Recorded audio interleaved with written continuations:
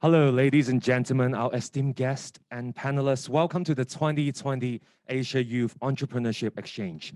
My name is Warren. Hello, my name is Macy. And we are the moderators for this session. Well, welcome, and it's a good morning with us today. And shall we get started and introduce yourself? Maybe Warren a little bit? Of course. So, ladies and gentlemen, good morning. It's a very bright day in Hong Kong. My name is Warren. I'm the Chief Executive Officer of Good Lab. I have actually prepared a couple of slides to show you. If our colleagues can show us the slides, then I can introduce a little bit more about myself and then Macy. So I'm from a nonprofit in Hong Kong called Good Lab. We are a social innovation consultancy based in Hong Kong. But what we essentially do is we work with various organizations in Hong Kong, including government agencies, NGOs, as well as businesses, to work on innovative solutions in order to address some of the most complex issues that we see, social issues that we see in our communities in Hong Kong. In the work that we do, we always do various things, which are the four things on the screen that you can see. First of all, in all the projects that we do, we try to forge unusual connections. We bring in people from different sectors to work together to think about innovative solutions to address social issues. And then through that process, we usually involve a lot of citizens in Hong Kong to make sure that whatever outputs we are designing will fit their needs. And through that process as well, we try to empower more change makers because we believe that everyone can be a change maker, everyone can make a positive change in our society, in particular in Hong Kong. And that is the co-creation process that we've been advocating for over the years. And we try to make that process a mainstream of what Hong Kong public services, social services, as well as design in address to social issues in Hong Kong to be responded through co-creation. So in one line, what we do in Hong Kong, we put people first as our DNA, as the DNA of our work, as well as putting the city's benefits, as well as the human-centered design mindset through that co-creation process, because we believe that is the best way to co-create a better city for ourselves in Hong Kong. So that's a quick introduction of myself, as well as the organization I'm running, Good Lab. And now I'd like to pass on to Macy to introduce herself.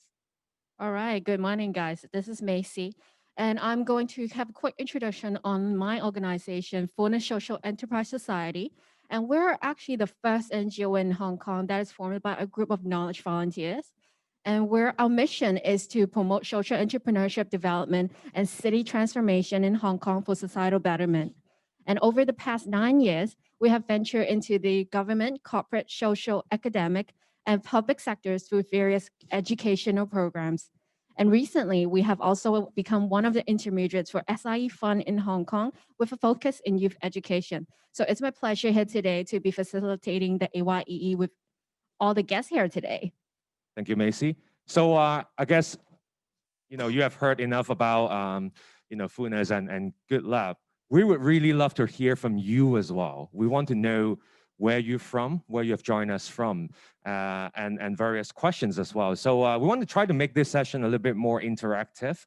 So I would like to now invite you to pick up your phone or use your computer to scan the QR code that's going to be shown on the screen, where you're going to see two questions. One is about where you have joined us from, and the second is about what does urban resilience mean to you. This platform, Menti, is very easy to use. You can either type in the website on the left, enter the code 7831093, or scan the QR code on the right, and you can do it. And then your answers will automatically pop up in this screen. Oh, we already have a couple of people. Hong Kong. And we are friends in Thailand too. Warm welcome, our Thailand friends and Hong Kong friends, obviously. Let's see who else we have. Today, we have panelists from all across Asia, and they are some of the most prominent and promising social innovators across Asia as well. Let's see who the audience are from. Do we have more countries? Cities?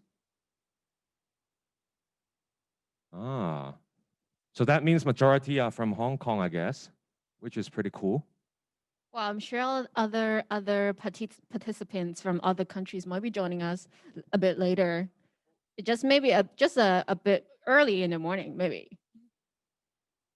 Great. A lot of participants from Hong Kong. Let's give it another 10, 15 seconds, then we can move on to the next questions.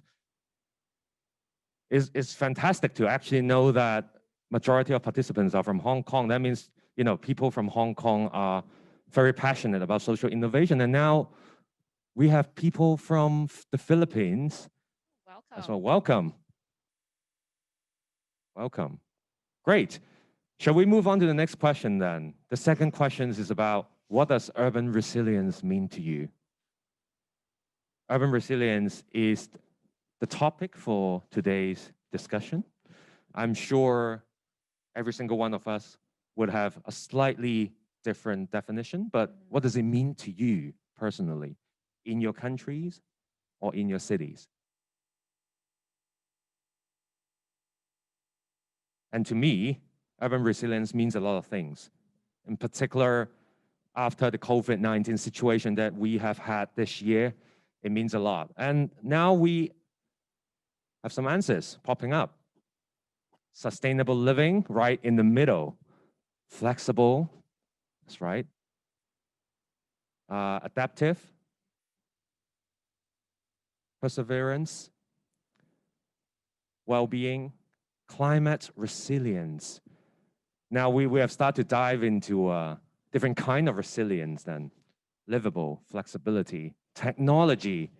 Today we have two speakers, one from Hong Kong, one from South Korea, who have been working tirelessly on technological solutions to improve urban resilience. We'll hear more from them later on.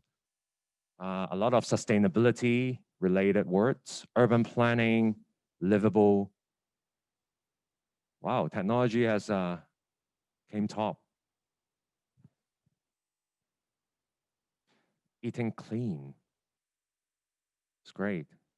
I really like the adaptive word, especially in these you know, post-pandemic era.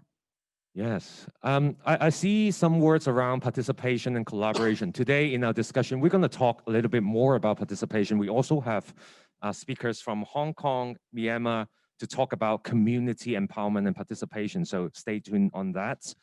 But I guess, you know, from this word cloud, what I've seen is, you know, there are different definitions of urban resilience, but they always come into, you know, several aspects. Economic aspects, social aspect, and environmental aspects. So today's discussion, we will focus our discussion and conversation and exchange around those aspects. And perhaps, Macy, would you like to give a bit of introductions about what we're going to talk about today? Yes, I could. So why are we talking about new urban resilience today? We hope to create an opportunity bringing together promising youth social entrepreneurs from different countries to discuss how social innovation can help build urban resilience in the region, and also be addressing from three perspectives: social, environmental, and economical challenges that we're facing nowadays.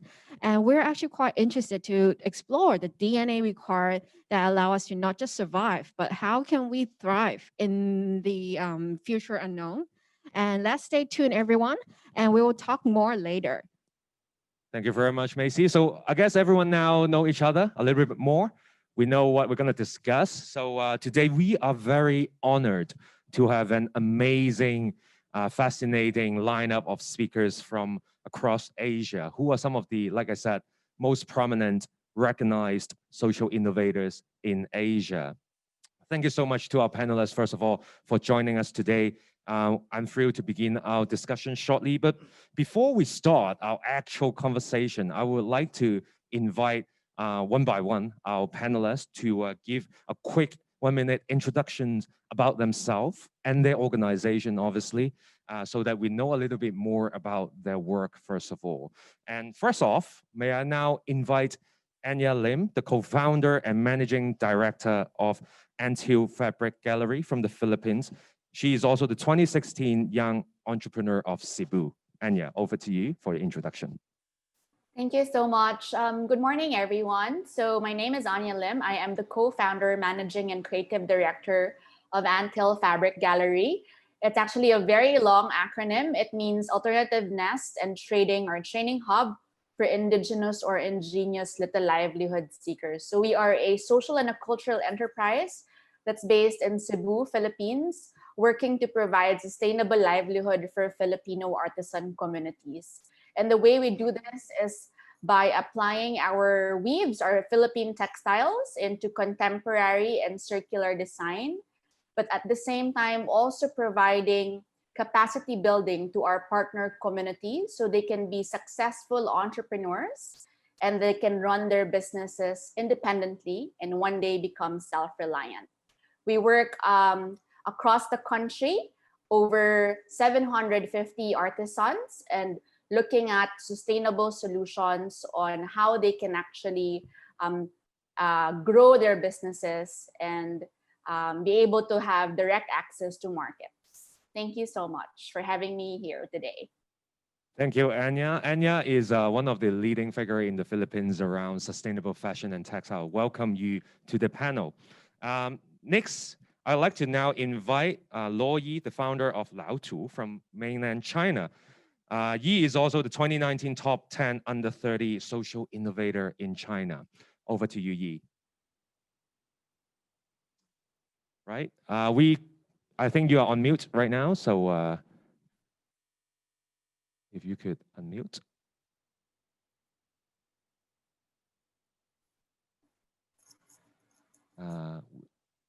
We still haven't been able to hear you, but I'm sure everyone is so eager to hear more from you. Okay. Is it okay yes. now? Yeah. So my computer was dead. Just don't know why. Good morning, everyone. My name is Yi from mainland China. And what I do, it is one called Laotu. So we are founded in the 2016 in the University of Chicago in the US. So we tell stories and then we tell stories about rural China to promote the green consumption in the cutting edge market in China, and then to build up the dialogue between the rural and urban, and to help the real sustainable development in the rural communities. So when we tell stories, we lead the trips for young people from cities to rural areas, and we also do the curations, making content such as documentaries, curations, and songs about the content in the rural areas. And we also run the community programs to help the communities in the rural areas on farming and to dig the traditional culture to be local knowledge textbooks. Yeah, very happy to be here today. Thank you, Yi. Yi's work on rural conservation and rural-urban integration is very interesting. We're going to hear more from her later on. So thank you, Yi. And then can I please invite David Christian, the founder and CEO of Everware from Indonesia. He is also the 2024 30 Under 30 in Asia. Over to you, David. Hi, everyone. Thank you for having me here. My name is David Christian. I'm a founder and CEO of Evo & Co. So basically in Evo & Co, we have a vision to create a world without plastic pollution by providing and innovating plastic alternatives, single-use plastic alternatives. And we also want to educate and raise awareness of the people about plastics problem as well, which is we have 3 values in our company: innovations, which is we want to always bring and do a lot of innovations for single-use plastics, and sustainability, that we need to make sure that all of the products and what we do is sustainable. And then as well as collaborations, because we understand that there is no such things as a one solution. We need to come together, to collaborate together, to actually creating a world without plastic pollutions. Evo & Co itself, we have 3 different brands now under our company. First is Evoware, they're focusing on plastic alternatives using seaweed as a main materials.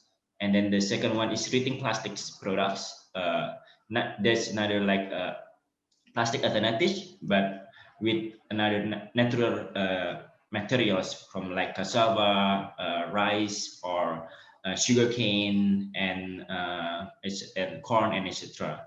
And then like the third one is a Rethink campaign. We have our own collaborative campaign. It's called Rethink campaign. It's more, we want to collaborate with businesses, governments, or even individuals to actually rethinking about our sustainable lifestyles. Yeah, so this is basically all about IFO & Co. Thank you. Thank you so much, David. David has been working tirelessly on environmental sustainability. And based on my research, one of your invention, the edible cup, is very, very impressive. And I'm sure you're going to share more with our audience later today as well. So, Macy. Well, up next, and we'll thank you so much, David. And up next, we will have Somsak BOOKAM from Thailand, who is the founder and CEO of Local Alike, and also called Pi, right? And Yes. now let me pass it over to Pi. Sawadee krap. Good morning, everyone. It's my pleasure to join the session today. So I'm the founder of Local Alike. Oh, basically, you can call me Pi, as the moderator just mentioned. So Local Alike believe in traveling the right way. We inspire every traveler to be a change maker by helping us to transform tourism into a powerful development tool in Thailand. We work hand in hand with the local community to curate a genius and meaningful experiences for travelers and locals alike, for sure. We also set up a community-based tourism fund to help improve the quality of life for each community we work with. Right now, Local Alike has been working for almost 10 years with 160 villages across Thailand. We were able to generate 60 million Thai baht to locals so far. And luckily, we had a chance to measure our SROI impact, which is every $1 spent, we got 2.31 back in returns. Right now, during the COVID, Local Alike has expanded its two business model, which is Local Alike. Alike means food. Basically, we working with local community to deliver their food to people in Bangkok. And also we have Local Alot. Alot mean many things. Local Alot is serve as an e-commerce platform for local communities to sell their local products, local craft, and local agricultural products. Yes, nice to meet you all here. All right, thank you, Pi. And Pi has been doing a lot of great work among his community. And he's also the top 10 young Thai male entrepreneurs in 2019. And up next, we also have someone who's very experienced in working with the communities. That is John Mack from MM Community. So let me pass this time for him. Thank you. Morning all. Joe San Mingalaba. This is John. I'm the co-founder of MM Community. We are a civic engagement solution based in Myanmar that seeks to empower citizens and to allow them to participate in their community's development process by amplifying their voices and needs. We essentially apply crowdsourcing technology to enable citizens to contribute both ideas, what they need in their communities, and also financially to these projects. Our model is built on the notion that citizens know what's best and what's most needed for themselves. We have done projects in suburban, urban, and rural neighborhoods in Myanmar. We are still experimenting. Look forward to the conversation this morning. Oh, thank you, John. And John is also the 2020 Forbes 30s under 30s in Asia. And up next, we actually have another guy from Seoul, Peter Park, who is also the founder of Angel Swing, who also based in South Korea right now, right, Peter? Now I'll pass it to you. Thank you, everybody. So I am actually Peter and co-founder and CEO of Angel Swing. And our company Angel Swing actually does some works in disaster sector in for urban resilience purpose. So there are a lot of disaster happening nowadays. It's an earthquake, tsunami, and a few other stuff that actually destroy cities in just about a few hours. We believe that this technology drone will actually help people who are in disaster sector to digest information about the disaster sites a lot better. So we created a platform that can capture the city in a short amount of time using drone and make it into an accurate map and we are serving those maps to the people who are in a disaster response organization. We also focus on the industrial side a lot nowadays, and we are focusing on the construction site monitoring using drone technology and our platform to make our construction workers work more efficiently. And we've been working with Nepal, and we've been working with Indonesia for monitoring the disaster site overseas. And in 2018, there was a big earthquake and tsunami in Palu, and we helped them to map 7,000 hectares, which is about more than 10,000, equal to 10,000 soccer field size of a city in short amount of time. And they're using our platform to see their disaster site with much more in detail. And I hope that I can some things to share in SCS meeting today. Thank you, guys. Thank you so much, Peter. Well, shall we get? Thank you so much for everyone's sharing on their business and stuff. And up next, we'll be talking about the panel discussion, right? Yeah, let's get into the actual panel discussion now. I know everyone has been waiting for this. Now, after hearing so many different socially innovative projects that's been running, across Asia, I would like to first of all start off with a question to every single panelist here in this room. I would like to invite you to use one line to describe to us or tell us, what does urban resilience mean to you personally? What does urban resilience mean to you personally? So I would like to ask every single one, but perhaps lady first. I would like to ask perhaps Anya, if you could start off by your definition. Oh, I was put on the spot.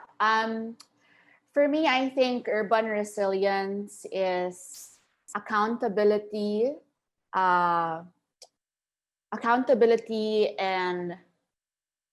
accountability for us to be able to actually adapt to our current situation and challenges in a way that it would still kind of benefit and care for our future generations. So that's it for me. Accountability to care for future generations. Sure, Anya. Hashtag accountability. So maybe we can move on to Yi. What's your view on this? What's urban resilience to you? So for me, that if we want to have the real one, we need to not only consider about the city part, we also need to see the rural part. So only if we see both rural and urban, then we will have the real urban resilience. Yeah. I see. So urban resilience doesn't mean just urban development. It also means the rejuvenation of the rural areas as well. Thank you, Yi. Let's move on to the gentlemen. Peter, David, and Pai, would you share with us? Maybe we can start with David. Yes, sure. Yeah, I think like for me, urban resilience is not only meanings that for like planning and also like developing, or even how we can actually like respond to what happening is disasters or everything, but also preventing before it happens, right? So yeah, so that's actually that's what I think is about urban resilience. Yeah. Thank you, David. I guess that's a hashtag there is preparation. Preparation for the worst, for something not so good is going to happen. I see. Thank you so much, David. John, would you like to be the next to share? Sure. Urban resilience to me means I saw some of the audience inserted the word being adaptive. I think that really captures the spirit of it, because to be resilient is to be able to withstand changing environments, and societies are not static. Societies are ever changing. As we all know, we have COVID, we have deteriorating trust. So being resilient means being able to respond and react to things that are trends that are happening, and to continue to improve and to prosper. So I think adaptability is key. Adaptability, very nice word. What about Pi? I can tell that you've been thinking about that. What's your view on urban resilience? Yes, I think similar to others, I think the ability or the capability to, to face up with all the challenges and how we can work through them step by step and to become stronger and stronger. I would say like in terms of like for us as an entrepreneur, I think ability to resilience compared to like the agility mindset, the how we are able to adapt to change and we can answer all those changes with a better ways and better solution. Yes. Wow, thank you, Pi. I heard a great word, agility mindset. I think we start to kind of move beyond the organization and the society to personal level. Having this agile mindset is very important as a social entrepreneur or social innovator to get through the challenges. So thank you for sharing that with us, Pi. And then Peter, last but not least, what's your view on urban resilience? Well, I would like to say that this is also a great opportunity for social entrepreneurs and everybody who's living in the city and places on the earth, because the urban resilience means to me is that, well, there's so many rooms. The city has to be resilient to act upon disaster, cyber attack, whatever that is on different sectors. City is sometimes in danger, and we also have to all overcome with together as a city, maybe a liver. And this is a great opportunity for everybody who wants to solve problems. And well, for me, in the disaster sector, I would love to help city when there's a disaster using the technology that we have. So. Thank you so much, Peter. That's very interesting. After hearing our speaker to share their view on urban resilience, we got a number of keywords there: adaptability, accountability, rural-urban balance, responsibility, adaptiveness, and agility. So I guess, these are very interesting words to describe urban resilience, but it also reflects the broad spectrum of how we interpret urban resilience. And today's discussion later on, Macy is going to lead a little bit more on our discussion next around what does it mean and how are we as social innovators addressing issues with urban resilience in mind. Yes, thank you. And I actually have two questions for Yi and Pi, because I know you have like quite a bit of experience in that.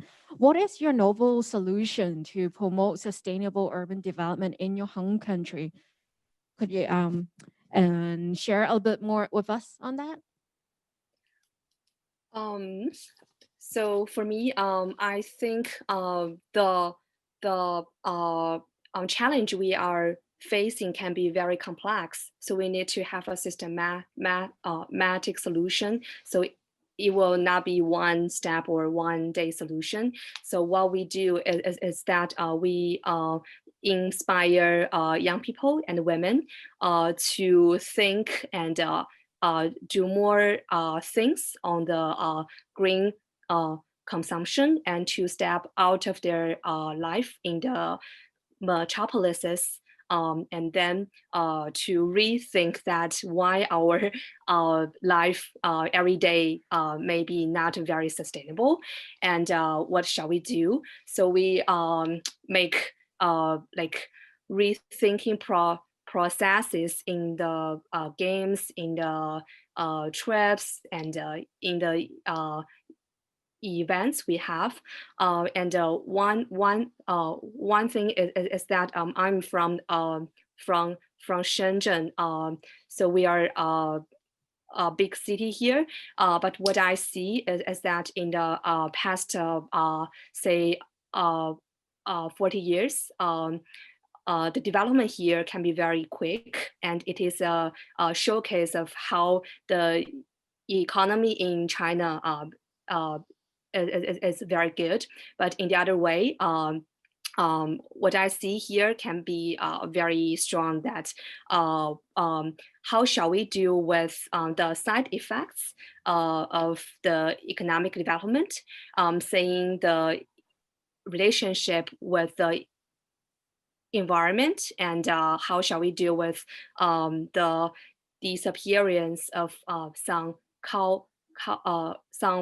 cultures that may be good in some way. Yeah, so to really have the sustainable development can be not a very simple solution. Yeah. Great. Thank you, Yi. I think it's a very common, that also applies in Hong Kong as well. I think we're a very quick city, always transforming, but how we perceive our culture. So how about Pi? Because you've been working with a lot of community people, and I know you do work with a lot of locals too. How is your feel on that part? Sure, I think I can give the real life example during the COVID, actually like in 2 levels. So the first level that how we do with the COVID time is as local like itself, we actually use design thinking process to work all of my teammates, like 40 of us, to go through during the difficult time. So we have to, like, our revenue went to 0 because we are in tourism industry, but we have to have other solutions to become survivable. So we use design thinking process during that time, and we were able to come up with 2 business that as mentioned earlier. But for in terms of local communities, a lot of things that we have been working with them during the COVID time, since the first one is the ability for them to adjust themselves, and the ability for them to be able to learn new things. For example, technology. In the past, community, they are at their comfort zone because we helping them to connect with them travelers and to bring in economic opportunity for them. But now, and COVID time, it's become realize that they have to be able to be the one that stand up on their own. They have to have adapt to or available technology that they have to learn. For example, the simple thing is social media. They don't usually eager to learn how to use social media in the past, but now they have to be able to make use of that. How to make live on Facebook so that they can sell their products. And one thing that we are working with them very hard now is the entrepreneurial mindset, because being communities now, you are not just the passive person to sitting there and for other people to bring in income, but now you have to be able to manage everything on your own. So this is what we are working right now with the local communities in Thailand. All right, thank you. Yeah. I think it's very interesting how everyone is doing in their own country, but then everyone also have same commonality, some commonalities in mind, right? Definitely. Thanks, Macy. Thanks, Pi. Having listened to the sharing from Pi and also from Yi around community empowerment. Pi, you mentioned about empowering them to stand up on their own, and Yi, you mentioned about the impact of urban development needs to be addressed, which is a very rural conservation type of questions. Now, I immediately have thought of, would like to ask a follow-up questions to David and actually to Anya as well, because I know you do some work in the Philippines and Indonesia, which are very similar to what Pi and Yi are doing in their respective countries. Do you see any similarities or even differences in what you do compared to, the environmental conservation work and community empowerment work that Pi and Yi are doing in China and Thailand, respectively? Anya and David? I can go ahead. Sure. Yeah, so definitely there are a lot of similarities. I think it's so important for us to invest in the countryside, and definitely the artisans or social entrepreneurs, community entrepreneurs in the countryside. A lot of them have a food-to-mouth existence, or they lack the kind of bigger picture mindset, and they're also not. It's worth investing in transferring skills, entrepreneurial skills, to these artisans in a way that will equip them to become resilient, especially in this time, like during this crisis. We usually associate resilience to disasters and crisis, right? And so given our work and our investment investment in capacity building and in giving that entrepreneurial mindset and sharing entrepreneurial tools, they were able to quickly pivot on their own without being dependent on us being their partner and enabler. So because there was also a lack of demand in fashion and in the fabrics, they were quick to kind of find means to survive. So they went into agriculture. They also had to pivot and find means to marry technology and tradition. So they're now on Facebook marketplaces selling their fabrics. And so they were able to actually on their own find means to have direct access to market without really depending on us as a partner. So I think that a lot of the work of my fellow entrepreneurs here is really around investing in capacity building because we feel that it's very essential in resilience. Thank you, Anya. And there seems to be a running theme here around capacity building, equipping, the community or the users to be able to do something, good, innovative, or even a change by themselves. That's a very important concept that I've got from the sharing just now.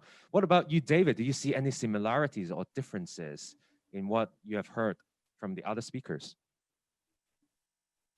Yeah, I think like a lot of like similarities, and I'm totally agree with all of like the speakers before with Anya and like everyone's that like especially we need to for sure need to be like adaptive and need to be more efficient and like rethinking like the way we do like the business. Like when we like in our case as well for Ifo & Co, we before our business model might be like a little bit different with what we are doing now, like after the pandemic, right?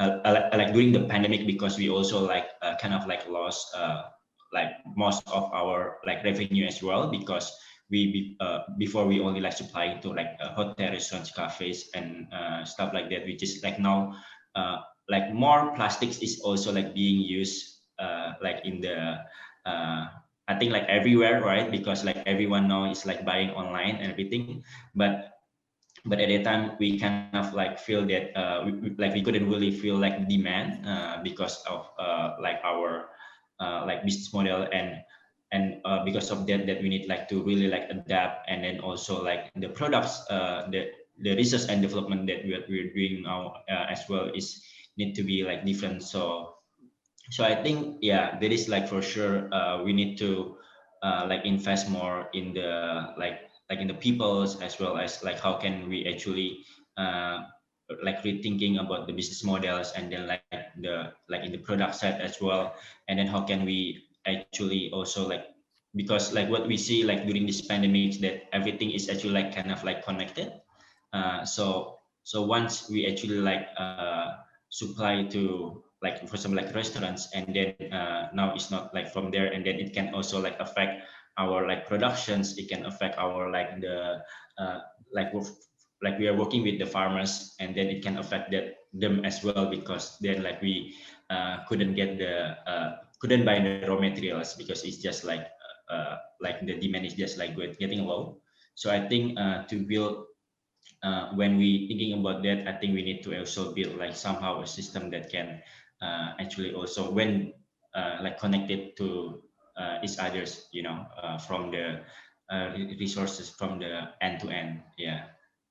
I see. Thank you, David. I think it's a very interesting concept to not just look at capacity investment, capacity building on an individual or just a community, but what you were telling us is we should, take a macro view around the end-to-end process, the supply chain from the, the farmers, for example, to the end users, to try to, empower them and build capacity around them to understand, to make sure they understand, where the values are in order to deliver social innovations. And we should have that bigger picture view in order to scale up our impact. So that's a very interesting notion that we have heard that move beyond, individual or community. Right. I actually also heard like a lot about capacity building, but I'm actually quite interested to know like what are the tools that you guys have been using or some kind of condition or structure that would you be considering as how to make our cities into a more inclusive, safe, and sustainable? I would like to ask this question to John and Peter, because I know you guys have been using a different approach or maybe a strategy in how you do that in your country. Shall I start with John, maybe?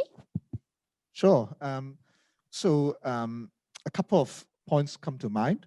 I was really inspired by what Yi said earlier, when describing her work, about the sort of the urban-rural divide, and it got me thinking about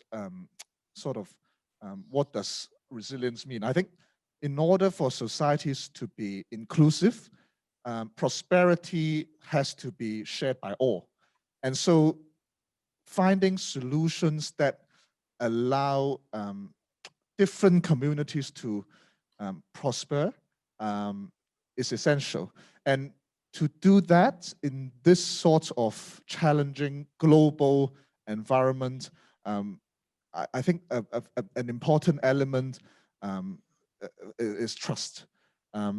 We in Hong Kong know very well what happens when public trust in institutions deteriorate, right? So from my point of view, the reason why we started off with sort of exploring the potential of crowdsourcing solutions is it doesn't just enable citizens to delegate responsibilities.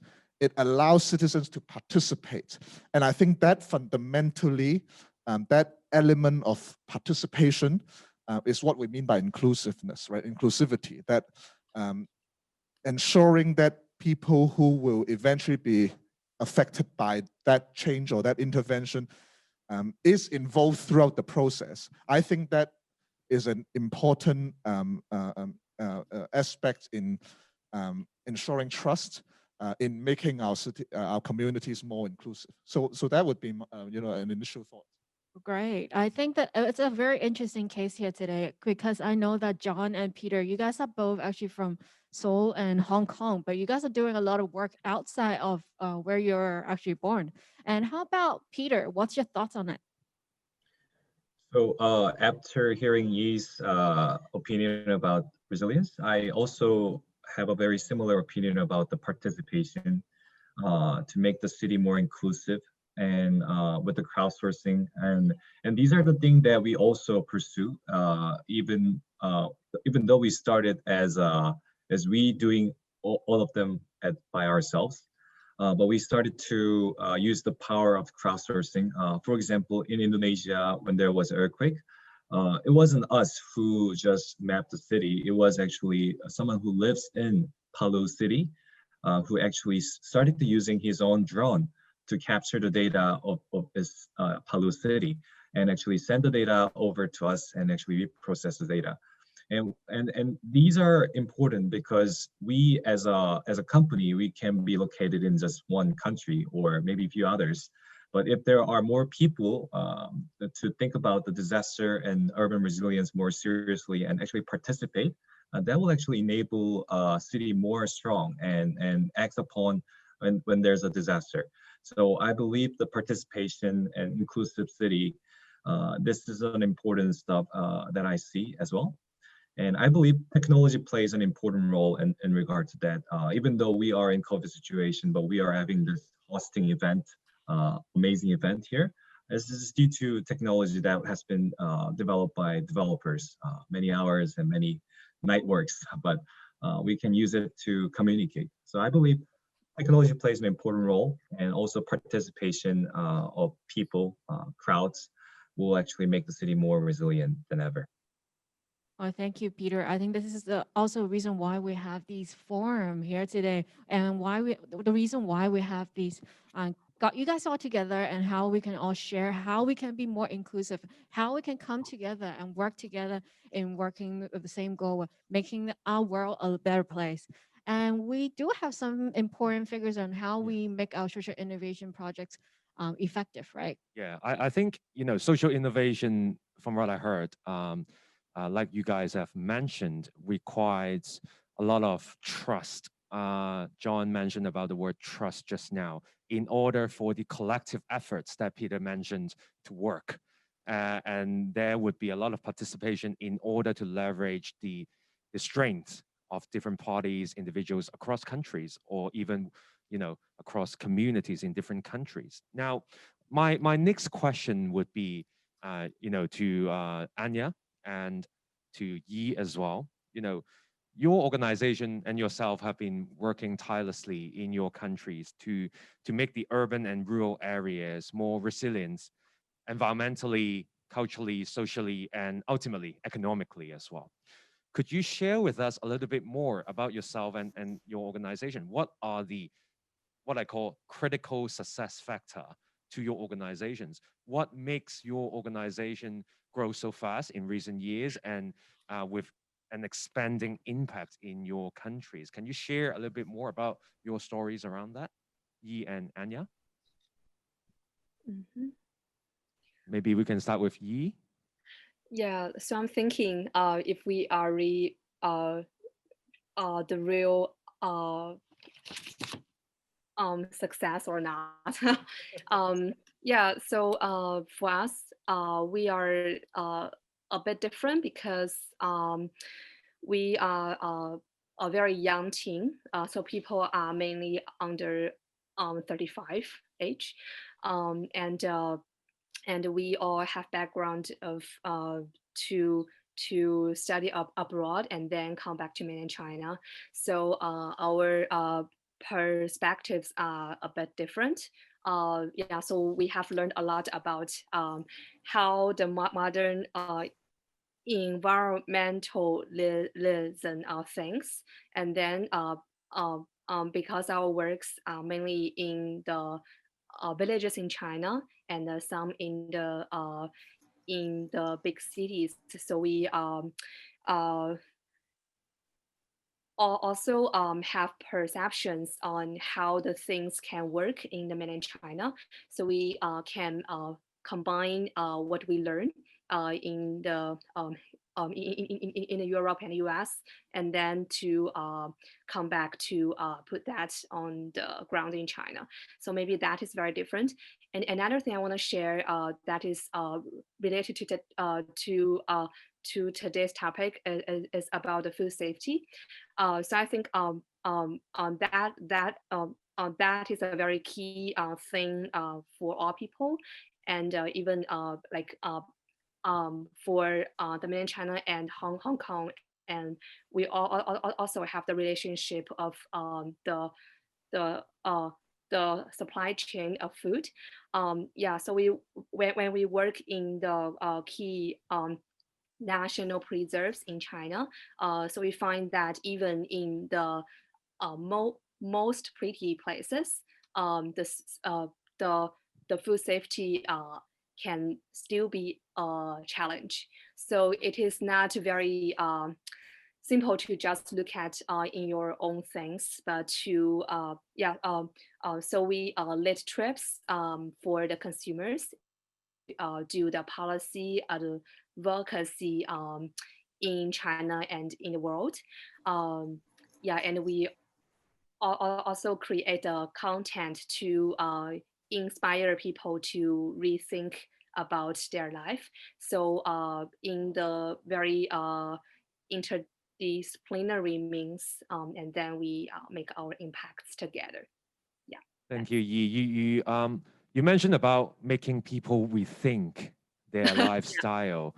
I think that's very interesting. Where that's a question that I'm gonna have follow up to David, because he also has a campaign about rethink later on. But before I go to David, let's hear from Anya first. What's your sort of critical success factor? What makes your organization, you know, scale up and grow? I'll probably zone into three things. So first is definitely what John mentioned. So he talked about the value of trust. And actually in the first 5 years of Anthill, we have invested so much in time and presence in working in these, in the countryside and in the hill communities.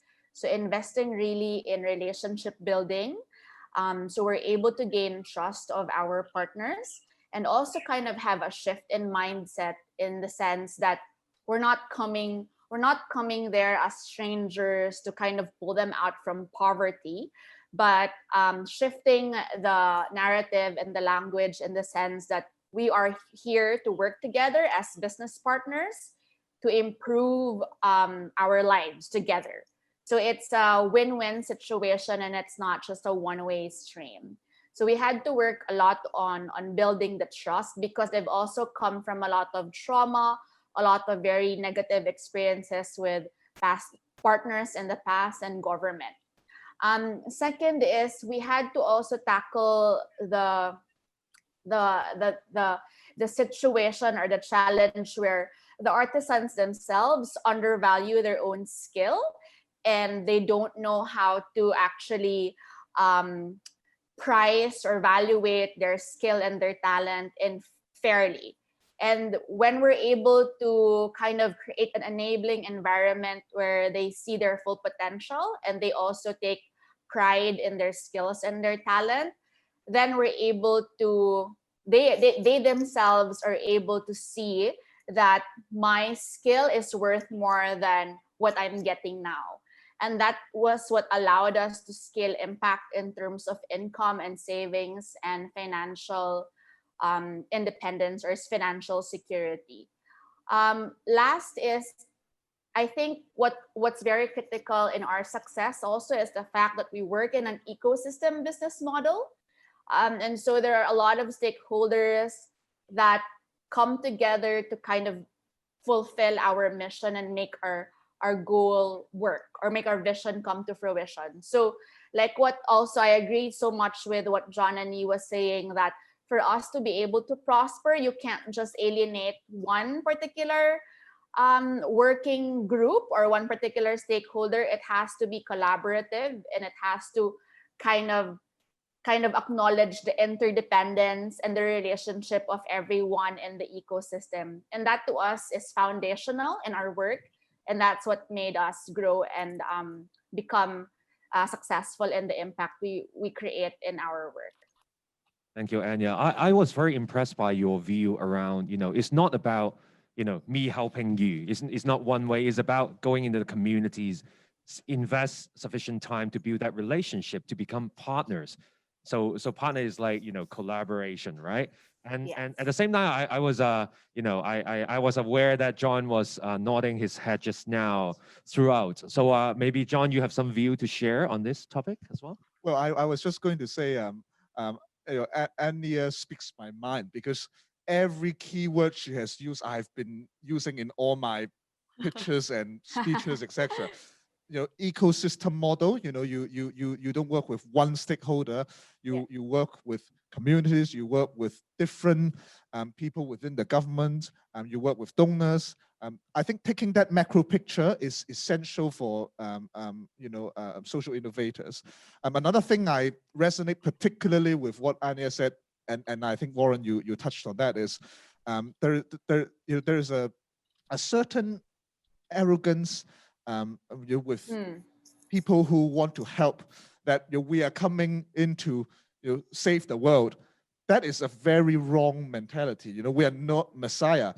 The whole point about resilience is being adaptive, right? Being adaptable to circumstances. And part of building trust and laying out our work and designing our solutions is to adapt to that local culture. So before we devise an intervention, and in our case, we spend a lot of time understanding what communities, what village residents are facing before we decide to go about a particular project. I think that is absolutely essential for any change makers who wish to support communities. So I think that perspective, that mindset, you need to have a reality check every now and then, that you are not falling into this wrong mentality, so to speak.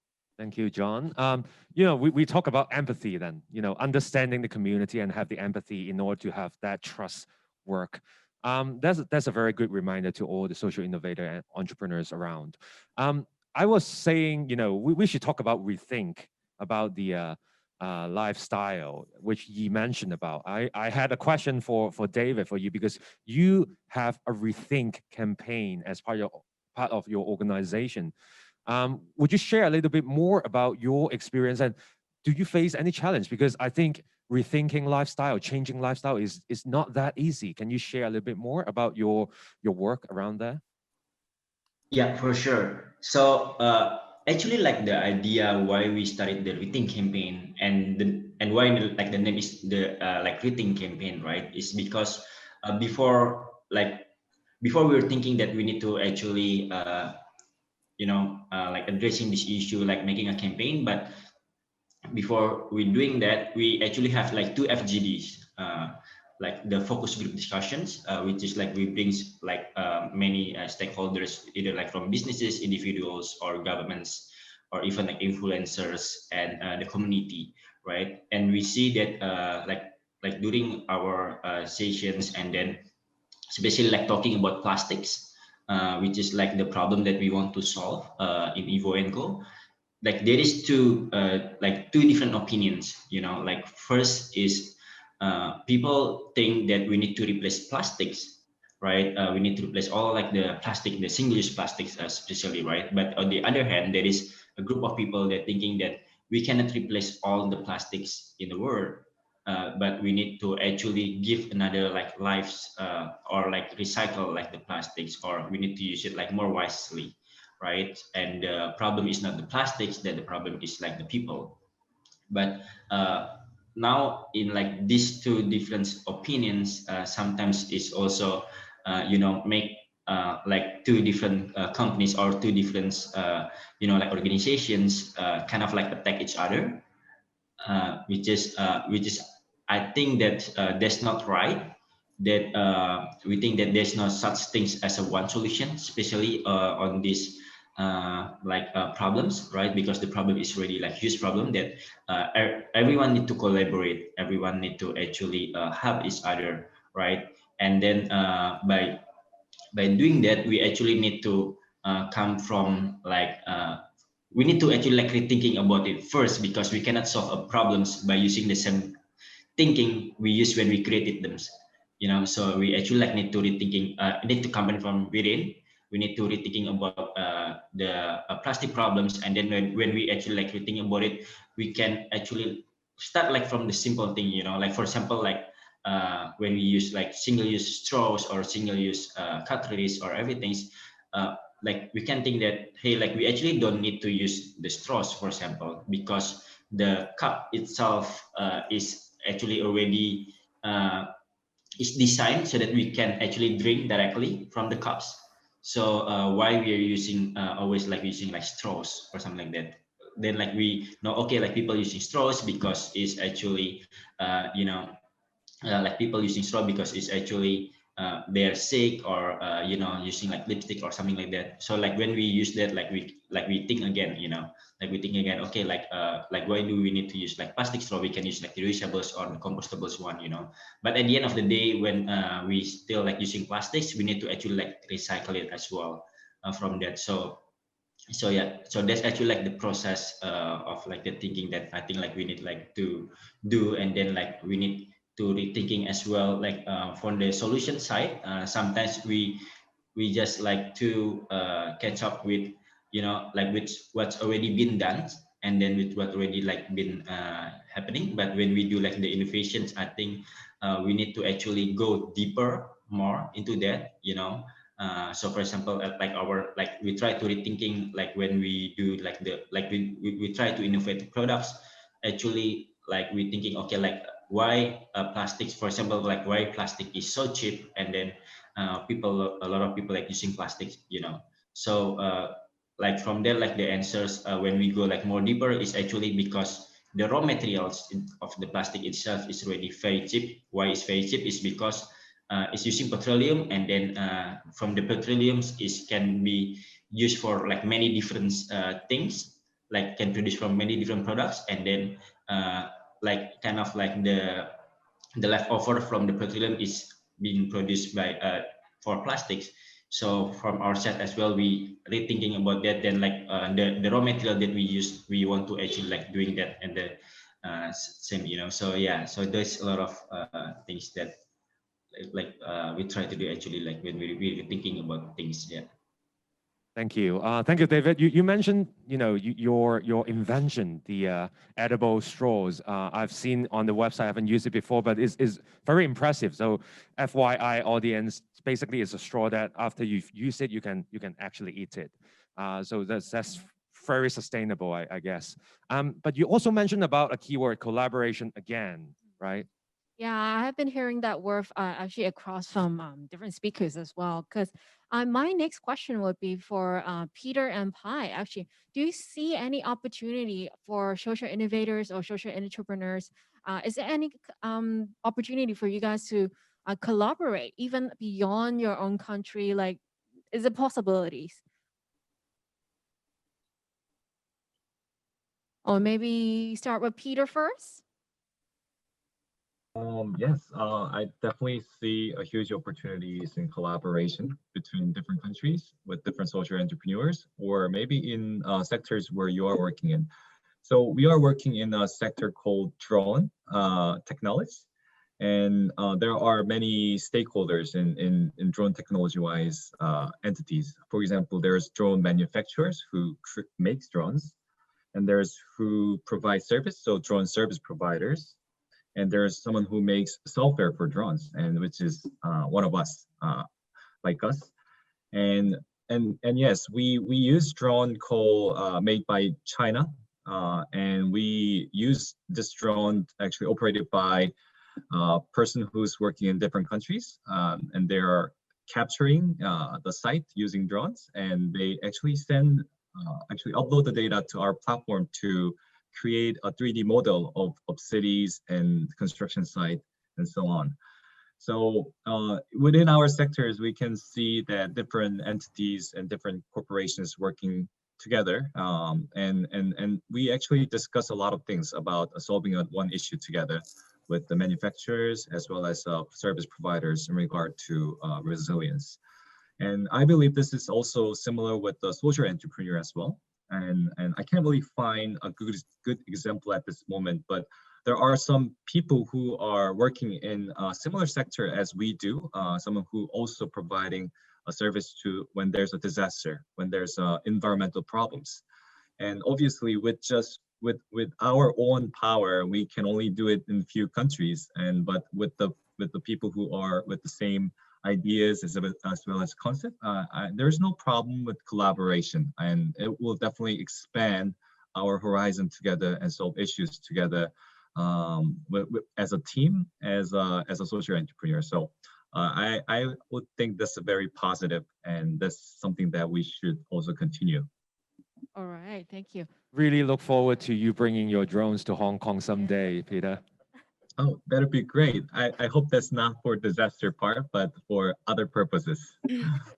Great. How about Pai? Because I know you mentioned a little bit more about you were educating your peers in your country about the use of technology as well. Or I'm not sure if drone, maybe technology can be brought into Thailand as well, maybe. Oh, you mean what do you say again? Drone? Oh, but just because like Peter is actually very expert in drones, I was just thinking whether maybe you guys can collaborate maybe in the future. Sure. Actually, like that is one of the technology that we would like to local community to work with. Like I for example, for local, like we also start working with during the COVID time. Since local now they are familiar with the use of technology, the social media. We also like want to prepare them to get ready after the COVID as well. For example, that we really want to highlight the practice of ecotourism in local communities. So during the COVID time in the past year, we've been working tirelessly with EcoSense Japan, which is, we believe that Japan is one of the country that has, is very practiced in terms of doing ecotourism and making the country, clean and also like educate the country to be more like environmental consciously. And we believe that if that kind of practice happening in Thailand, it can contribute pretty much to the local community to have an environmental mindset. So we've been working with them on the social media and all these kind of available technology like Zoom meeting and connecting them with local communities in one of the villages right now. We're also working with other countries like in Japan now that we kind of exchange the knowledge of how to develop certain village to be a community-based tourism destination. Like we will realize that definition between community-based tourism between Thailand and Vietnam is quite different. So now we're working together how we can fine-tune that kind of definition to local communities, both in Thailand and in Vietnam. Yeah. Right. Well, I'll be looking forward to all kind of collaboration among the social entrepreneur sector, right? Yes, thank you so much, speakers. Now, Macy and I have been asking a lot of questions, and I'm sure after hearing so many stories from our speaker, our audience would love to ask you some questions as well. So let's move on to the Q&A session of this discussion in the next sort of 10 minutes before we wrap up. Now, audience, you may type in your questions in the chat box on Zoom or the Q&A function on Zoom as well, to raise any questions that you would love to, ask our speakers so that they can share a little bit more about their experience, insights, and perspectives with you. So feel free to ask questions. So we can take a pause. While we are waiting for the questions to come through, I'd like to ask, a more sort of personal question to the speakers. Having been in your position, myself is a social entrepreneur as well. We face a lot of daily challenges, right? And what was the most sort of unexpected things that had happened on your social entrepreneurship journey in the past? That would be a very interesting story to hear from you guys.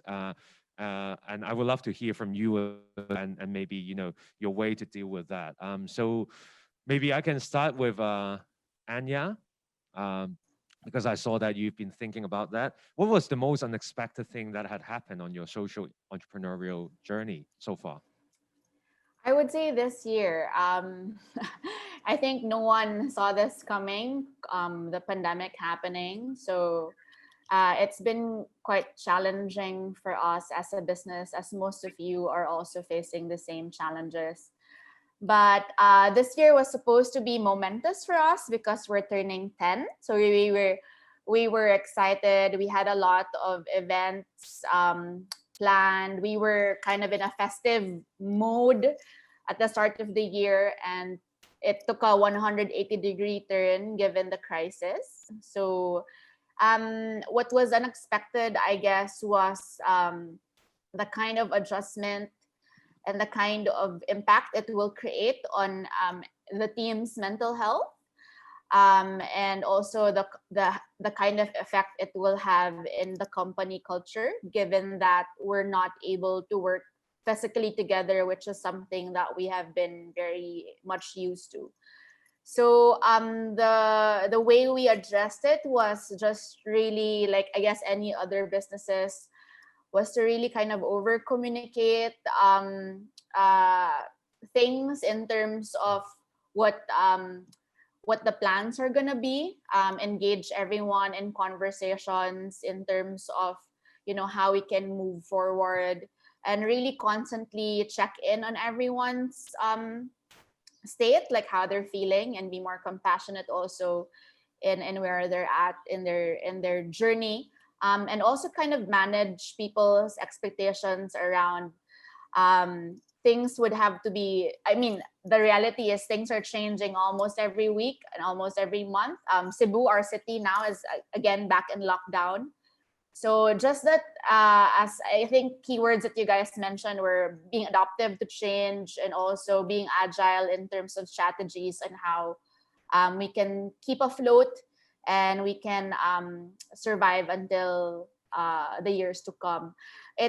We were very kind of, we put our foot forward from the get-go that we will choose people over profit. And that's kind of kept our community and our team and our partners feel reassured and secure that we're committed to really sustaining the business to benefit everyone, to look out for the good of the greater good, if I may say.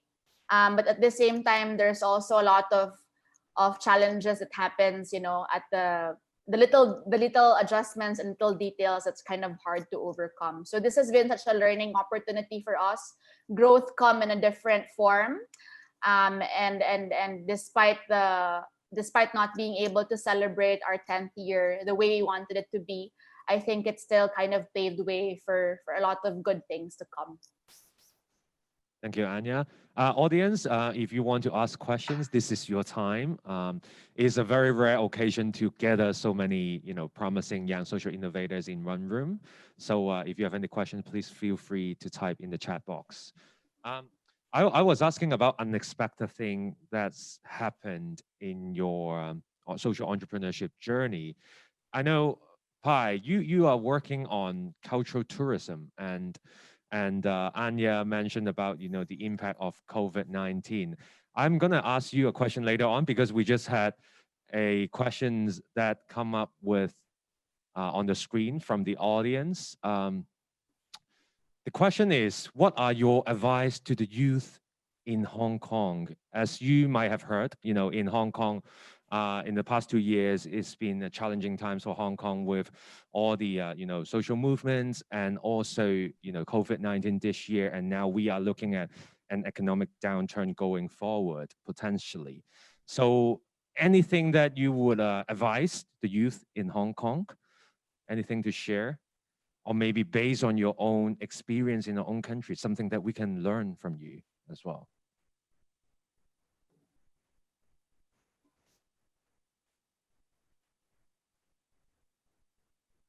So are you asking me, or should I answer these questions? Pai, it would be nice if you could answer this question. Okay. Because okay. I had another question for you, but this one is very important as well.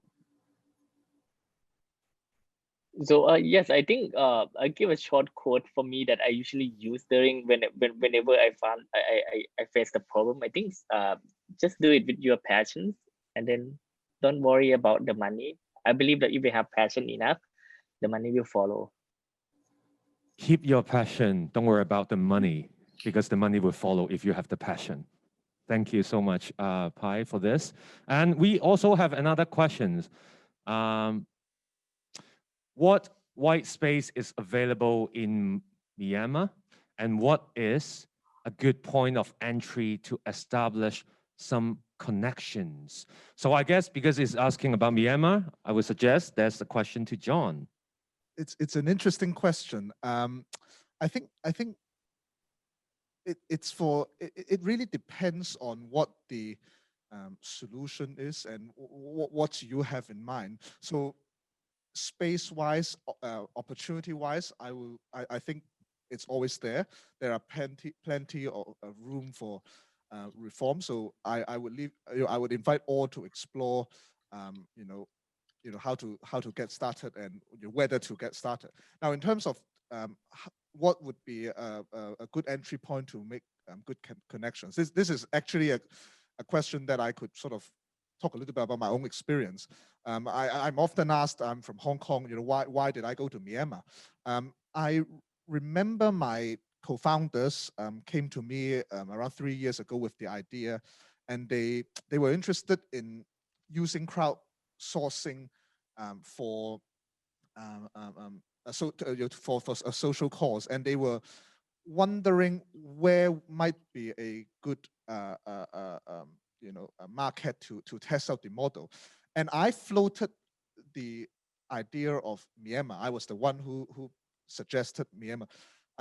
Back by then, by 2017, I have already been to Myanmar several times. I've made some connections. And one thing I've noticed is the people generally, both policymakers and the community, are actually quite open to change. They're very open to innovative solutions. If you have a good idea and you pitch it well, there's plenty of room for experimentation, which is an essential part of social innovation. So we got started, and we you know, by word of mouth, by referrals. You pitch one person at a time, thinking about how that person relates to, you know, other people, other stakeholders that are relevant to your model. And soon you realize your access is really not a problem in Myanmar, provided that you know who to work with. So I think to answer that question, it's always, you know, it's always you know, a good time to get into the country. Finding your anchor, the first batch of stakeholders would be important. But once you have that, you know, there's a snowball effect. You know, things happen sooner than, you know, and quicker than we might expect. I hope that answers the question. Thank you, John. I just received another questions about, you know, one of the audience asked about, is it difficult to enter the country and set up a social enterprise in your country? So this audience hasn't specified which country, so maybe I can help, you know, ask that question to maybe Yi and David, respectively, in China and Indonesia. For a foreigner, is it worth and is it challenged to set up a social enterprise in your respective country? Do you have any advice for this particular audience who's thinking about that? Yeah, so for in China, Yi for China? Yeah. So the field is a very new. Yi, would you mind speak up a little bit more? Okay. Yeah, sure. you. Yeah. So I mean, in China, it is a very new field. So there is not very good policy support. In fact, but people can trial and error a lot. So it may be a worth because China can be a very big market. But I do think that Hong Kong has more policy support on if you want to build a new social enterprise. Yeah. Thank you. Or this audience who has asked this question, or you can come to Hong Kong and set up a social enterprise here. We can help you out. Yeah, thank you so much, Warren. Yeah, and I would love David, to do what that. about Indonesia? How difficult it is, or how easy it is to set up a social enterprise over there in Indonesia? Yeah, I think thank you. To set up a company as a foreigner in Indonesia, of course, there is like different regulations with the locals, right? But you know, I have a lot of friends that have social entrepreneurs, like social enterprise here in Indonesia that are actually foreigners, especially like in Bali. There is a lot of like social enterprise that are focusing on like waste or even you know, like poverty or like gender equality and everything. Is actually a lot of like foreigners here that you know, started to have a social enterprise here in Indonesia. So I think I would say that's will be like like not easy but very, yeah, is there's not gonna be a lot of like problems to do that. Beside the language barrier, if you can speak Bahasa, that for sure will help you. But to just set up and then like you know, make a social enterprise here in Indonesia, there's not really problems. Yeah. Or whoever who wants to set up a social enterprise in Indonesia, you can get in touch with David and seek for more advice. Right. Thank you so much, our panelists. We actually have a number of questions who just came in, but because of time, we may not be able to touch on this during this panel. But this panel is just, you know, part one of today's session. We're going to go into part two of today, of the AYEE later on, to talk a little bit more in depth with our speakers in a smaller group setting. And just to summarize, you know, the panel discussion that we just had. Now, I've written down three main key points that I would like to share with the audience as a summary. First of all, collaboration. We talk a lot about, you know, not just looking at ourselves or themselves. It's about collaboration. It's about the ecosystem. That's the best way to make sure that our impact can be widespread and effective. The second point is about capacity building. It takes effort and time to invest in the users, in the communities, in order for the work to work. and also to be efficiently, generating impact in the community. So that's a very important point that we have heard. And finally, at a personal level, being flexible, because as a social innovators and social entrepreneurs, you never know when and what your challenges are. And so being adaptive and flexible is very important to make sure that we can continue to run the social enterprises as best as we could and generate impact and benefit people. So those are the 3 key points that I've heard from our speakers sharing today. Everything, there are a lot more to be discussed because we have some, great stories to hear. And in part 2 of the discussion today, we're gonna have 6 more Hong Kong-based social innovators join us today. We are very honored to have them today with us. Eric Chung, co-founder of Delicious, 飲樂工房; Him Fin Hui, co-founder of Collection; Ji Wei Long, chief executive of Land Education Foundation; Lawrence Lui, co-founder and executive director of Longevity Design House; Pian Tam, co-founder and business development director of Eco Greenergy; and Eva Wong, co-founder of We Do Global. So we have deliberately, invited these Hong Kong-based social innovators to come together because we want to, pair them up with our Asian social innovators and see, whether we can have a more comparative discussions in the breakout discussions later on, which is the part 2 of today's sessions. So for those who have registered for the breakout discussion, you can go back to your lobby on your platform to go into the room. For those who have not registered previously, there will be 2 links. We still have capacity for 2 of the breakout rooms in the links. Oh, actually, which is pretty awesome news. I've just been told that all 6 are still open for you guys to join. So just stay tuned on the chat box where you can have the Zoom link to enter. And we're gonna have around a 10 minutes break. And then we're gonna go into the breakout room for another hour to have more in-depth discussion with our Asian and Hong Kong speakers. So we will see you guys in a bit, in 10 minutes. Thank you very much. See you in a bit. Thank you.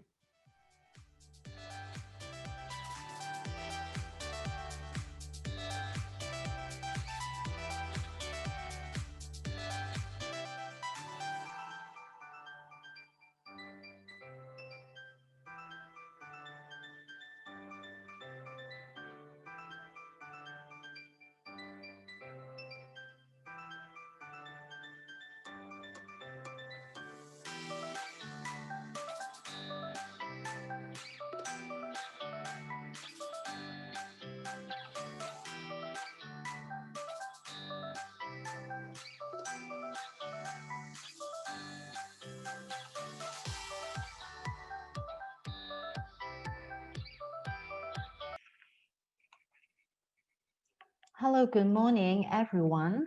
Welcome to join Social Enterprise Summit 2020, the Asian Youth Entrepreneurship Exchange. Thank you for joining our section. It is Rethink Sustainable Fashion and Textiles. I'm your facilitator. My name is Daisy. Before we introduce our 2 speakers, Anya from Philippines and Eric Chung from Hong Kong, I will have a short introduction of my own organization first. My organization is called Fullness Social Enterprise Society. We are a non-profit organization, and our mission is to promote the social entrepreneurship development and city transformation in Hong Kong. We work through a team of knowledge volunteers, and we are focused on academic approach. Our scope of services include of research, experiment, create, publish, educate, and provide consultation on social entrepreneurship. Our goal is to develop a structured social entrepreneurship body of knowledge for Hong Kong. Our unique competence of factors include strategic planning, leadership, hybrid organization management, and social innovation, social impact measurement, and transformative learning. Recently, myself actually is taking care of a new project called Innovative Farm. It is newly awarded as an intermediate service provider by the Social Innovation and Entrepreneurship Development Fund by the Hong Kong government, with short form called as SIE Fund. So actually, our project is aimed at the ultimate goal of our Innovative Farm program is through the transformative learning approach to stimulate the youth perspective with a mindset change and trigger them to solve some social issue towards their own situation and also the social issue with different alternative solutions, especially on the poverty issues. So we are aimed at empower youth to become a social entrepreneurs, social innovators, and social entrepreneurship supporters through practical training from theory to practice to build a social innovation culture around them. For the youth that we target is aimed at aged 15 to 25. So our whole team actually is also supporting this section at different breakout. So that's why I think we are being invited to be part of this section to have some share with Anya, and also Eric. I know Anya already have a very long morning in the panel discussion, but when we come to here, would you mind to give us more details introduction of your projects? Yeah, so that we know more specific what you are doing in the last 10 years. Yeah. Sure. Should I go ahead, Daisy? Yes, please. All right. Good morning, everyone. It's almost noontime.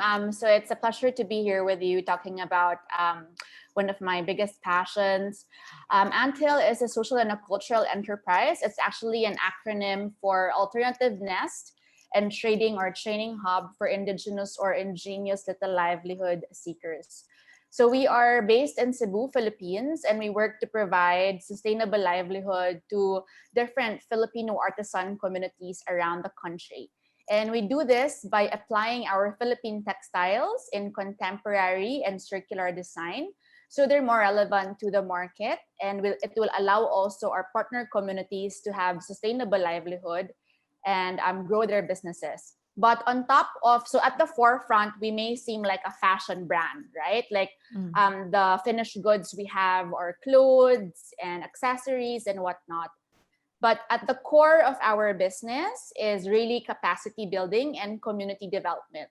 So we build the capacity of our artisan partners and increase their entrepreneurial skills and give them entrepreneurial mindset so that they can one day be able to run their businesses on their own and become self-reliant.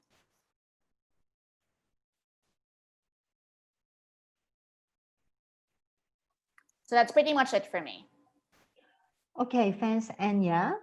Okay, how about Eric from Hong Kong? He's from Delicious. Hi, I'm Eric. So before talking about myself, I do got a video to share with you, so that from the video we'll have some pictures on what I'm working on.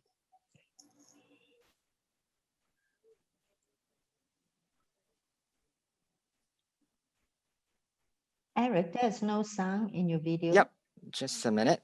I do some adjustment on Zoom.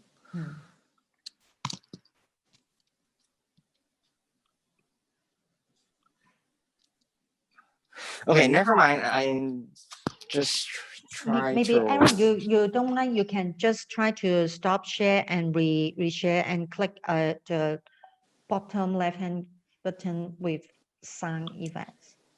Sure, just a minute. Yeah.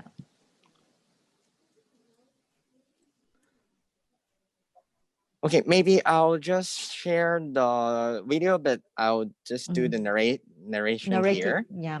Yep. So I'm Eric, and I'm using food waste for making our colorant and for dyeing. So the reason for that is in Hong Kong, there are about 3,600 tons of food waste are being generated every day.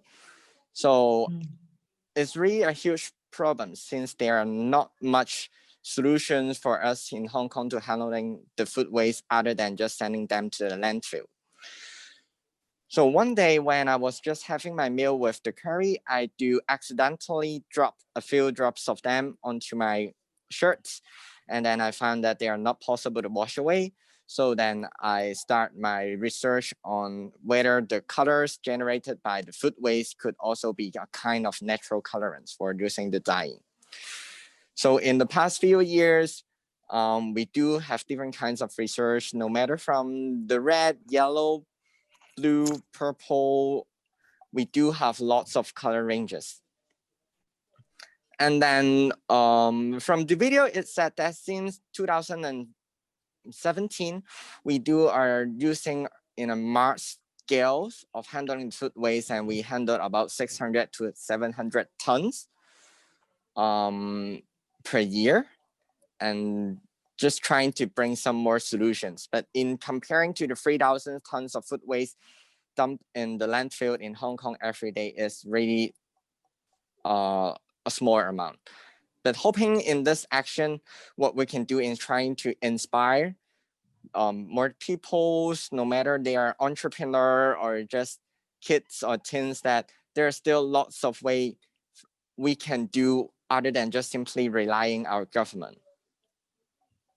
So this is what I'm working on. I'm Eric from Delicious, and I'm mainly focused on using food waste for making colorant and also our dye.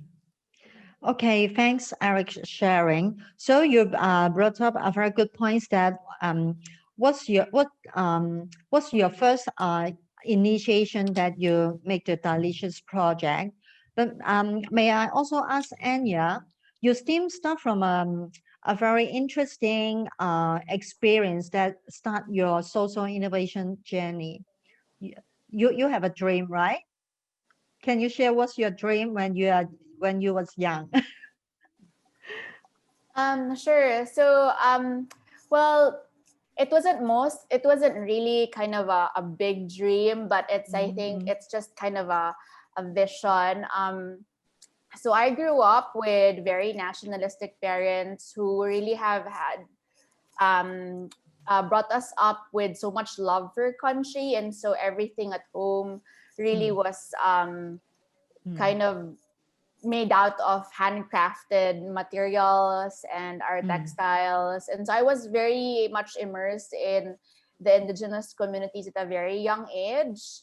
And when I was able to witness firsthand kind of the death of a culture and how this thriving community suddenly became like a ghost town, it became an immediate social pain. And the vision then was, if I become a mom someday, I would also want my children to be able to visit thriving villages where, these weaving traditions are kept alive. And that's what I wanted to happen. And so Anthill is kind of the platform that's allowing for that to happen, to keeping our tradition alive.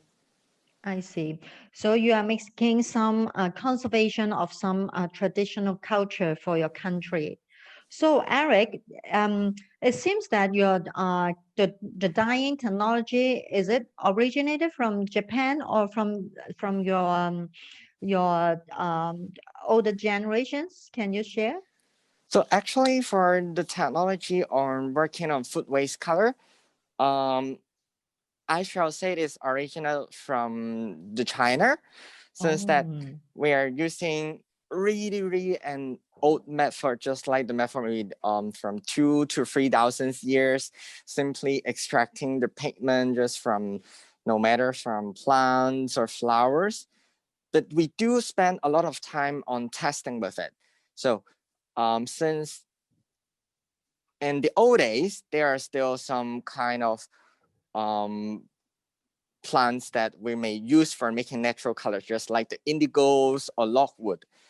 But for us, we're working on a completely new way by the food waste. We do have to check on lots on the stability on the colorant, whether it will easily fade under the sunlight or whether they will be easy to be washed out. So that I shall say the concept of making the food waste color may be original from those historical studies, but we do have to spend a lot of time on testing and see whether they are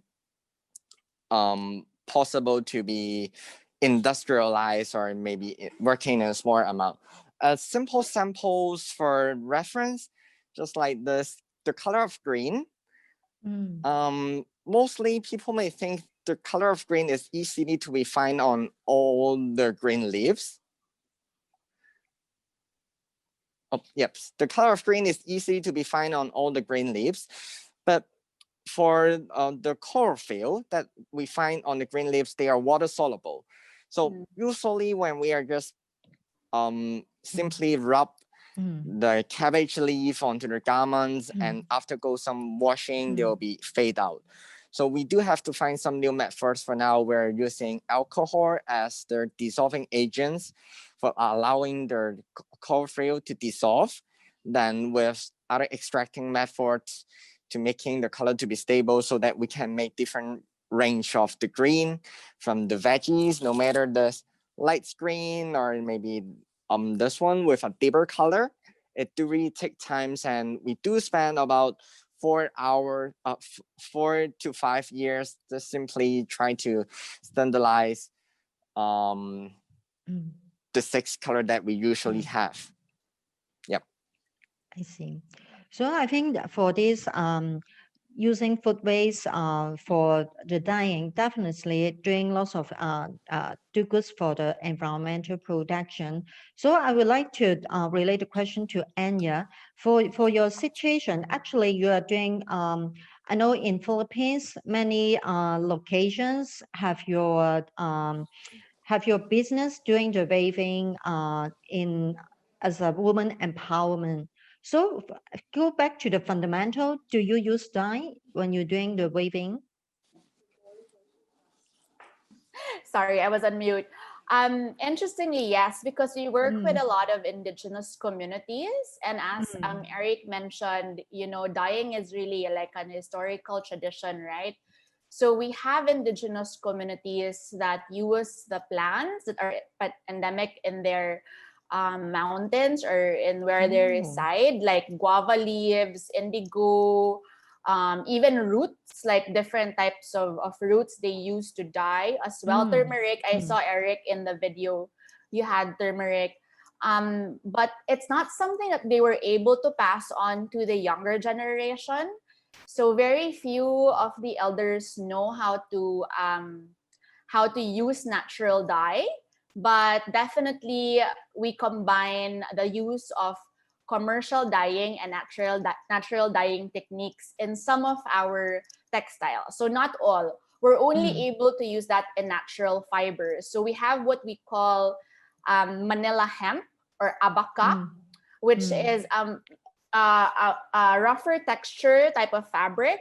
And that's what we use for, I mean, that's the material that's actually dyed. But for example, for the top, for the blouse I'm wearing, this is a weave. I don't know if you can see clearly, but this is a weave. They're beautiful. And they're not naturally dyed. They're commercially dyed. They're actually a cotton polyester blend, and they're upcycled thread.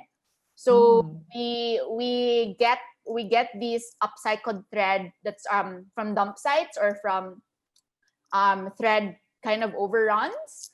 And we re-spool them into new threads, and we use it for the weft and the warp in our weaving.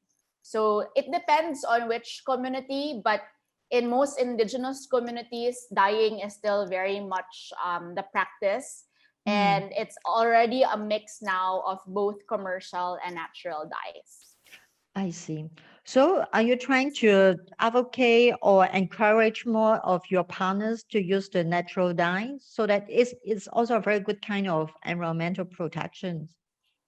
Yes, definitely. So with our indigenous communities who are using commercial and natural dye, we do encourage them to use natural dye. I think the kind of downside of using natural dye for us is if we have kind of bulk orders, or say, for example, we have a client that has a specific color that they want to achieve, and it's not something that's possible using natural dye, then they have to revert to commercial dyes. So when using commercial dyes, currently we're not able to source dyes that are natural for the environment. We try as much, of course, to be very much conscious and sensitive to water waste, what goes into the waste and the chemicals that goes into water waste, and how we can also reuse the water.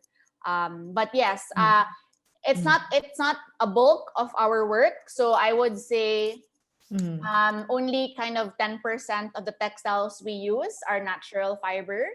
And so these ones are mostly naturally dyed anyway, but majority are just upcycled thread, which is cotton polyester. Yeah, understand.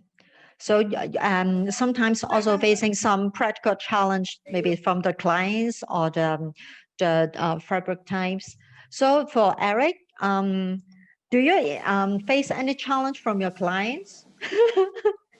Yep. Actually, we do really facing a huge challenge in this year, since that, because of issues of COVID-19, and as we do really rely our suppliers to supply the food waste for us, but due to the hygiene issues, we do have to scale down the amount of the food waste that we could be collect from them to make sure that our clients could have the best hygiene to providing the food.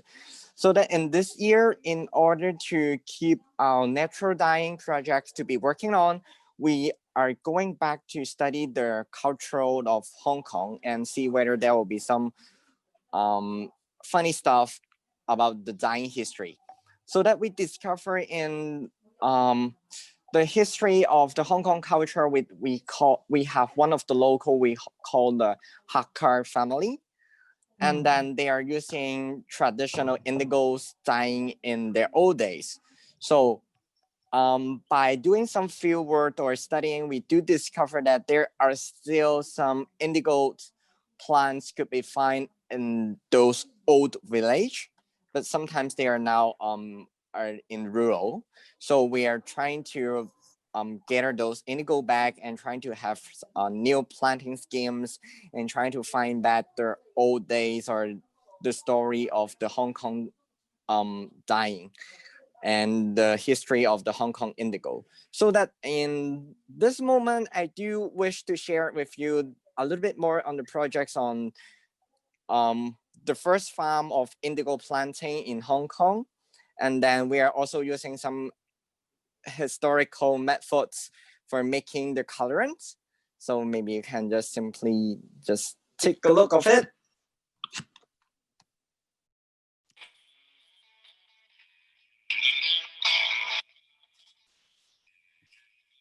So this farm we do plant different types of indigos. So in the video you saw is the true indigo from India, and then we also plant some of them from China, from Hong Kong, and also in Japan. And we do discover from those historical writings that in the old days, they are just simply rubbing those indigo leaves with the garments to make sure that the indigo could be simply dissolved into it and then having a nice blue color. And from this part of video, we're trying to do the new days method of making the indigo. Simply just by extracting the colorants by dissolving the colors into water, and then by adding limestone or having some concentrations or grabbing the colors from the waters to make sure they can have a nice concentration for working on the next step. In order for just working on our own, we do invite volunteers or may having some experience for locals to enjoy the whole program, starting from farming or how to make the indigos with different kind of methods to make sure the story could be easy to be passing to different kind of generations. I see. It looks interesting and funny for the production process. Yep. And yet, for the indigenous dyeing in your area, is it doing something similar like this? Yes, I would have photos, but they're on Instagram.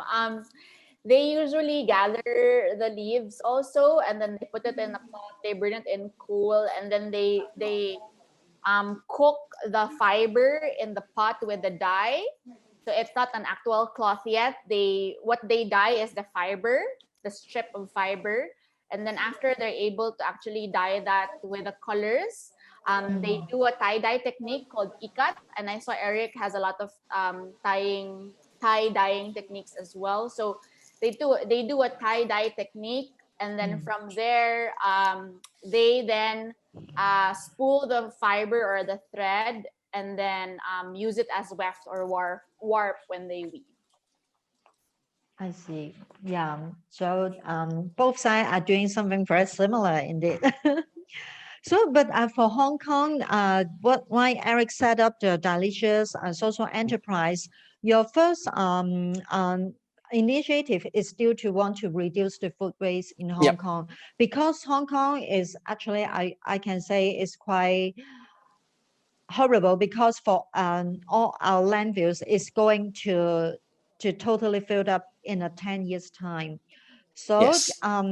So do you think how we can advocate more for the people to maybe either we can make the dyeing to be more industrialized, getting more people to buy the dyeing, so that reduce using the chemical dye instead, so that we can increase the food waste, converting the food waste to dye, so that we can reduce our the problems in Hong Kong. So how will you address this issue? How can we advocate in Hong Kong? Actually, I shall not say using food waste for making colorant or the dye is the best issues for minimizing the food waste, since we are not really handling a large amount of them, and then Hong Kong is decreasing on industrializing or maybe manufacturing on garments. So we are here now to show some possibilities for people in other countries, or maybe some manufacturers that they have their office in Hong Kong, but they do got their factories in Vietnam or China, to be having some new choice on designing their sustainable fashion line. And in Hong Kong, what we mainly could do is trying to do a little bit more on experiencing and showing the possibilities on what the food waste could be, and trying to bring up the issues so that more peoples could be taking a deeper look on the food waste problem in Hong Kong, and trying to help them through decreasing the food waste to be generated in their home or on the table. And that's could do much help, since that for us each day, for the maximum amount that we could be handled maybe just 1 ton. But if each families in Hong Kong could be possible to be handling about maybe 100 grams of the food waste, and then for just our simple calculation, 100 grams of food waste per day, then if we could be changing the mind of 1,000 of families, so then they will be already handling them, decreasing 100 tons per day. So comparing to the amount that we could be helping, we're trying to make people willing to help to handle the food waste. In order to do so, we do find lots of new things, or seasonal food waste color for them to keep food waste color or the food waste issues always on the headline. Since we have been working on this project for coming to today's will be starting out 9 years, and it's not easy for keeping the same issues for always on the headline for a long period of time. So in recent, what we're working on this in autumn, we do find some nice foodways. They're seasonal items so that we could bring some new insights for the people in Hong Kong. So for the moment, I can show you a little bit more on what kind of foodways they are in the seasonal for autumns. So the first one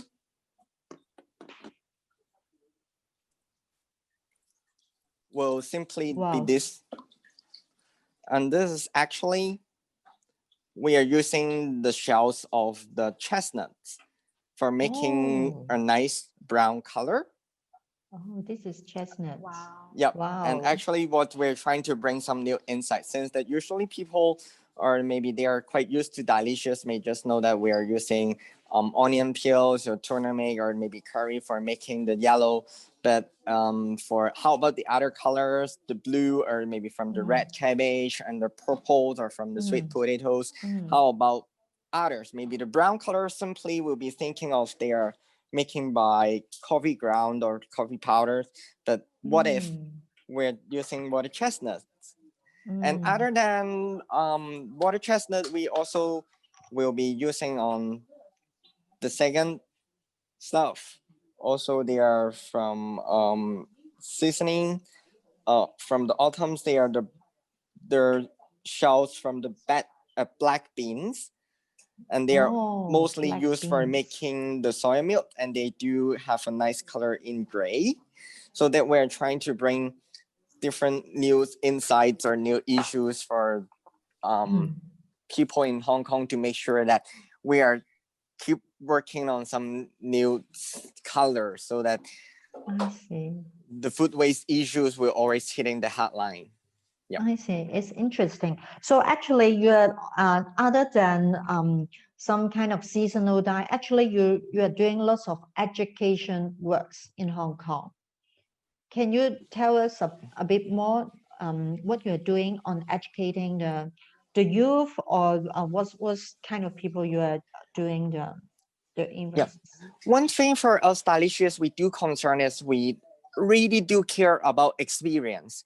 Since no matter through any kinds of education, just like maybe through sharing, comparing to experience, if they could be working them on hands-on, they do have stronger memories in them. In order, we are using their 5 senses, no matter from their touch, remember the flavor, the colorant, by using experience that it could be easily stay in the mind. So that we do think having some experience and some hands-on for working, turning food waste into color will do help us to spread the message in education. And one more thing we do working a little bit more is we don't have any age limit. Starting from age of 3 to age of 99 plus, we do have various types of programs for them, but we simply do modify the machines or the procedures for them, making all ages to enjoy the whole progress. I see. Thanks, Eric. So for Anya, actually, I know your social enterprise has established for 10 years, and you have successfully empowered more than 700 artisans. Can you share a bit more? What's the major milestone to make you have such a big achievement? Thank you. I think, as I mentioned earlier, at the core of our work is our community enterprise development program. So this is really our capacity building program. So what we do is we transfer business skills to our community partners so that we're able to really increase their production capacity. And so they also carry an entrepreneurial mindset. So a lot of things in the supply chain are professionalized, and that has allowed us to serve a lot of business-to-business accounts. I'm not quite sure if Dilicious was the one who actually died a certain project we had with Peninsula Hong Kong. So we had a project with Peninsula Hong Kong, and they turned over their used linens, bed linens. And I don't know if it was Delicious or another social enterprise, but it was dyed with food waste, with onion. And then they didn't turn it over to us, to Anthill, and we turned them into bears, which had weave pockets. So I don't know if it was Eric's group, but it was, yay. So the reason that we were able to kind of handle corporate accounts like that is because of our investment in the community's business capacity. So our courses, our program has 5 courses. So we start with cultural appreciation, and this is really like our way of educating also the artisans in increasing their value and appreciation of their own skill and their own talent, because a lot of these artisans also undervalue their own talent, like they don't know how to price it properly, and that's why, you know, it's not sustainable. 2 is we also support in product design and innovation. So just little tweaks in the colors make so much difference in the market potential of the weaves, right? So in the past, they probably only know red, yellow, blue, green. Those are the only colors that they know. Then we come into the community and we teach them the Pantone colors, or the colors of the season. And so now when we ask them, can you weave something in blue? They ask, what kind of blue? Midnight blue, teal blue, navy blue. So they already have like a shade of colors and increase in that knowledge. The third one is the business skills transfer. So very basic, like proper accounting, proper inventory management, being able to manage supply chain, quality control. And then the fourth is a master and apprentice program, where we incentivize our master weavers, augment their income by 20% with a condition that they teach a younger weaver to address the gap in cultural continuity. And so this is also our way of increasing younger weavers learning how to weave, because it's a dying craft. And then finally, we have financial literacy. So from the savings, from the increase in income, how do you manage your finances? What are good investments? So we teach them to kind of invest it in other entrepreneurial ventures. So some of our weavers have invested in poultry. So they raise pigs, they raise goats, they raise cows. Some have invested in an oven. So apart from weaving, they can also bake cake and sell the cake. So in this program, we're able to actually sustain, make the livelihood sustainable and make weaving sustainable, because then the weavers say it's not just a side job or a side hustle. You know, weaving can actually become a profession. So like now they take more pride in what they do, and to us that's really been critical, and I would say the ingredient to being able for us to last 10 years and being successful in our own space. Thanks, Anya. You mentioned a lot actually how to empower the woman. So you seems taking lots of focus on the people side. So as a social enterprise, we have to strike a balance between people and profits. Have you encountered any challenges if this is some kind of lost balance to you? That's a very good question.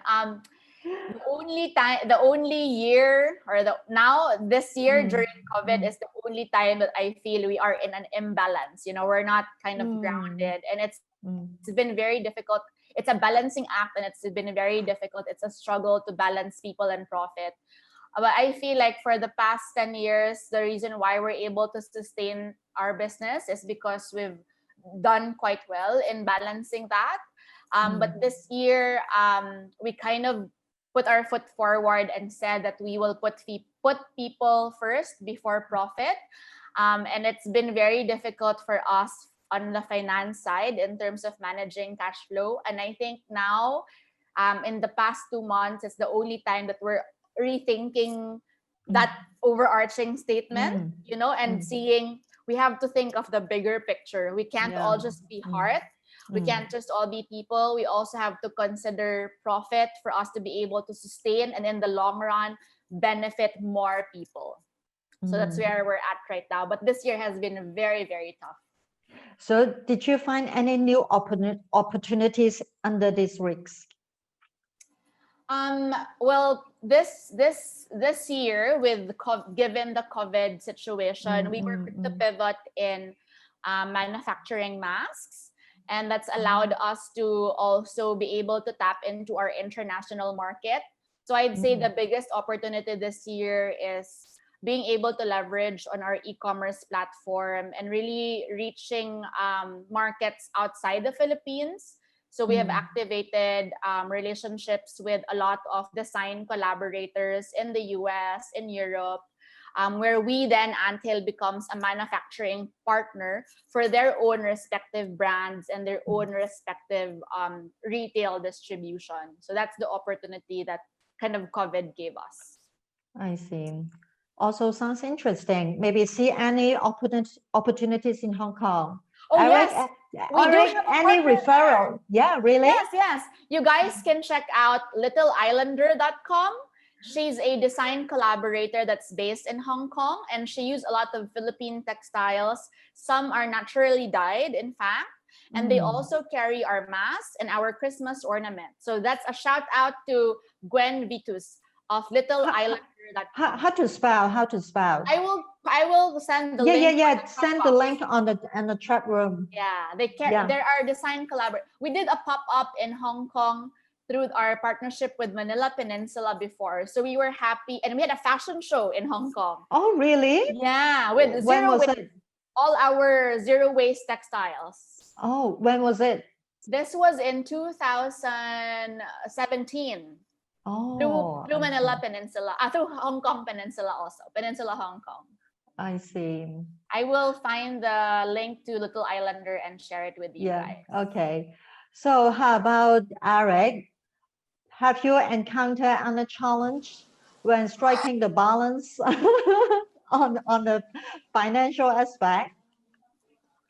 Actually, for this year, same to Anya. This is really the first year that we don't have a balance about our income on working our project is throughout the nine years.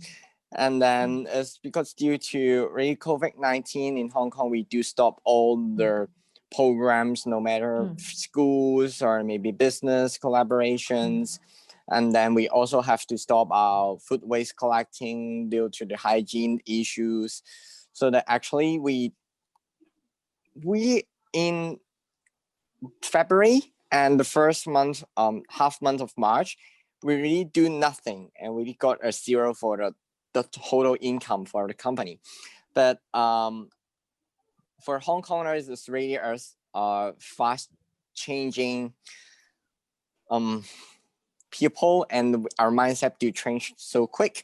So then in this year, due to the issues, we do develop our Zoom online programs, and we also develop our home DIY kit set, and that's allowed us to send our products or the food waste that we have been handled before to all over the world, including not just China, Taiwan, but some of them have been sent to Canada and then to US. And we do have some online training programs for people in other countries so that they could also start working on their food waste projects in their own cities and trying to bring some new insights on how the food waste could be. And also we are starting our online overseas collaboration in Singapore with some hotels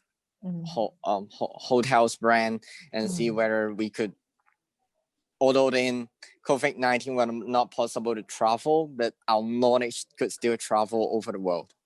I want to collaborate with you more, Eric. I didn't know that it was delicious. Now I'm happy that it was you guys who did the onion bed sheets. So. Yep. We do for each collaboration, we do find that is a new story or new testing, or see where we could talk a little bit more on the possibilities, no matter on food waste or the used garments, since that we do spend lots of time of developing for each client, since that they, no matter they claim they do got used bed sheets or maybe some old uniforms, any things for them to upcycling them. And since in our mind, we do really concern whether we are working on upcycling or maybe just adding more factors to a stuff that they will be turning into waste maybe in just a month or two. So it's very hard for us to find the best solution on whether we do really are working on upcycling them to earn more durable products. Yeah, since Eric, you already have some workshop, Zoom workshop can do it overseas, can bring it to Philippines. Yes, definitely. Yep, simply just sending recipes, then it will be fine. And you can find any kinds of food waste. Yeah, that, local partners here. Yep, and then that will be great. Sounds good. So Anya, in Philippines, during the pandemic time, I think it's also quite common to change the model, go online. So how about in your case, any kind of making the change of mode? Yeah, so we were very lucky that we launched our website last year, 2019. So I think, you know, if we didn't have our website, it would have been very difficult to actually continue the business. We probably would have already closed down. But, you know, the problem also this year was we were supposed to have a lot of events, a lot of trunk shows, a lot of pop-ups. And so we really invested on so much inventory for the year, and kind of procured for good of 3 quarters. So we purchased materials that's already for until October for a good of 3 quarters. And so we have so much inventory now that we kind of need to liquidate and get rid of. Our respective artisan partners have also pivoted in their own way. Some have also resulted to selling online, which is good, through their own channels. But a lot of them have also turned to agriculture and farming, because food security is also very important. Yeah.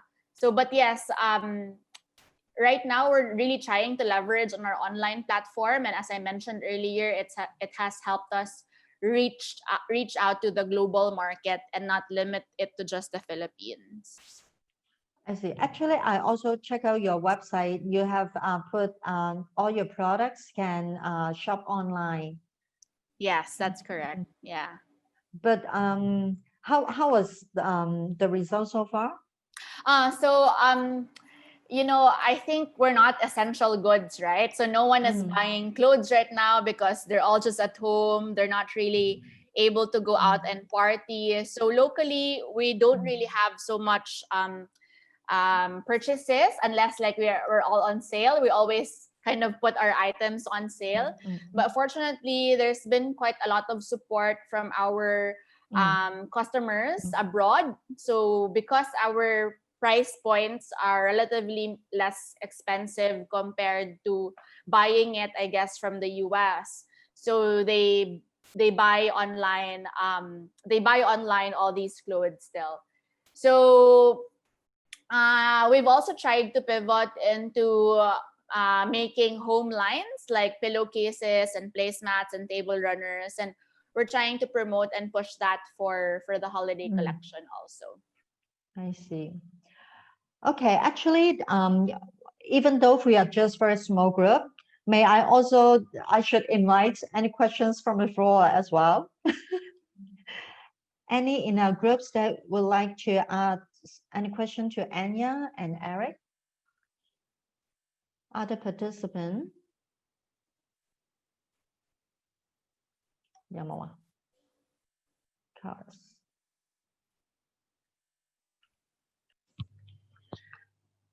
So maybe a question to Anya, because I'm also working in a project for the youth. So I know you start your business from your university.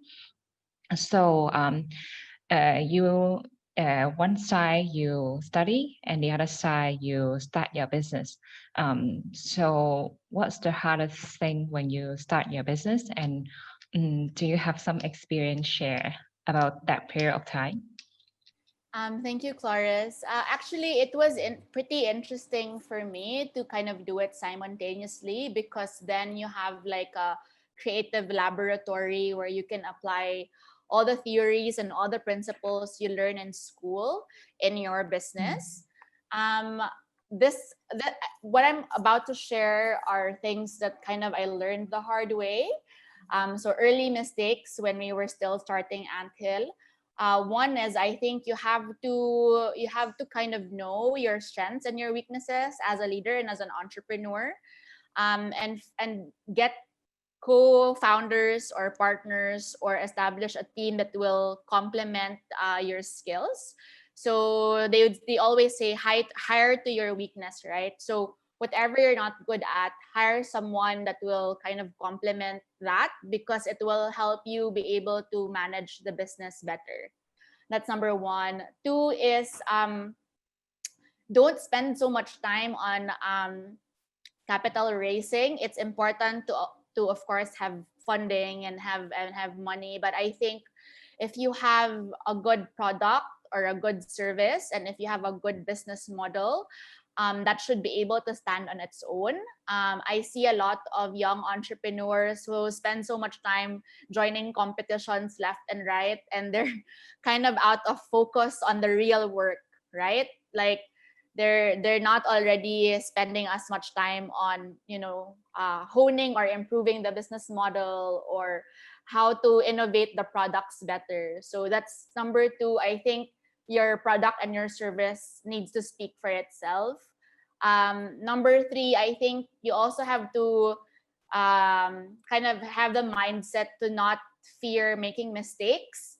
So when you're young and when you're juggling two things, your creative laboratory, it's called a laboratory for a reason, right? So everything should be experimental and exploratory. A lot of people are fearful to experiment or take risks because they might make mistakes. I feel like we should veer away from that also, and just kind of be more of a risk taker. And the way to kind of refine your idea, the way to kind of refine your business model, is to just really make mistakes and learn from them. Yeah.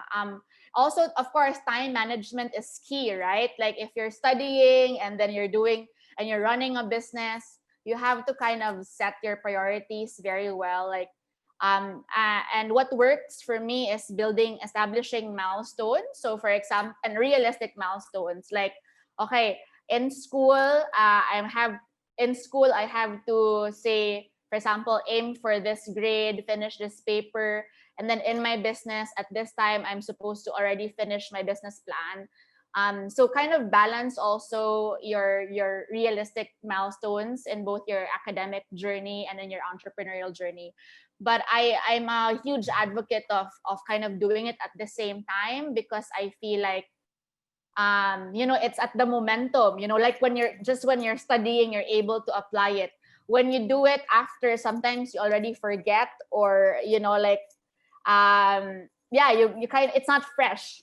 So good luck to you, Cloris. Thank you for sharing. There must be lots of trial and error, and you're not you just smash the things together. Yes, so true. Thank you. So, Eric, do you have similar experience? Yep. Actually, I do also start my project when I'm in university, but I'm not really good at handling my schedule. So I just spend most of the time in the lab, and then I just skip my lesson, and I got a attendance for about 25% of the total. Wow. And I'm close to being dropped off. So that, but finally I do got my research result, the food waste color, so that the university just give me an A+ for my project. Then I got my scholarship from Wow. it. So, but because of the scholarship, I decided to turn my project or research to my business, and then I started in 2012 until now, and I haven't been stopped working on it.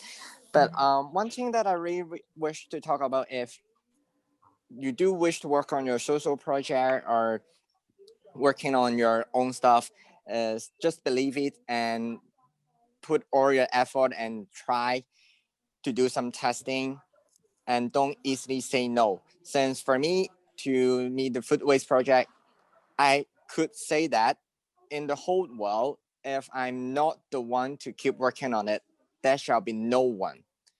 We're focusing on working how food waste could be turning into colorant. So think a little bit more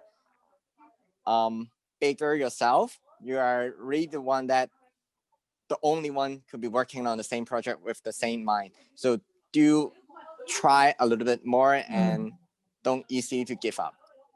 And at the beginning, starting my project, I also don't got any fundings or maybe other stuff that to support. And I do agree. Anya said that don't spend your time too much on asking for funding or maybe on competition, since that if your product do works, your clients will become, your money will become it themselves. So starting before till now, for seriously, we haven't have to find the money or have to find the clients ourselves. All of them are come to us because we do got nice projects and nice solutions. So that's why both of you have the entrepreneurship spirit. Once you believe in it, you never give up. Just always move ahead. Just keep running. That's the entrepreneurship spirit. Okay, so maybe if we have the last question from the floor, so the last round. Hi, good morning. Yeah. Hello, yes, we can hear you. Yeah. Oh, hi, good morning. I'm Sharon, and I hear Anya and Eric shares something about funding.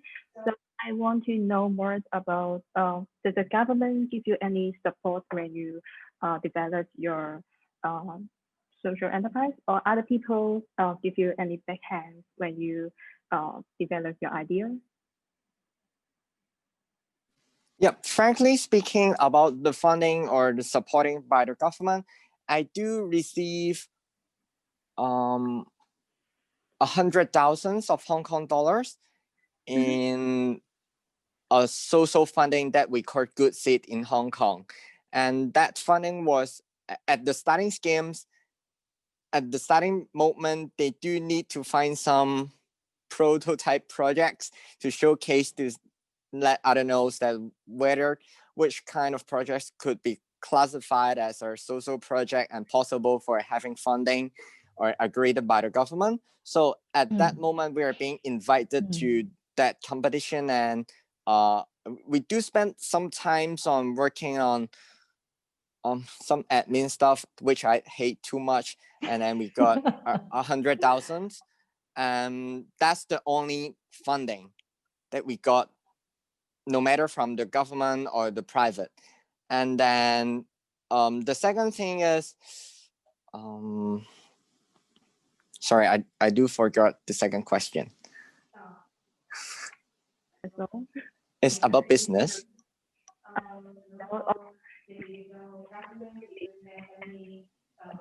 Support for other ones, or maybe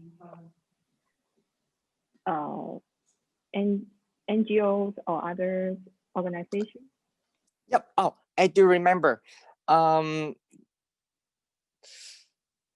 What I actually do is I cherish each opportunities that I got, no matter from clients or no matter from governments or any parties. Each times when we do get some invitations, we do try to think the best solution for them, but not just giving them some basic or standard items, so that that's one of the reasons why our clients do love collaborating with us, since we're trying to find the best solution that not the requirement that formerly was being told by them. So sometimes we do get lost.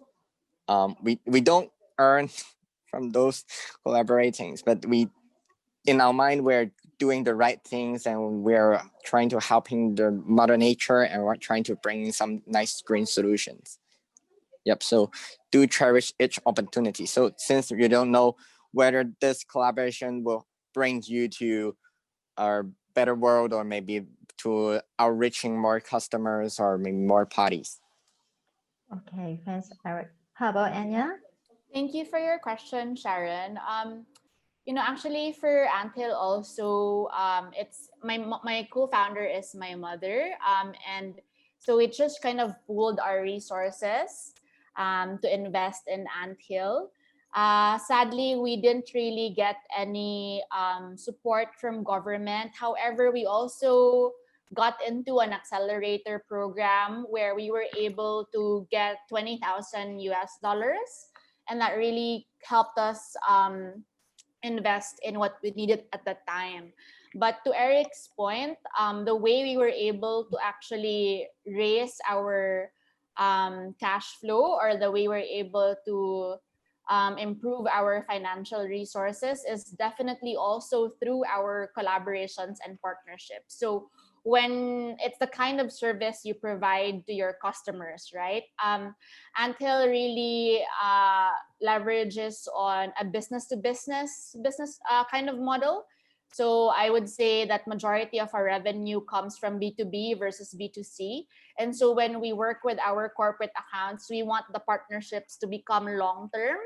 And that's really allowed us to sustain and grow our business, basically just reinvesting whatever profits we gain from these partnerships back into the business. So when we are able to work with huge contracts, we make sure that we don't just get a one-time, big-time contract, but then we sustain the partnership year on year so that we are able to have repeat clients along our business journey. Okay, I come to the very last part. May I invite Anya and Eric give us a few words to the young people if they want to start their social innovation business in this social innovation journey. They may be facing lots of challenge, especially under the current situation. How they are able to maintain resilience even at a tough time. To me, my quick answer for that is you learn how to kind of take care of yourself, because it's, as a leader, it's very important that we kind of approach our resilience in a holistic manner. You know, like if as a leader or as a social innovator, you are also not grounded, or you're not able to find balance, you're not able to lead your team or your business properly. So I think it's very important to have a heightened self-awareness to build resilience. It's important to build your leadership skills. And it's important to also take care of yourself before you're able to take care of others. And again, this is so cliche, but of course, ground yourself in your values as an entrepreneur and as a person, because it's your values also that's what will determine your resiliency. Thank you for having me. Yeah. So for me, simply is just do it. Don't think too much. Since for the past few years that I get across, I do get enriched with some nice project ideas, but they do just stay on ideas level.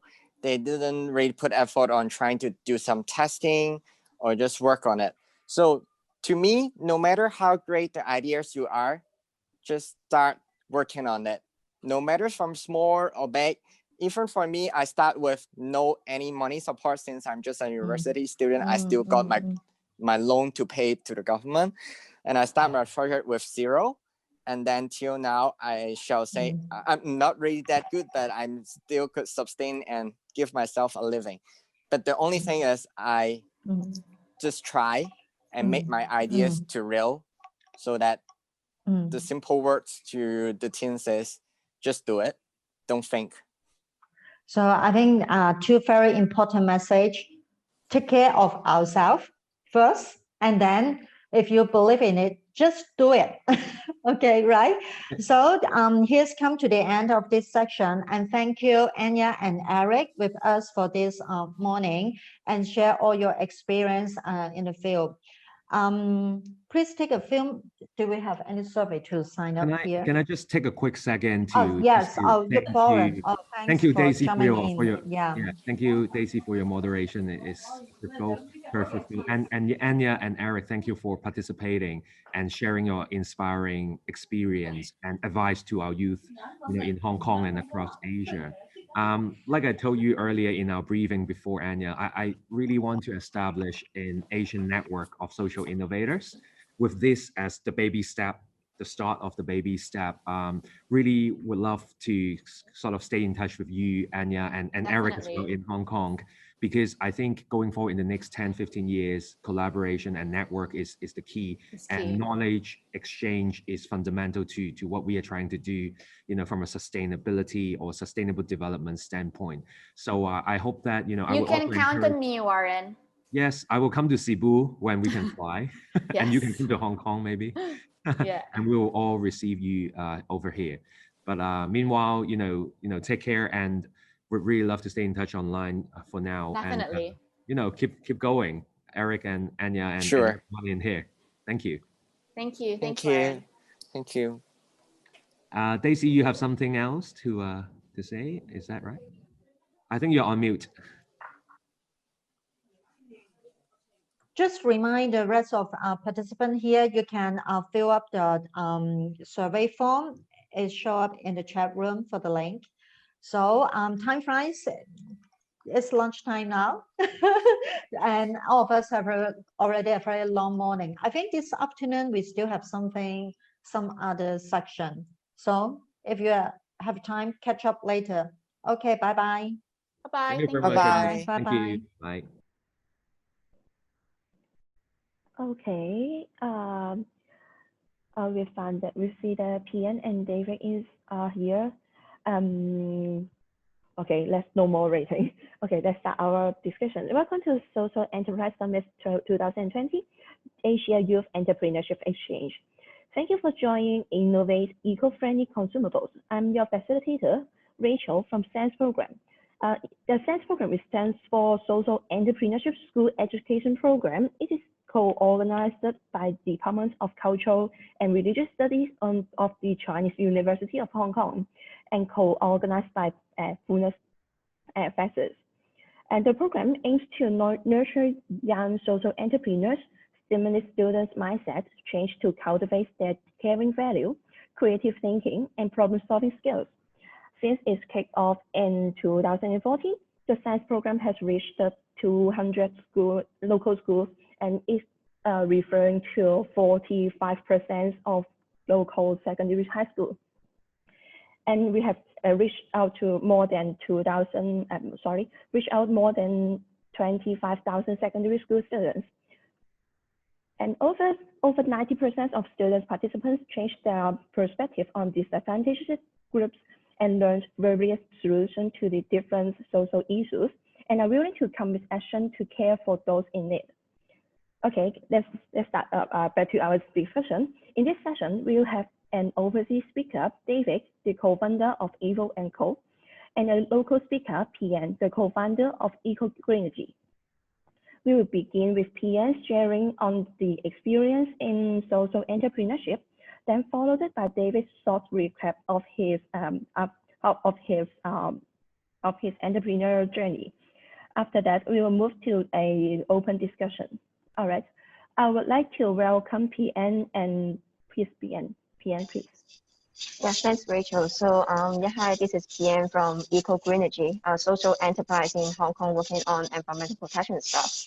And our organization is founded in 2014, and we have three main business areas. One is eco workshops, where we engage with different customers to work on different DIY but environmentally related stuff like coffee grounds soap making, waste oil soap making, tie dyeing, or planting workshops, so that the participants can learn about more about going green in a more interactive and interesting manner.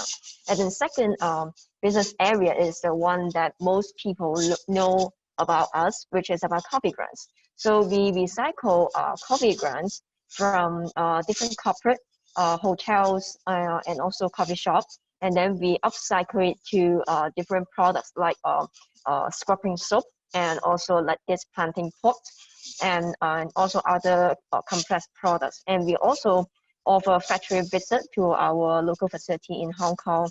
And the campaign also has some donation elements where the fermented coffee grounds is donated to local farms free of charge. So all this all-in-one solution is called Zero Grants Coffee Campaign, where we have like a one-stop platform for different corporate to join at different points. So they can actually join, just join the recycling service, or just join the upcycling product, or just join the workshop. So it also depends on their needs. So it is very flexible, but a more interesting way to know more about going green.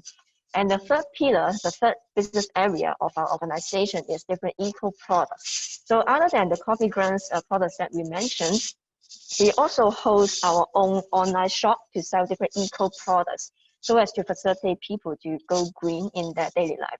And our products actually have three categories. One is the upcycling products. Coffee grounds is part of it. And one of other upcycling products is like this one. This is actually a flour bags. This is a bag used to carry flour, like for bakery factory. So they actually has very good and traditional printing on it, and then we recycle them and upcycle it to different like daily wears. And the second category of the products is about reusable items to replace disposable items. So this is a reusable food bag, or one of the examples, reusable food bag to replace those disposable plastic bags. And the third category is the compostable items to replace those disposable but non-biodegradable items, such as grass straw, like wooden cutlery, or bamboo toothbrush, etc. So all these different eco products can also be further customized with different corporate branding. So these eco products actually can initiate another product line of ourselves, which is the corporate premium for our corporate clients. So all these three business areas actually just want to achieve one simple mission, is that we want to enable going green very easily. So different people can go green on their own way, but the same, the commonality is that every action is very simple. Yeah, so this is a short introduction of my organization. Thank you, PN. Now I'll get some brief picture of Eco Greenergy.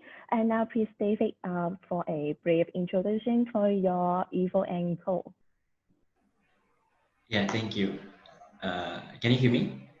Yeah, you can hear. Okay. Hi, everyone. My name is David Christians. I'm a founder and CEO of Evo & Co. So basically, Evo & Co, we have a vision to create a world without plastic pollution by providing and innovating plastic alternatives, single-use plastic alternatives, and also we want to raise awareness about and educating people about this issue. So Evo & Co itself currently, like Evo & Co started back in 2016 with our, now we have 3 different brands. The first brand that we created is called EvoWare. So EvoWare, we are focusing on the providing and innovating of products using seaweed as a main materials. So some of the products that we have is edible cups made of seaweed that you can eat it.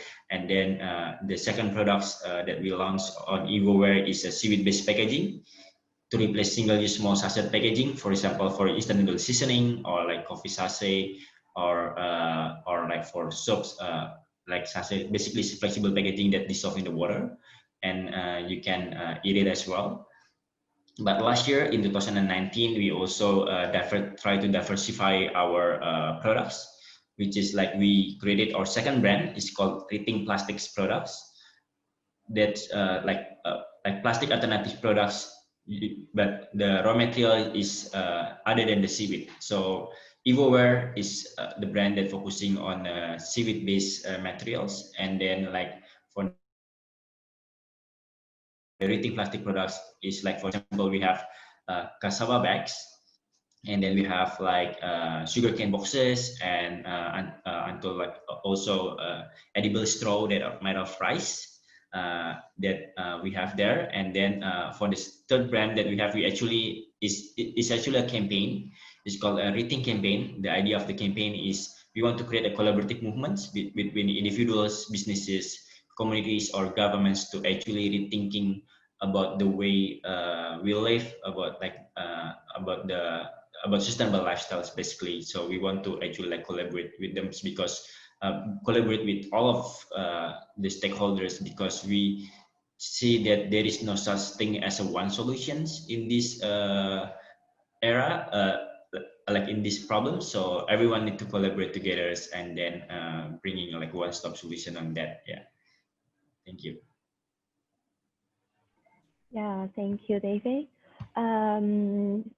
We find that we've just have a few participants here, so maybe I start the first question.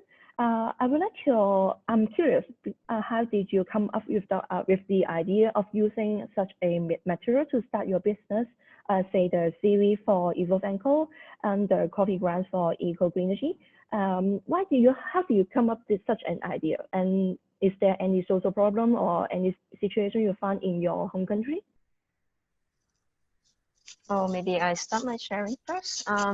For us, actually, we started with we didn't really start with coffee grounds at the very beginning. We started with recycling all different types of food waste, and we find out that the problem of recycling all different kinds of food waste is that the upcycling potential of food waste is not high enough to make the entire business model sustainable and commercial enough to support the growth of a startup. Yeah, because for different mixture of food waste, usually it can be upcycled to compost, or actually it can be used for electricity generation. But to generate electricity, it is not really like for the scale of a lithium startup. So we try to twist our thinking of, oh, let's not work on all food waste. Let's tackle one food waste as a start. And we start working on researching different pure food waste, like soil, like food pills, coffee grounds, of course, is one of them. And then we compare the different properties and upcycling potential, and also the difficulties in recycling them. I think that is a very critical factor that we need to consider, because it comes to operation. And coffee grounds is a very good choice, because it is very clean and pure when we work on recycling, because in the coffee machine, it has a dedicated chamber to carry those coffee grounds. So in operation flow, we can easily control the purity of our recyclables. This is very important. And of course, at the same time, we have explored its upcycling potential and find it is quite a good material to start with. And that is why we work on coffee grounds. And we design an entire campaign, like the Zero Grounds Coffee campaign, to work on coffee grounds instead of just recycle them and then upcycle to products. We make it as a campaign because we want to have a platform for different customers to really like can land on different part of the campaign, and then can start their eco journey on their own pace. Yeah, this is how we started.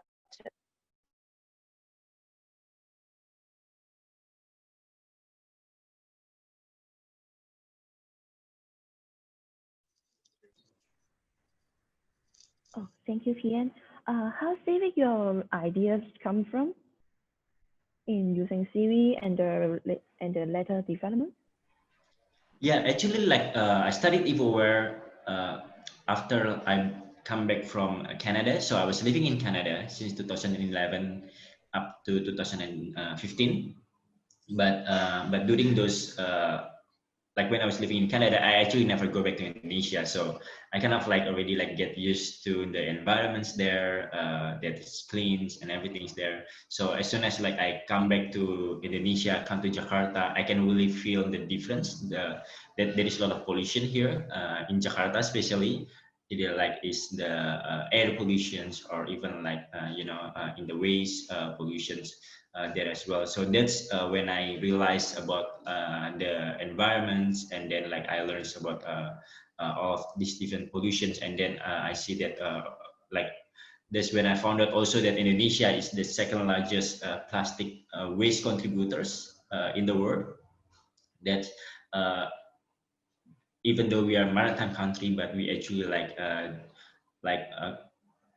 actually like very harm like the environments because of the plastics, right? So from there, my the thinking was to create the products that are unique and different and never been created here in Indonesia, to raise awareness first about the plastics issue, because I see that this plastic issue usually is brought like the way we brought like this issue is like in the kind of like very conventional and a little bit boring, so like a lot of people that are like the people that are not interested on this, like they will not actually like try to learn, or like it is difficult to actually like raise awareness that way, right? So that's why like the first product is the edible cups, is because like we just want to make the products to be like fun and then like unique, and then people asking, oh, like what is it, like how can you eat the cups, right? And then like from there, like we actually can educate them. We can say that, hey, we're actually creating the edible cups because like we want to raise awareness about like plastics, because like plastic cups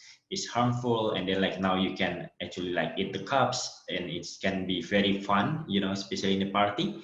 Why like the idea of using seaweed is actually is quite simple as well, because I don't have a background actually in like chemical or like chemistry or like biotechnology or food technology. I don't have any background on that, but when I want to create like the cups, the first like the idea was very simple, just making it like a jelly cups, because like jelly is very easy to form, right? And then it just need like molding, but turn out that cannot be using like a normal jelly that it's been out there.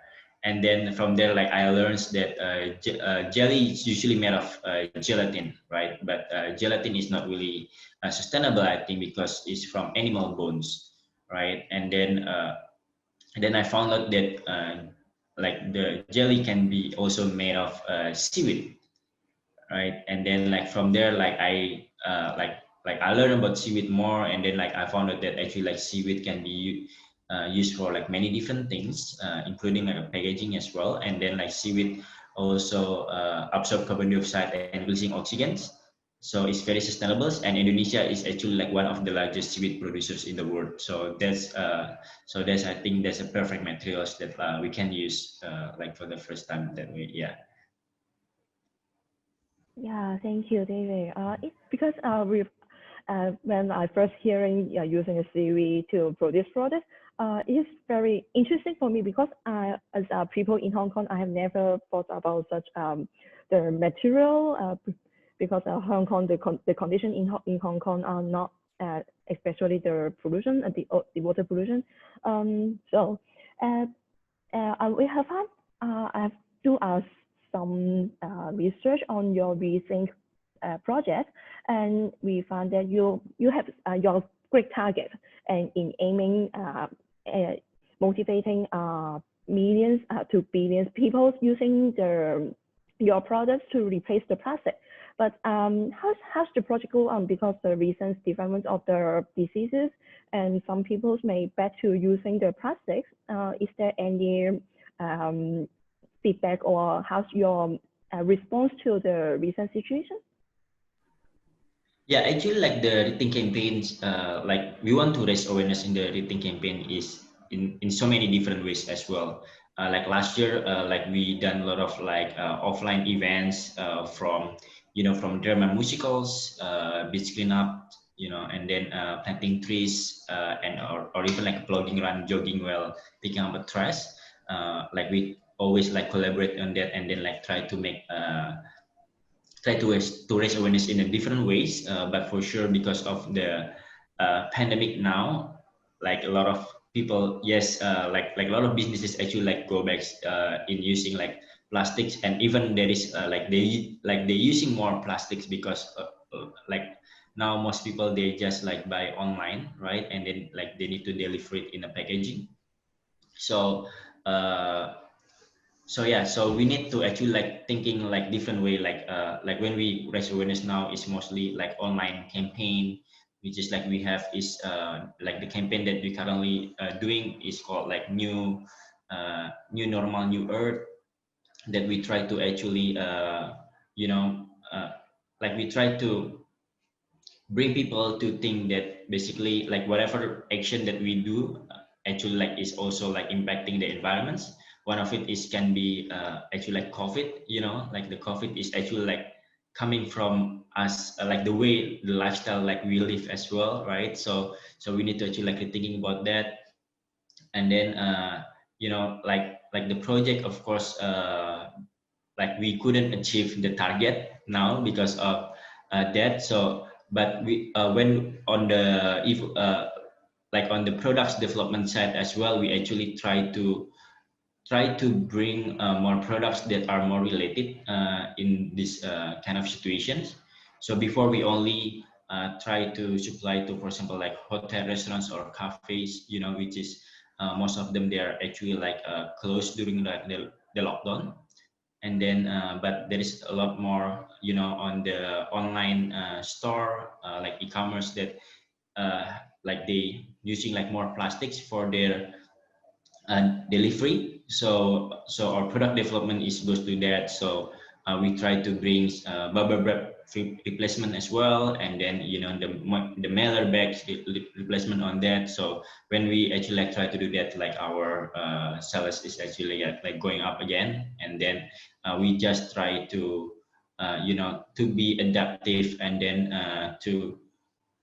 to fix more into like the internals, like our internal team first, because I think that's like very important, because like for sure we need to cut down some of our staffs, but the workload is actually not like the workload is not becoming less, is actually becoming more. So how can we actually like adapt and being like agile on that, you know, to like to our teams actually. Yeah. Yeah, thank you. We all find it is a hard time during such a situation. I have a question to PN. How did we know that you have some programs and we need many stakeholders to join into your different projects? And how did you reach out your first clients, the first organization to join in? And how's the recent business development under this such a disaster situation? I think let me answer this question in two parts. So for the first part, how if we really approach our first customer is, of course, first of all, I think for all startups or for all companies, developing good product, good service is the first thing we need to do. And the second step, we were lucky enough that we exhibited at the International Eco Fair in Hong Kong dated back to 2015. And that is a very good platform for us to meet the different corporate and different potential clients very efficiently and productively. And from there, we have been generating a lot of leads, and quite a high percentage of them have become our customer. And this is when our Zero Brands Coffee campaign started as well. And in the previous years, we have been participating in different entrepreneur competitions, which have put us under spotlight, and not just under the spotlight of the competition, but also the spotlight of different media coverage. And those media coverage is actually like a repose effect. So once you have one, and then you have 2 and 3 and 4, and those media coverage will also attract the potential customers coming over as well. And of course, at the same time, you need to stay very competitive. We need to be very clear where we are at the market. like whether our product catalog is sufficient. We cannot just focus on coffee grounds. Like if you can recall, we have different business areas, so we need to strike a balance on what resources we should put in what area and when we should put those resources on that. So striking a balance to maintain a good pool of customers. And during the recent COVID-19 outbreak, it is of course challenging, not just for us, I think for all companies around the world. I think that the key strategy or the key point of staying alive in the market is really the mindset. I will think that being very positive and flexible is very, very important. Yeah, despite of the very difficult situation, we need to stay calm and think it through what your company needs, what your company can do, and need to prioritize. And I totally agree with what David had just mentioned, is that the cost control. Yeah, we actually have more work to do, because when you need to change, you need to develop something new. But at the same time, you may not be able to afford having too many staff, because your revenue has been lower because of the situation. And sometimes the revenue can hardly be projected well as well, because in the past, sometimes we will project, okay, in Q4, in Q4, we should have a certain amount of revenue or sales coming in. But now with the pandemic, actually, those projections will not be accurate. If there's such an outbreak suddenly, all goes from the peak down to, yeah, it's flat off. Yeah. So, but if you have a lot of staff in your company, it also implies you have a high recurring cost.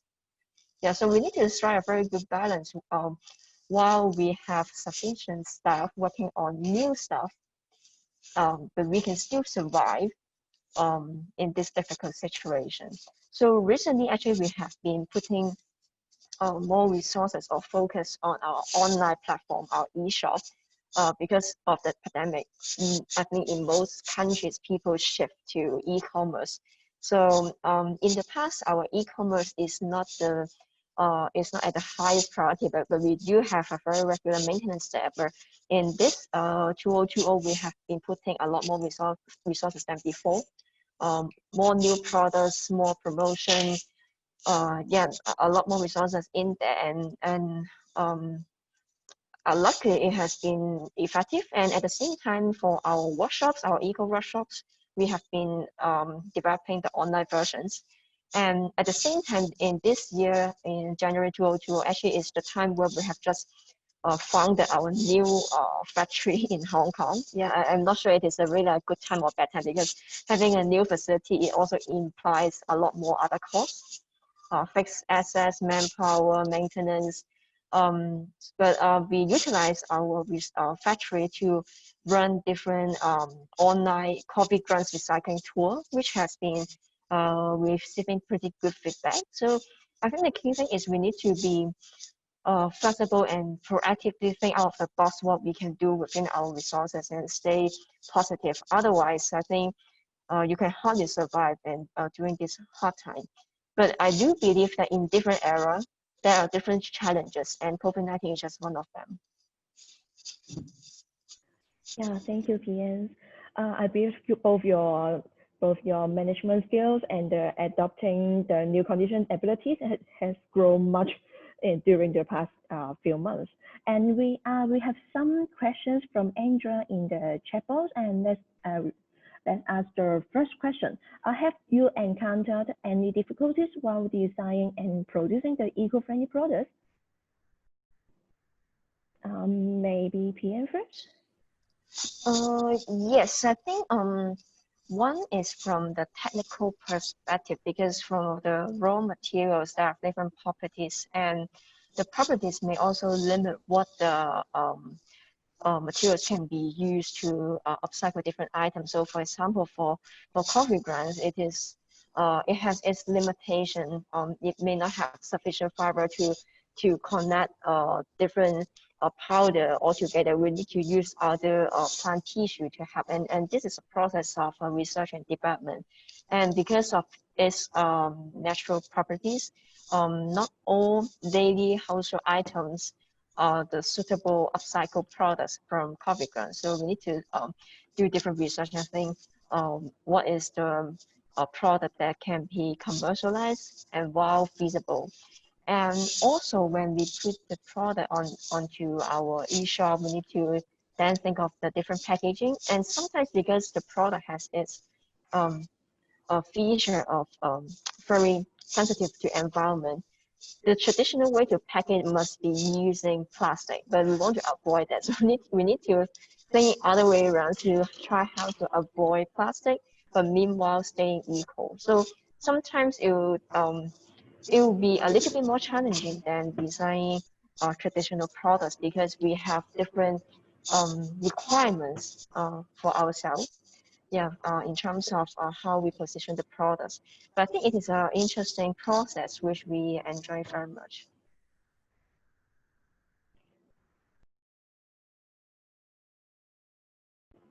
Yeah, thank you, PM. How's was your journey in producing and designing the product? Yeah, of course, there's been a challenge, and I think that's always been a challenge, right?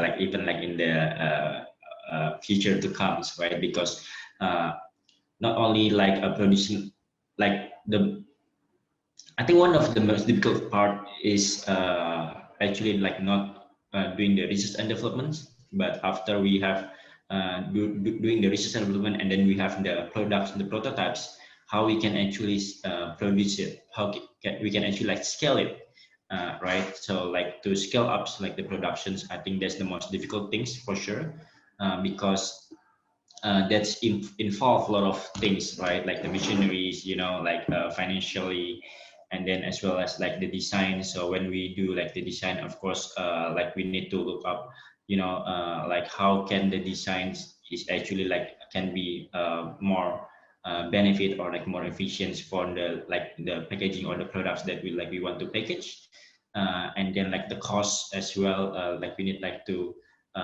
like things like how we can actually like press the cost, because one of the problems of the eco products now is actually comparing to plastics is much more expensive, right? And then, you know, yeah, like from the raw material side and everything, like we need to actually like things like every details about that. Like we don't produce all of like our products ourselves. We have production partners mostly for us, but we also like need to think about like the design of the products, and then how can we actually like, you know, design it in a way that people can accept it, and then people can use it like more like easily for people to be able to use it. Yeah, so of course there's been a lot of like challenge on that. Yeah. Thank you, David. I've seen there is so many challenges and difficulties. How did you match your partners, those have similar mind people, and how did you form your teams to start such a big campaign? Yeah, so how do we meet like the people that, yeah, I think like the first time I met my business partners is actually through like networking events, you know, but for sure now it's pretty difficult to join, to have a networking events, because everything is like online now. It's just like difficult like to talk with the people that like when we have like event like this, and usually like when we have like conference or like summits like this weekend, we can actually like meet face to face, and then like you know, like meet a lot of people, like meet a lot of new people, right? And then that might be can be suitable for us, right? But yeah, but now it's actually like very difficult. But what I learned is actually like I never really asked like my business partner to become like my partners. I just actually like tell them like what I'm doing, and then like what the visions, you know. And then when we talk about our vision, when we talk about our products, and then they get excited, they get excited and then like they actually like offer themselves. I think that's a good sign to become either like your partners or like your employee. You know, even like when we do interview, like what one of the main thing that I see actually also like how excited are them how excited are they to actually like working with us, you know, because if they're not excited with the products or they're not excited with our company's values and stuff like that, I don't think that will last long. And then like I think that also will make them it will not make them you know, work very hard, you know, in order like to achieve those our company's value and goals, right? So I think the excitements need to be there first, that we need to believe in that, you know, like we can see, you know, like when we talk about like our companies and then like people will just like, oh, you know, like they get excited and everything. I think like that can most likely be like the right persons for us. Yeah. Yeah, and for my side, I think, yeah, as David mentioned, I think the first partner that we have must be our business partner, right? And for my business partner, Jay is my secondary school friend. Yeah, we met each other in different extracurricular activities, and I think lucky enough that we share the same mission on environmental protection stuff, and I think that's very, very crucial when we have a business partner sharing the same values, but yet different competency. I think that's the perfect match as a team. And for our colleagues, our staff, we have been very cautious in working on the interview in the screening part. Yeah, I totally agree with what David mentioned, is that our staff must share the same values or same mission as we do. Yeah, otherwise they can hardly be our ambassador when we go out to different events. And sometimes, of course, if they have not been very conscious in environmental protection stuff, we can try influence them. But it is influencing a people's mindset is a pretty long journey if they do not have that mindset at the start. So what we believe is that during the interview, during the screening, we talk to them. We can understand how passionate they are in this area, and we do want to attract those who are passionate, who have the thought in this environmental protection area, so that they can help sometimes maybe think out of the box to create some new ideas. So it is not an easy task. I'm not sure how things go in Indonesia, but in Hong Kong, it's not so easy to really find one with a very appropriate or suitable environmental protection awareness as a staff. Yeah, sometimes for the staff that we hire, usually we also need to train them via influence and education so that they can kind of keep up to speed. Thank you both for your sharing. I think of a Chinese jargon. It is saying that it is hard to start a business, and it gets even harder to maintain it.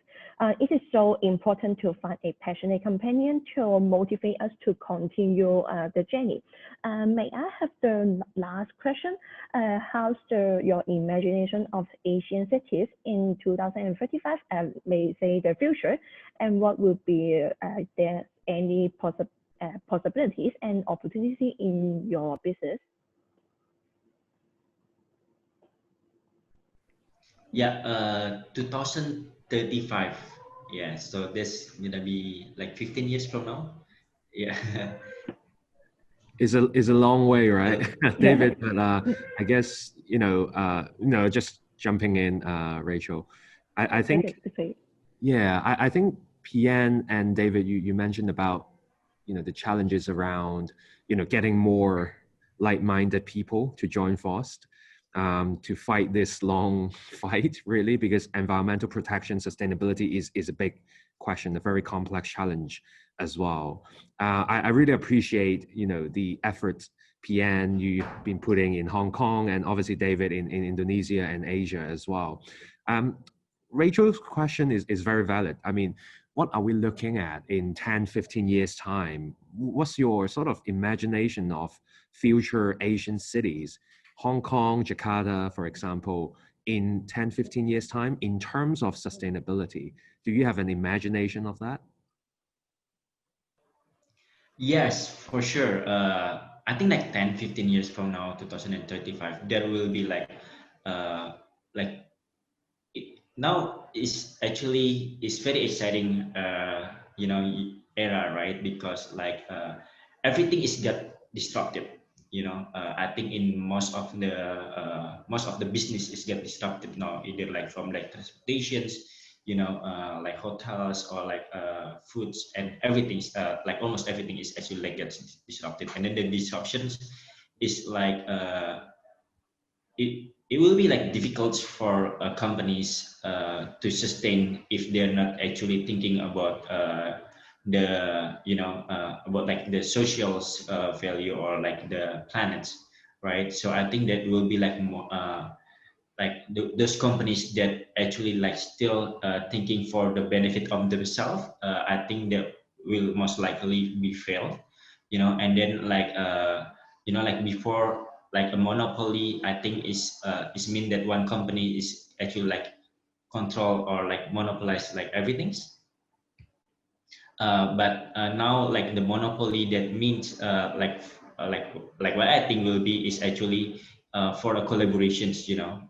So there's not a lot of gonna be like you know, like for example, your competitions is not gonna be like real, like it's not gonna be like real competition that goes really like head to head, but we will be actually, you know, the competition will be our we can collaborate with our like competitor as well, you know.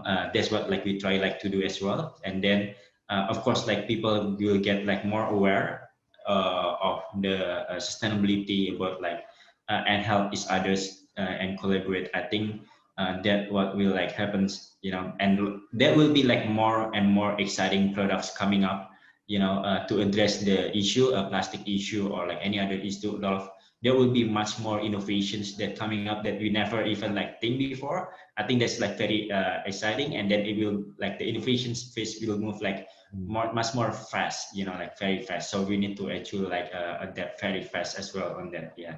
And what's your sort of next big products or innovations? I know it might be a business secret, but yeah, you have something in mind. What's going to come out from EvoWare? Yes, definitely. So we actually like things that you know, new products will always like come out, you know, but those new products, the designs and everything, there will be like they will always need raw materials, you know. So now our research and development is focusing to create these raw materials out of like seaweed that we can use to actually like create like many different products, you know, because like usually like one seaweed is only produced into one product, you know. Now we want to actually like one seaweed, we can extract different components and then we can make it into like 3, 4, 5 different products from like one material. So that way we can actually reduce the cost of the raw materials, maybe 10 times to 20 times cheaper, but as well as like we can still, you know, like helping the seaweed farmers, because all of like those seedlings and everything we will give for free, and then we will make sure that they have like a good quality one, and then can actually we can buy them in the more high price because it's more valuable on that sense. Yeah. Wow. Okay. Wow. What about you, PN? Your imagination of Hong Kong or Asia? 035, right? Yeah, I think after 15 years time, I have been quite positive toward the new development of sustainability area, because right now the information has been, because of technology, information flow has been super fast. And I think in 15 years time, sustainability is no longer a topic that we need to always discuss, because it has been a very normal. It will be too normal to discuss further, because we have been adapting to sustainable life already. And I echo what David mentioned. I foresee there will be a lot more different innovative and eco products and services coming up in in the upcoming years. And it is a very good chance for us to develop our own business as well, because the era is there. And I think more and more companies, even though in the past maybe their focus is not environmental protection stuff, they will also put more resources in their CSR areas where they can contribute their own part in environmental protection. And for us, we have been putting our effort in coffee grants recycling, and our upcoming plans is also focusing our new coffee grants factories, because we have newly founded it in Hong Kong earlier this year. And we want to kill our speed, because of the outbreak, we have been reprioritizing all different business lines, and in 20 have different new coffee grants products made in Hong Kong. So locally recycled in Hong Kong and made in Hong Kong. We have our pipeline already, but what product exactly, please stay tuned. We'll definitely look forward to that. Please share with us when you have more, more things to disclose later on. Yeah, sure. Rachel, over back to you. Sorry, I asked. Okay. It's good to have some different questions. I found that there is a question in the chat room and other curious people. And any hints or you can say about any consumer waste your team exploring about the upcycling in the near future? Maybe I start first. Right now, we do not plan to explore new ways, because once you explore new ways, it means that you need to explore new methods, new operation flow, new upcycling technology, etc., etc. And right now, actually, we have already been working on 3 different ways. Coffee grounds, of course, is the first priority. Second one is the flower bag that we mentioned. Yeah, this is the flower bag, and we start from recycling, and also the snack bags. We also we collect and recycle it from the public. So all these different materials, it has different properties, it has different limitations, it requires different product line. So I think right now we will stick to what we are recycling, and we want to do it in a more in-depth way instead of expanding to different ways. Okay, I see. I agree with that. There is some new technology need to develop. How's your future plan in developing your business to other materials? Yeah, actually, like we are open for any other like materials, right? Like especially like under the brand like Rethink Plastics.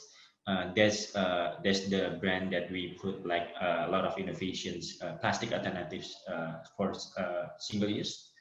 From different materials. As I mentioned, we have cassava, sugarcane, rice, and maybe like if we found like another material that would be like great as well to put in our like portfolio. But actually, like talking about like the ways we now I also actually like created a new company. It's a waste management company that we actually established just like during the pandemic, because we see that there's also like a lot of waste. So one of the exciting project that we do right now is actually for a cigarette, but like waste, we can turn it into like we can actually like turning it into furnitures. So that's like one of the things that like we look like into as well, from like different products that different ways that usually cannot be upcycled or recycled, but now we can actually like try to recycle and upcycle it as well. Yeah.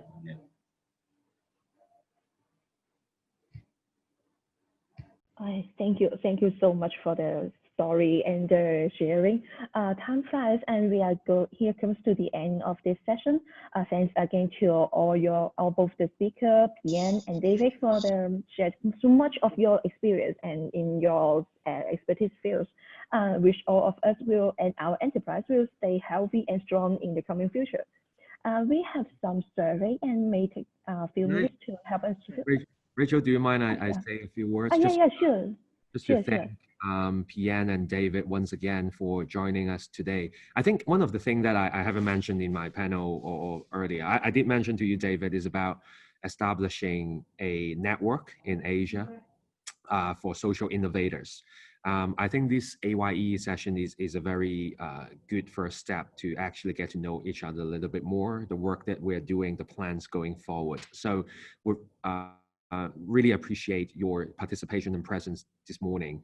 And I really do hope that at least, PN and David, you two can stay in touch going forward. And I would really love to stay in touch with you guys as well. Because like I said earlier, I think collaboration and exchange of knowledge will be quite fundamental and critical going forward in the next 10 years, particular in terms of sustainability and environmental protection. So I hope you have found this session this morning useful as well. Thank you so much. Yeah, thanks, Rowan, and thanks for having us today as well. I think it's a very good chance for me. Actually, for David, we met before in Singapore previously. Yes. So yeah, so very happy to see him again, even it's just online. But yeah, very delighted to be invited here today. Thank you. Yeah, thank you. Thank you. Yes. Thank you, David. Rachel, you had something to say, right, about feedback and stuff? Yeah, about the survey duties. Please, everyone share the QR code or the link to the chat room. Please take a few minutes to help us fill in the survey, which is already here. You may just directly click the link in the chat room. Your feedback is so useful for us to evaluate the summit and make it even better in the coming futures. 咁今日好高興有我啦，同埋兩位嘅嘉賓，即係 John 啦，同埋 Himfen， 咁以至係即係鏡頭面前嘅各位參加者，咁去進入呢個 breakout section。咁開始之前咧，都會有幾個少少嘅溫馨提示嘅。咁因為今日呢個 section 咧，都會係用緊廣東話去進行啦。咁如果你需要一個英文翻譯嘅話，咁隨時都可以撳翻你下面嗰個 bar 有一個叫做 SI 嘅 function， 咁你就可以收聽到嗰個英文嘅translation 咁樣。咁我亦都好快咁樣用英文 recap 啦。The breakout section today will be conducted in Cantonese. So if you need any English translation, feel free to use the SI button for translation support and enjoy the whole breakout section in an English channel. 好，咁又轉翻廣東話台啦。咁今日咧，其實我都知道我哋嘅參加者我哋今日會係一個比較係叫做small group cosy 啲嘅一個 breakout section 啦，咁所以咧今日絕對唔會淨係得我去訪問Himfen 啊或者 John， 而係佢哋兩個亦都唔會淨係霸住支咪好耐嘅，因為我哋都好希望係可以同到鏡頭面前嘅咁多位可以有一個好互動嘅一個即係傾偈啊、sharing 啊、討論啊咁樣。咁所以咧，大家其實都可以不妨係叫做開咗你哋嘅 camera 啦，咁俾我哋亦都可以見到你哋嘅樣子啦。咁如果你哋陣間有需要嘅話，可以隨時即係開咪，亦都可以去 chip in 多啲，亦都可以表達多啲你哋嘅諗法。咁即係真係一個傾偈嘅環節，只不過搬咗嚟網上去舉行嘅啫咁樣。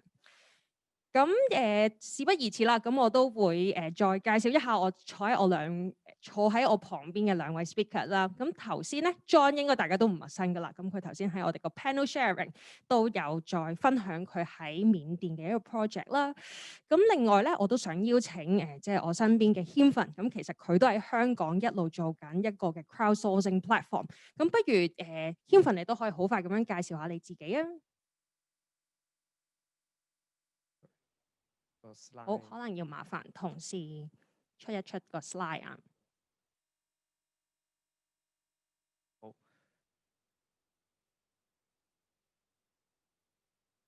哦，或者 Himfen 都可以。係咯，我去先介紹一下我自己先啦。咁大家好啊，咁我叫做 Himfen，咁我係Cohesion 嘅其中一位嘅創辦人啦。咁我哋過去嘅由14年去到而家，咁我哋都返咗一個平台叫做 Cohesion。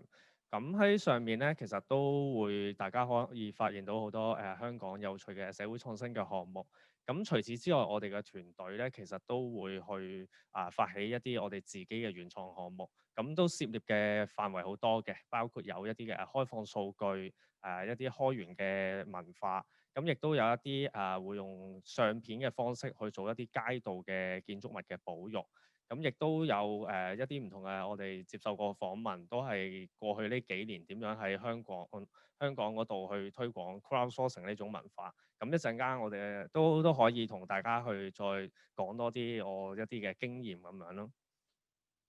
好啊，唔該晒軒份先。咁因為頭先我哋相信都幾認識John 啦，同埋軒份。咁不如我哋又認識下其實喺呢個 section 嘅各位參加者啦。咁其實我哋就準備咗一個少少嘅 polling， 即係一個投票嘅一個活動啦，令到我哋可以更加容易知道在座嘅咁多位你哋嘅一啲背景咁樣。咁而家出咗喺你哋嘅熒幕咧，應該有第一條嘅問題，就係了解下大家嘅背景。咁大家會唔會係喺商界啦，或者係一啲其他嘅 sector 嗰度而家工作緊啦，定係其實你而家仲讀緊書咧？咁都可以揀翻一個同你最 relevant 嘅答案，咁俾我哋認識多少少嘅。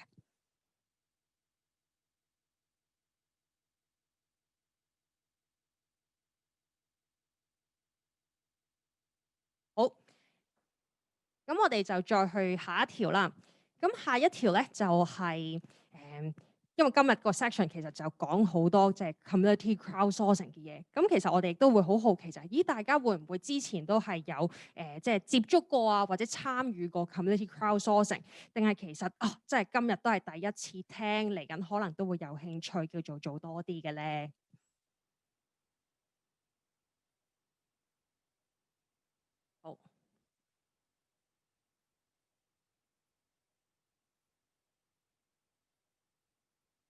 我俾多10秒時間，大家可以揀埋需要嘅一個選項咁樣啦。OK， 咦咁嘅其實都係幾有趣喎，我哋嘅參加者嘅一個背景，因為好多都係嚟自 social sector 啦，同埋其實之前原來都有參與過 community crowdsourcing 嘅一啲活動咁樣。咁絕對我哋都會好期待大家嚟緊可以叫做 chip in 多啲，同我哋兩位嘅嘉賓亦都可以有多啲嘅直接嘅交流咁樣。好，咁了解晒背景啦，咁不如即係我都直接進入我哋嘅討論啦，咁樣因為真係有好多嘢我都好好奇想問下軒份啦，同埋 John 多啲咁樣嘅。咁其實即係無論喺 John 你喺嗰個 panel sharing， 以至係軒份你啱啱嘅自我介紹，其實都講到就係，咦其實大家都係好想製造到一個平台，係去俾到社區唔同嘅持份者係可以叫做進入到個社區啦，參與多啲同埋關心多啲佢哋嘅社區事務咁樣。咁即係其實參加社區事務其實有好多嘅方法，但係最初點解大家會揀用 crowdsourcing 呢個 platform 去做一個起點咧？好啊，早晨啊，講多次，即係好高興今日可以用香港人嘅身份講下自己用廣東話喺緬甸做嘅嘢啦。咁我即係諗翻當初點解會即係覺得 crowdsourcing 喺緬甸呢個環境係好啊。其實當時候揾到嗰個痛點咧，我哋即係因為我喺緬甸都有浸過下咧，咁就見到其中一個應該咁講，首先咧。大家都知嘅就係緬甸嘅基建發展係比較落後啦，而有好多嘅項目啊，民間都係需要嘅。咁好啦，咁你有個咁樣嘅問題，咁資源有限噶嘛，咁點樣去 identify 邊一啲嘅嘢係 priority， 邊啲唔係咧？咁我哋就 observe 到另外一個痛點，就係緬甸雖然話而家叫做有限度嘅民主選舉啦。亦都政府係叫做幾 popular 啦喺當地，但係因為緬甸政府本身係一個好 centralized 嘅制度，我哋講緊嘅係話，如果喺村落要開間學校裏邊嘅一間房要裝修咧，有啲時候都需要教育部長全國個教育部長簽署同意。咁你再加埋咧，因為種種歷史原因咧，首都其實就係我哋講笑咁講叫 in the middle of nowhere 啦，即係咁，所以縱使有民選議員可以話叫做代表社區表達意見咧，呢啲嘢其實好多時候都同即係執政者同人民嘅嗰個expectation gap 好大，民眾又反映唔到意見，執政者有興趣去幫，有志去幫市民，即係謀福祉，又唔知道其實啲市民要咩。咁我哋就其實見到呢個 government civilian gap 好大咧。咁我哋開始諗話啊，我哋留意到即係社會上越嚟越多啲眾籌啊 crowdfunding 嘅 platforms， 而呢啲 model 即係除咗話嗰個錢係吸引之外咧，我哋覺得眾籌本身其中一個最特別之處就係嗰個 validation。你啲 project 你要有相當嘅支持嚇，不論係傳統啲可能係款項啦，或者一個人數咧，呢個項目先至會 go ahead 嘅。咁我哋覺得呢個本身係一個好好嘅 prioritization tool，就讓啲參與嘅人可以表達到佢哋其實最關心啲乜嘢。咁我再補充最後一點咧，就我哋亦都知道喺而家個世界咧，開始有啲人話咁點解你唔俾即係市民投票咪得咯？點解要 involve 譬如金錢啊咁樣咧？即係我起碼喺我哋個 model， 我哋就覺得如果我哋要做 prioritization 嘅時候咧，牽涉到市民自己嘅荷包咧，就算係一個細嘅 portion， 或者你純粹甚至係借貸嚟嘅，會對於個參與者本身個 deliberation 會多咗重考慮，因為其實頭先阿 Alexa 都有講過公眾參與嘅initiative 其實世界上有好多唔同嘅 model。咁有啲咧，如果你係喺緬甸嘅 context， 咁你問佢喺學校定喺醫院，佢話我樣樣都想要嘛。咁但係如果你牽涉到自己嘅skin in the game咧，你會考慮多啲你會 prioritize。咁我哋其實希望透過呢個方法可以即係可以幫到政府有效知道究竟市民係真係最需要係啲咩咧？或者講住先。明白。阿莊講得好好。咁大家好啊，我係謙份啦。咁我哋喺我哋嘅團隊咧，就14年嘅時候就開始喺香港嗰度就翻咗一個平台，咁就叫 Collection。咁個名咧就嚟自叫 Collect Resource Take Action。咁大概嘅意思都係想話收集一啲嘅資源啊，一啲人才嘅技能啊，大家可以共同參與，咁繼而去行動。咁其實呢個概念咧喺14-15年嘅時候，我哋都係見到世界各地一啲嘅公民組織或者一啲地方嘅政府都開始去構思點樣可以更加有效率由下而上去令到市民可以容易參與到一啲嘅社區嘅規劃或者一啲社會嘅事務。咁見到其他嘅地方佢哋都好有效咁運用一啲科技嘅平台。咁去建構呢一個咁嘅氛圍出嚟，俾到一啲嘅群眾同埋政府可以大家有個對等嘅方式去做一個溝通合作。咁我哋嗰陣時14年大家都啱啱大學畢業，咁就睇下有冇啲嘢可以做啦。咁機緣巧合，我哋就開始咗我哋呢一個 project。咁我哋就都係想喺香港睇下可唔可以有一個咁嘅網上嘅氛圍，俾到大家。如果我想去討論一啲公共領域嘅事務，或者係一啲我純粹係我甚至我自己居住嘅一啲嘅政策嘅規劃等等，會唔會有一個比起從前更加有效率嘅方式去達至佢哋嘅目標咧？咁呢個就係最初我哋嘅初衷咯。咁而過去呢6年咧，咁我哋都好積極咁樣同唔同嘅即係在地嘅社區組織啦，或者一啲即係公民嘅科技公民嘅組織。咁睇下可唔可以更加去強大一下唔同嘅可能更加新嘅科技、更加新嘅技術，或者大家點樣可以個溝通嗰啲嘅辦法更加有效率。咁我哋都照係啦，6年間都喺度努力咁做緊呢樣嘢咯。咁呢個就即係可以之後再講多少少有啲咩挑戰啦，或者有啲咩我哋即係值得考慮嘅位咯。明白，其實頭先即係 John 或者 Himfen 你哋兩位都係即係 somehow 都講咗一個好重要嘅 message， 就係點樣製造一個叫做低門檻嘅一個環境，可以或者一個氛圍，可以俾到唔同嘅即係社區人士，佢真係可以去 make 一啲 decision， 或者係叫做參與一啲佢關心嘅事務。咁喺呢個位其實我知道你哋兩個個 platform 其實本身已經係有好多嘅眾籌嘅項目一直都發生緊啦。咁其實會唔會都可以 recall 即係各自可以 recall 一個比較即係印象深刻難忘嘅一個眾籌嘅項目嘅例子俾我哋聽咧？我講先啦，咁大概都3-4年前嘅，咁有一個嘅項目咧，就係有一位德國嘅女仔，佢本身香港人嚟嘅，去咗德國嗰度讀書。咁佢見喺佢哋嗰邊德國嘅社區咧，好多一啲嘅小嘅箱或者一啲雪櫃或者一啲工具箱，係俾到嗰度社區嘅人可以免費可以即係放低佢哋嘅嘢，或者可以借用一啲嘅工具。咁佢翻嚟香港嘅時候就諗香港可唔可以做到呢樣嘢咧？咁於是佢就將呢個 project 就即係擺咗上嚟 Creation 嗰度。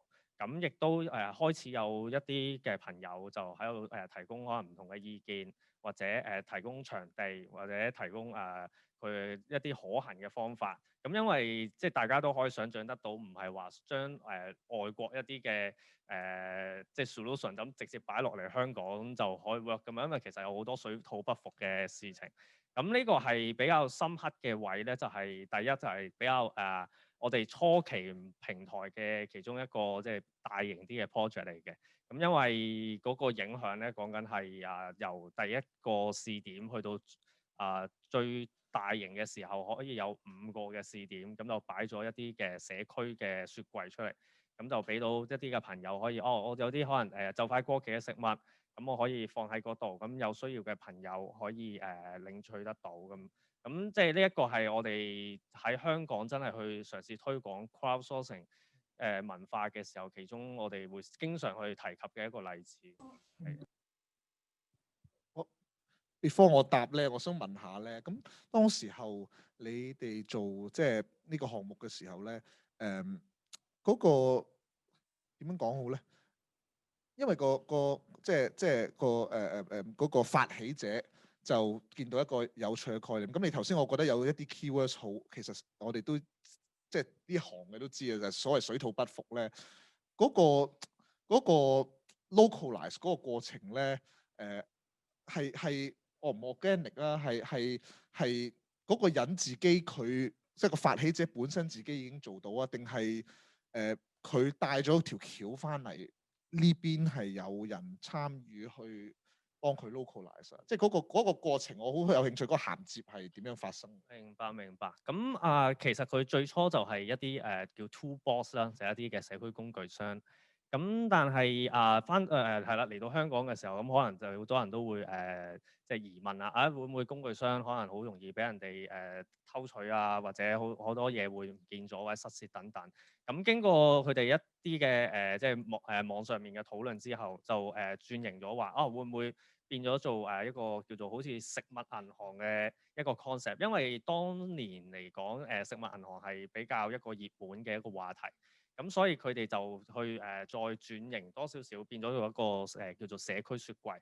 咁大家就可以用一個叫做對等嘅方式去可能提供食物或者領取食物。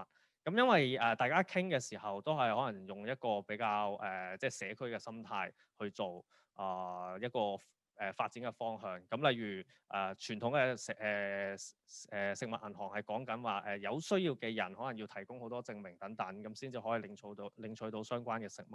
咁但係佢哋都想降低呢一啲嘅門檻，或者其實佢哋甚至係想打破呢一種隔膜，就唔係即係 give and take 呢種嘅文化，就唔一定係要即係我去攞嘅時候係我要好慘去要展述好多嘢，就佢哋都唔係好想呢啲。咁佢哋其實喺中途，即係個重點就係佢哋中途都有好多嘅討論。佢哋會真係同一啲嘅小店去傾，係咪擺雪櫃係可行嘅？會唔會本身香港有啲嘅法規係容唔容許咁樣做等等？咁呢啲嘢都係喺當時就喺我哋個即係網絡嗰度有發生出嚟咯。即係有個都可以話係有一啲即係比較即係討論啊，或者一啲即係 brainstorming 咁樣去生產出嚟嘅，係啦。咁 John 咧？我哋咧就頭先未開場之前同阿 Hinven 傾咧，我哋面對最大嘅難處，亦都係我覺得係一個優勢咧，就係因為緬甸嘅雖然話近年嗰個所謂手機使用率咧係砰砰聲咁，即係高速增長。講緊1-3年，我第一次去嘅時候，一張 SIM 卡可能要幾百美金咧，都不等。去到而家可能1蚊一張。講緊由6% 嘅手機覆蓋率去到而家90幾個%，即係基本上人人都有部 smartphone 啦。咁雖然係即係睇落係好正面嘅，但係始終有好多嘅日常生活嘅即係活動啊，或者即係各式各樣嘅項目咧，都仍然係個 offline 元素好重要。緬甸目前tech 嘅 solution 都仍然係喺佢嘅即係初階。咁所以我哋啲項目本身數目唔多，因為你要籌組一次 town hall， 你要整個居民大會，叫晒啲人嚟，跟住你要解釋個項目，咁樣本身個過程好長。咁但係所以個個項目都有佢嘅特別之處。但係我有一個我比較深刻嘅咧，就係早一兩年咧，前我係一個喺仰光，即係緬甸最大城市嘅啲鄉郊嘅區咧，就做咗一個項目。咁嗰次我哋因為我哋有興趣睇下究竟即係講呢啲 idea 就天下無敵啦。咁但係啲人係咪真係會參與？係咪真係會出錢咧？尤其是即係緬甸個國情，可能仲啲人唔係話咁富庶啊。佢係咪肯參與？即係出自己荷包去參與項目咧？咁我哋嗰次就幫嗰條村咧就首先去視察啦，睇下嗰邊有佢哋有啲咩問題。咁我哋因為要 build 嗰個 trust 咧，我哋就同當地嘅一啲社區領袖，譬如村長啊、議員啊，就一齊落村。咁我記得佢哋幾個帶我哋行咧，其中一樣好多戶都講嘅就話食水問題。佢哋冇呢個自來水供應，因為好 remote 佢哋條村。咁佢哋榮日咧就會喺一個叫做水塘嗰度就即係不嚟就自己用。咁但係嗰個即係呢個方法好明顯就唔係好衞生啦，亦都嗰個就算你唔計其他人，即係就算啲人有公德心都好，你嗰個水塘好容易可以俾啲禽畜入咗去，咁會 contaminate 咗啲水。咁所以佢哋只係想用一啲好簡單嘅方法，就係話我起個圍欄。去 prevent 動物入嗰個即係污染嗰個水源。咁其實係一個好細嘅項目，但係你可以想像到嗰個 social impact， 講緊係一條4000人嘅村，全部依賴呢個水源即係水嘅供應。咁所以我哋當時就話咁我哋即係同個議員講話，不如我哋試下呢個項目啊，就同該村嘅嗰個僧侶合作，就借咗佢哋個廟宇嗰個大堂，佢哋平日啲居民大會就喺嗰度搞嘅，就 call 咗個 town hall meeting。咁我哋就同啲市民講話嗱，解釋個 concept 啦。嗱，我知道你哋有呢個 need， 咁但係我哋唔知係咪即係成條村嘅人都有興趣喎。咁我哋嘅做法就係我哋想你哋出錢，你哋自己揀 amount， 細額去集資起呢樣嘢。咁起好之後咧，我哋喺相當嘅一個 period 咧之後，我哋會用我哋自己嘅資源去還款。咁想睇下市民係咪真係會肯出自己嘅錢，即係冇嗰個風險去做。咁結果嗰次嗰個 project 咧係有成100幾戶參與咗，係唯一點解係100幾戶就係因為我哋去到第110戶、第112戶出完之後，我哋已經爆咗啦，即係已經籌到個錢啦，所以冇繼續進行。咁後來即係喺短時間內咧，見到嗰個項目嘅落成啦，咁好開心啦。我覺得仲有一個 take away 咧，就係當我哋還款，即係我哋還款俾啲與會者嘅時候咧，或者參與者嘅時候，即係成日有個問題就話係咪啲人會有即係會有信心啦對個系統。另外就係會唔會有 corruption 嘅出現啦？我哋講緊係，譬如我哋要籌3000蚊美金for 呢個 project， 啲最終用咗嘅 expense 係可能2500蚊。嗰啲居民係會俾晒單據你之外，還翻嗰500蚊俾你。即係我覺得呢一個其實更大嘅意義，除咗話嗰個項目本身係睇到咧，其實我哋可以對民間參與嘅項目咧，有多啲信心嘅。我哋呢邊又唔係想去 treat 佢咧，佢亦都其實無意去話去抽油水。咁所以你會見到一個信任嘅對社區參與嘅信任嘅 build up 咧，其實隨住一個項目可以好快已經 build 到。咁陣間我哋絕對可以 touch on 多啲即係其實要去即係推動community crowdsourcing 嘅一啲我叫做有利因素啦。因為頭先阿 John 都有強調，哇，信任其實一定係一個好重要嘅一個基礎咁樣。咁頭先即係謙份講緊嘅一個社區雪櫃嘅一個 project 啦，以至到喺緬甸 join 你哋去 run 一個係籌造即係為一個水塘去加建一啲 fences 嘅一個 project 都好。其實我睇到就係 community crowdsourcing 絕對係製造咗一個平台，係去收集到唔同各式各樣嘅資源啦，可以係一啲錢啦，可以係一啲點子啦，甚至係一啲我叫做大家可能多餘咗嘅一啲物資都係。喺 resources 一定係叫做集合咗多啲啦。另外其實亦都睇到就係，咦好似係大家都有一啲我叫做 innovative learning 係發生緊嘅喎，因為嗰啲橋可以喺德國傳過嚟香港啦，又或者香港又點樣傳翻去緬甸咁樣。咁其實呢啲都係我會睇到，咦其實 community crowdsourcing 係有好多好美好嘅一啲可能性咁樣。咁喺呢個位咧，我首先停一停先，因為我都知道即係我哋呢一組其實都有唔少嘅參加者啦咁樣。咁我都想再溫馨咁樣去提示大家，其實可以開咗你哋嘅 camera 啦，因為呢個係一個好互動嘅一個即係交流嘅環節。咁所以大家都唔使怕醜，可以開咗你個 cam， 甚至係即係開埋你個咪。有冇一啲即時嘅回應或者問題係想問我哋兩位嘅嘉賓嘅咧？咁我喺呢度停一停先啊，睇下大家有冇啲即刻好想問嘅問題。即使你怕醜唔想開 cam 嘅話，其實你都可以打落去你個 chat box 嗰度，咁可以將你嘅諗法啊、問題可以由我去代為咁樣發問嘅。集思廣益都係 crowdsourcing 嘅一種啦。冇錯，所以而家正正就係呈現緊、體現緊 crowdsourcing 喺呢個平台嗰度。好，咁可能即係參加者都需要啲時間叫做 warm up 下啦，咁但係冇問題嘅。咁頭先就講緊係一啲美好嘅畫面，即係我講緊係嗰個 social network 嗰個重要性啦。咁其實大家一路喺度做，即係因為你哋兩位都叫做好有經驗去做呢啲嘅crowdsourcing 嘅 platform。其實大家睇到仲有一啲可能性係頭先係冇觸及到啦，定係其實有一啲嘅推行嘅時候，其實都會有啲限制係我哋要特別去留心嘅咧。係啊，大家好，我係謙份。咁其實過去呢6年去喺香港話推廣 crowdsourcing 呢個文化，其實一定係遇到唔少嘅挑戰嘅。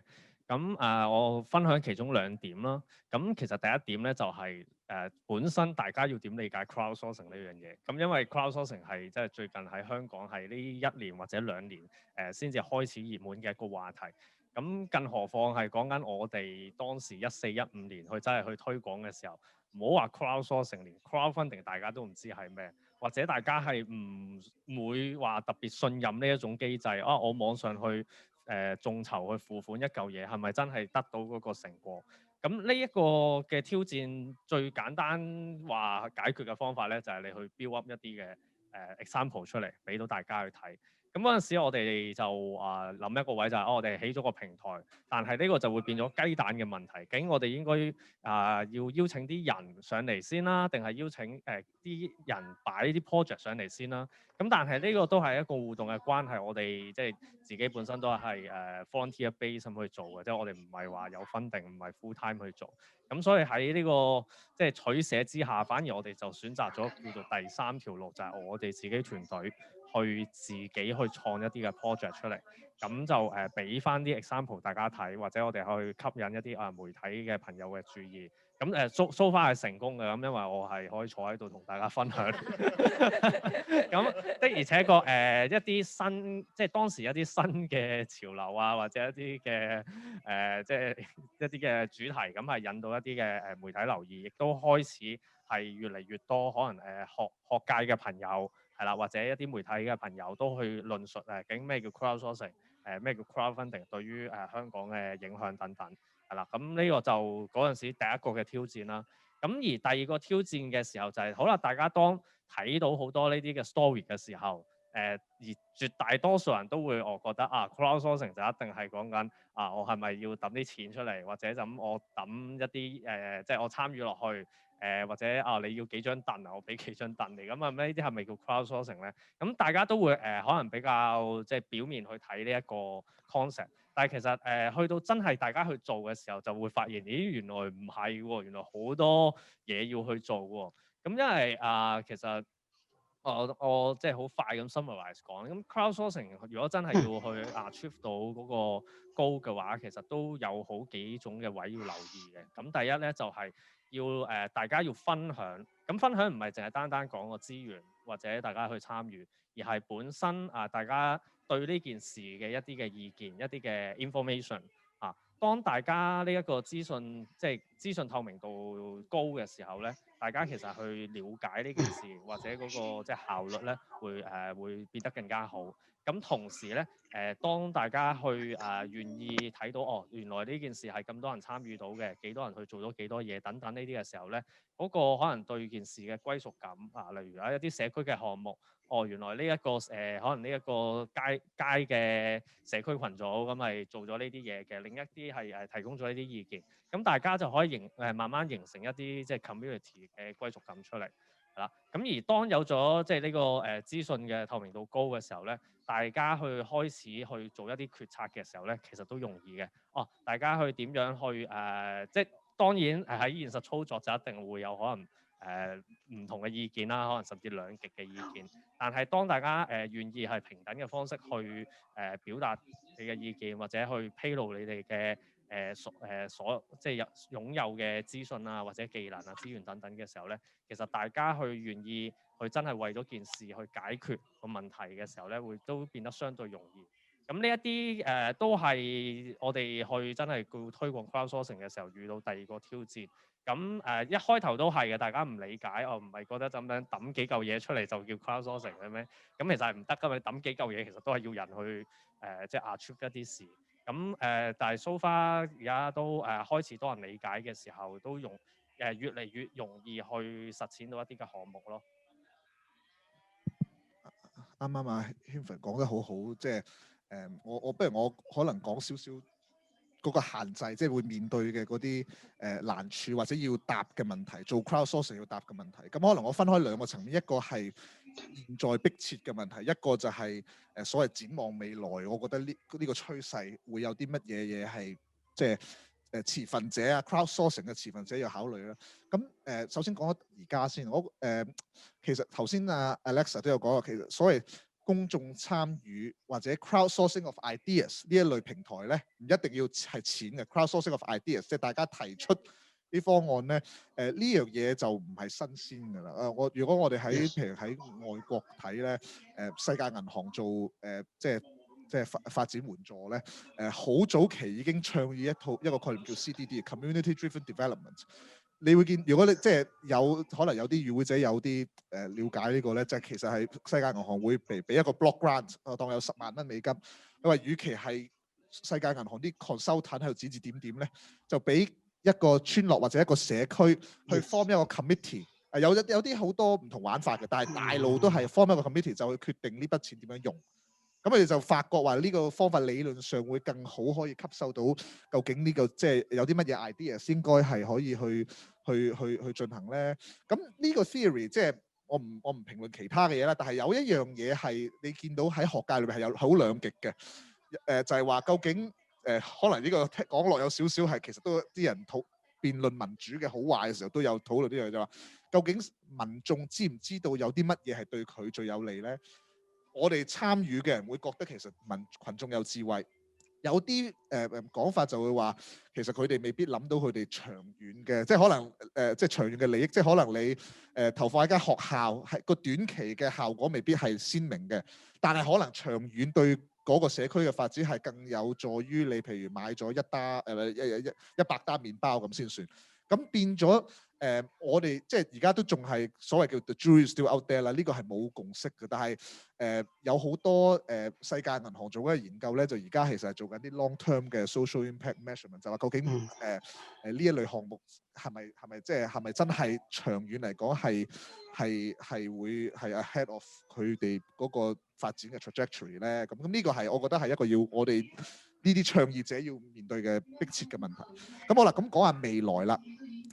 crowdsourcing 頭先阿 Henry 都講啦，有好多種做法啦，亦都可以其實係有好多嘅可能性出嚟啦。咁但係你會見到咧，我哋講緊嗰啲 projects 咧，其實個 scale 暫時都係比較細嘅。咁展望未來咧，就一定要諗 scale up。咁但係你一 scale up 咧，你一構建大台咧，就有好多問題啦。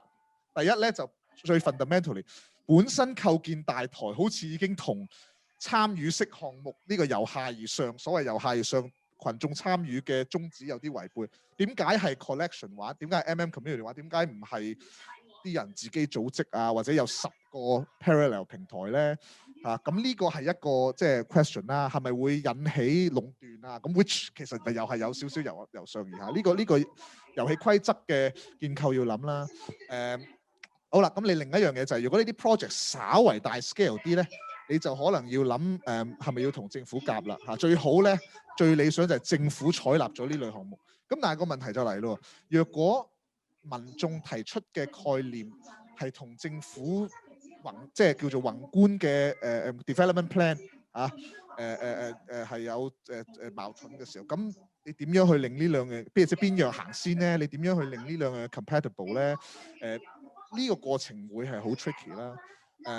咁你另外一樣嘢係呢個就我個 model， 即係我哋 MM Community 嗰個做法嘅問題就，如果你個 project 同樣地啦係大啲嘅時候，當我要起條橋由港島去九龍咁先算啦嚇。咁我而家提出嗰套模式就係上環嘅人為上環嘅社區作打算，觀塘嘅人幫觀塘嘅人眾籌。咁如果我起條橋係由港島去九龍嘅時候，咁嗰啲 metric 嗰啲即係 crowdsourcing threshold 咧，究竟我係兩邊要50-50啊？咁如果九龍嘅人反對港島嘅人支持，咁點咧？咁呢個你越大嘅 project， 你就會越多嘅持份者。咁你越多嘅持份者咧，你就越難去 balance 呢一啲嘅 competing 嘅 priorities。頭先其實Kevin都有提及過呢樣嘢。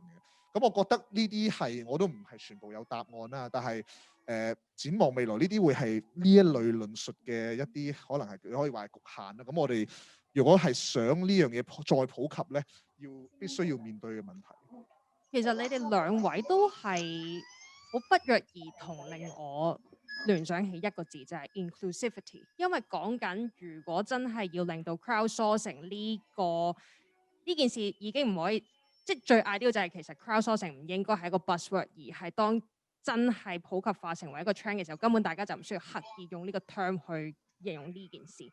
而當中係講緊係我哋可唔可以 bring in 到更加多 parties 去成立更加多呢啲嘅 platform 啦？呢個第一。第二就係究竟由開始 flow 嗰個 ideas 去到一齊大家去 make 一啲 decision， 做一啲 prioritization 嘅時候，係咪真係大家即使嚟自唔同背景，其實大家都可以係叫做尊重到唔同嘅聲音，從而去揾到一個係未必一定係對嚟我最有利，但係起碼係一個叫做有個共識之下而出嘅一個 collective 嘅一個 consensus 或者 action 咁樣咧。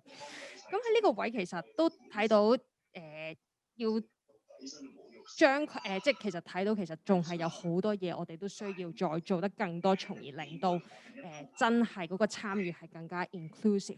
咁喺呢度咧，我都見到有啲參加者開始有一啲嘅提問啦或者意見。咁我都收到其中一條就係嚟自 Ivan， 我哋其中一位參加者。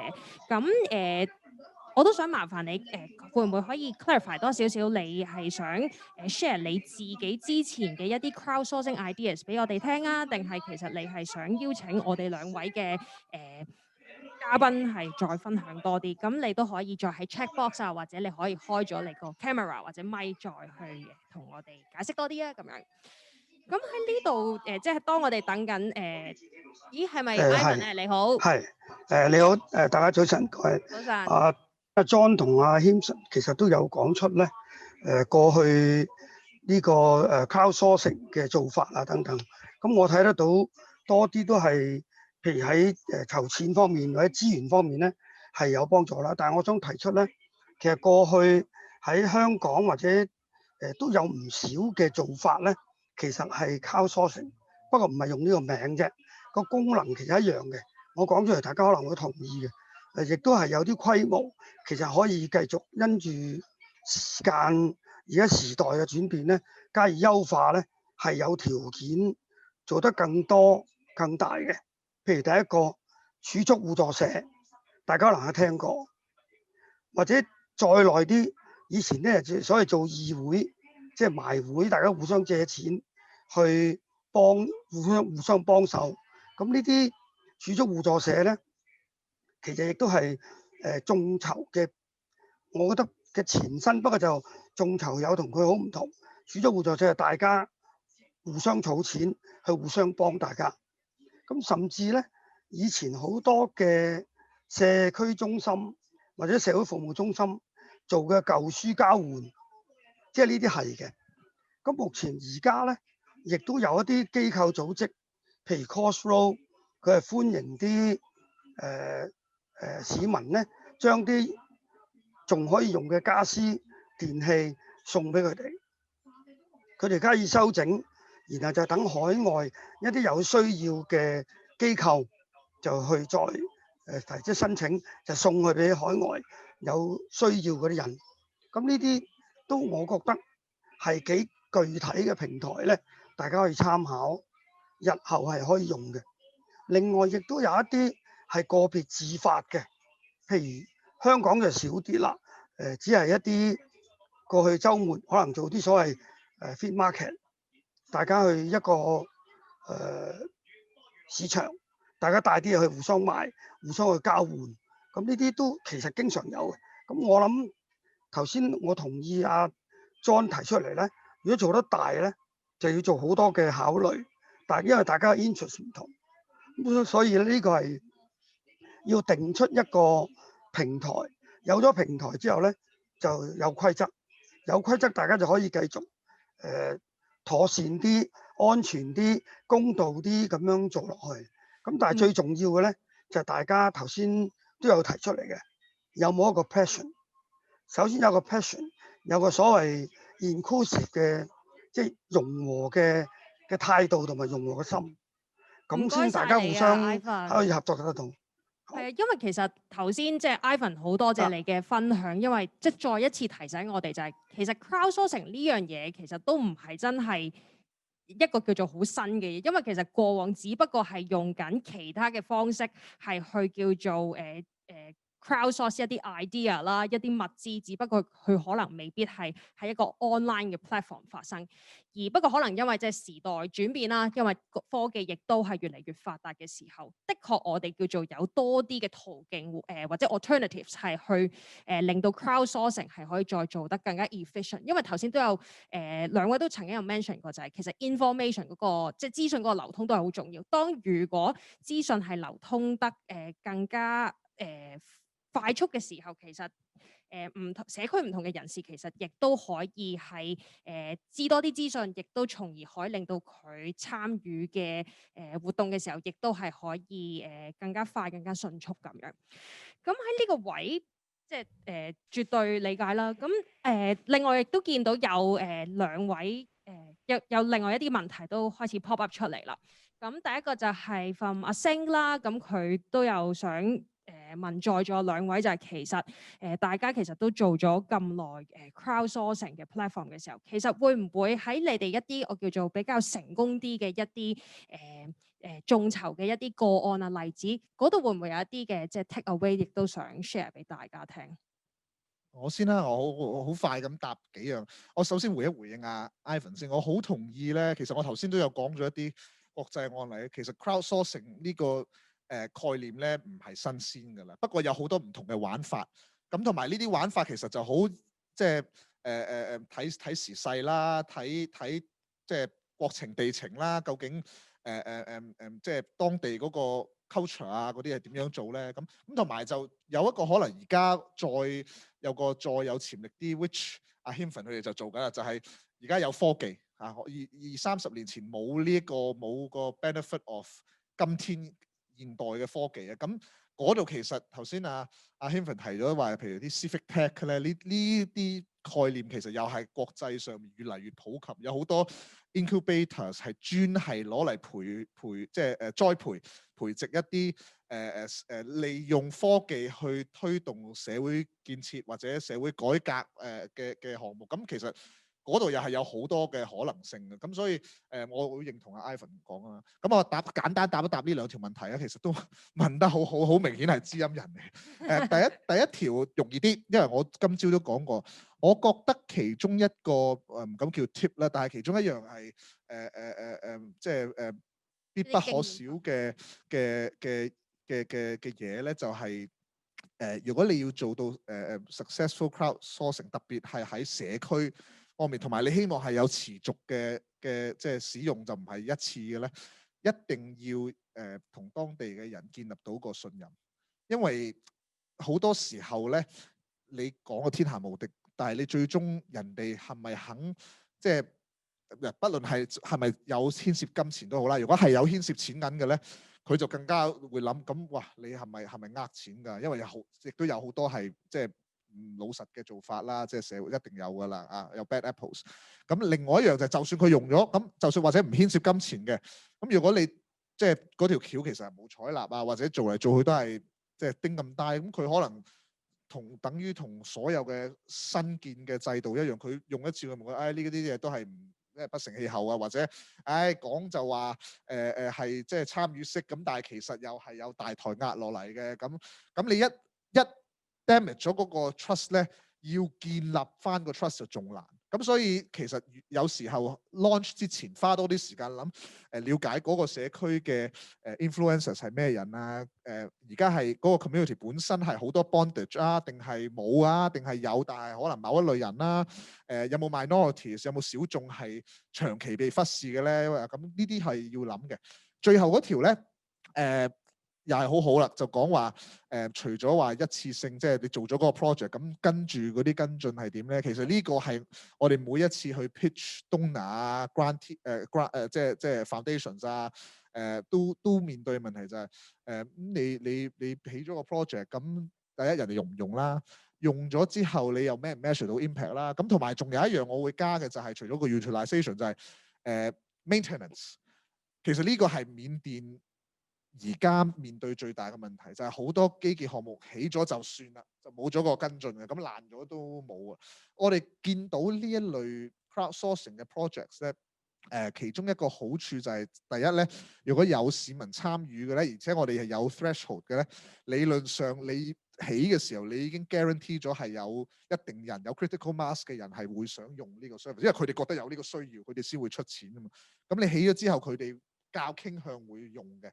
咁而第二樣咧就係當我哋還款，我頭先提及過，我哋會還翻款俾佢哋嘅時候咧，我哋見到嗰個過程咧係有啲有趣嘅嘢，就係可能有還翻錢俾啲參與者嘅時候，有一半嘅人係話其實佢哋唔在意嗰少少錢，佢哋想 pool 咗嗰啲錢成立一個分之類咧，一個 local fund，就係攞嚟做又係日後improve 或者 maintenance 嘅即係可以動用嗰個資金。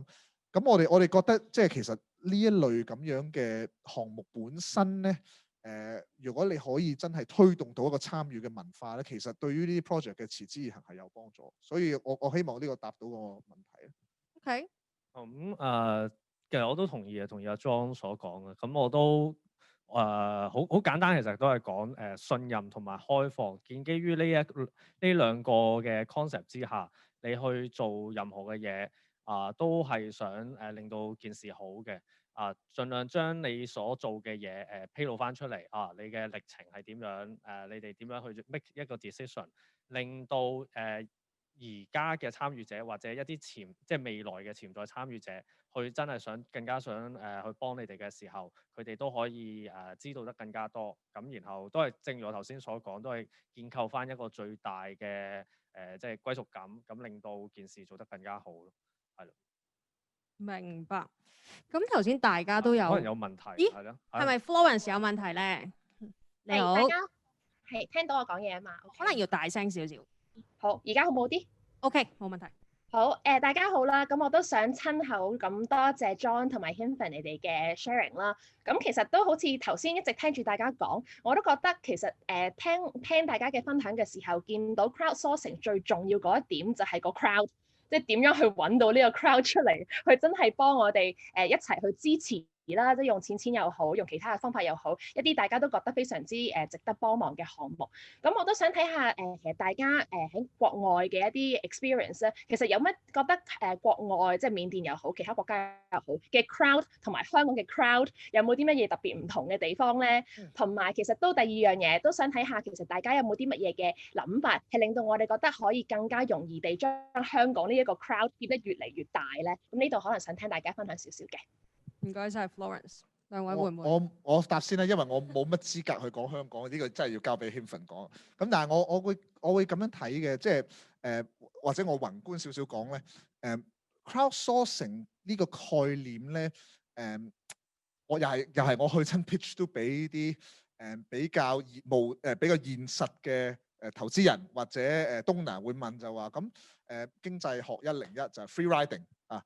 如果我出即係我知道 Hinfen 啊，我哋當我哋鄰居，佢會出錢或者佢會出橋嘅時候，我做咩要出啫？我唔使冒嗰個風險，咪俾佢搞晒咪得咯？呢個係一個要回應嘅問題啦。我覺得呢個就直接係牽涉到頭先阿 Florence 講嗰個 crowd 嘅質素啊，個 crowd 嘅歸屬感啊，呢個係有直接關係。咁我一間再答啦。咁第二 part 咧就係同樣地啦，有啲人會話喺發達地區咧有一個現象叫 NIMBY 啊嘛 ，NIMBY 即係 not in my backyard， 就我贊成起某一樣嘢，但係我唔贊成起喺我後花園、我屋企門口，我想起喺港島人話九龍啦，咁啊就你最好你唔好搞到我呢邊。咁又係其實都係 related 嘅，咁就係嗰個 crowd 對於自己承擔社會責任嘅嗰個 part， 我哋點樣可以做到咧？咁唔同地區有唔同嘅 disparity 啊，或者有唔同嘅嘢啦。但係起碼緬甸咧，我哋當初點解會開始咧？就兩個原因。一個咧就係緬甸公民社會非常活躍。咁我覺得呢樣同香港似嘅。啊，即係呢20年嚟其實係即係一路以嚟緬甸都係好多嘢都係民間有即係民間智慧去落實啊咁。咁第二樣就係除此之外咧，緬甸人唔知係咪一個 surprise 啦，但係喺不少嘅 ranking 裏邊咧，喺 donation level 咧係全球排即係名列前茅，甚至有幾年係排第一添嘅，即係 in relative terms。咁你會見到即係話其實可塑性好高啊，啲人係願意捐錢嘅。當然過去咧好多時候呢啲捐款咧都係宗教嘅 causes， 譬如起廟宇啊咁多啦。咁但係我覺得本身即係點解會去緬甸咧？我哋覺得嗰個國情同埋佢個即係群眾嘅質素咧，係相當之高。咁呢個係對於我哋落實呢類項目又好有幫助。咁我都可能講一講我哋即係參考其他地方一啲例子點即係希望可以香港度發生啦。咁其實例如睇翻鄰近台灣咁樣，咁佢哋其實喺個政府同埋民間嘅嗰啲科技公民嘅組織合作咧，都係好強嘅。最近呢3-4年，咁甚至咧正如頭先阿 John 都有提及一個例子，就係會唔會政府係即係啦 set up 一啲hackathon 啊，一啲嘅opportunity 去吸納citizen 佢哋一啲嘅諗法。即係例如台灣可能都有一啲隧道經常會塞車嘅，有條叫雪山隧道。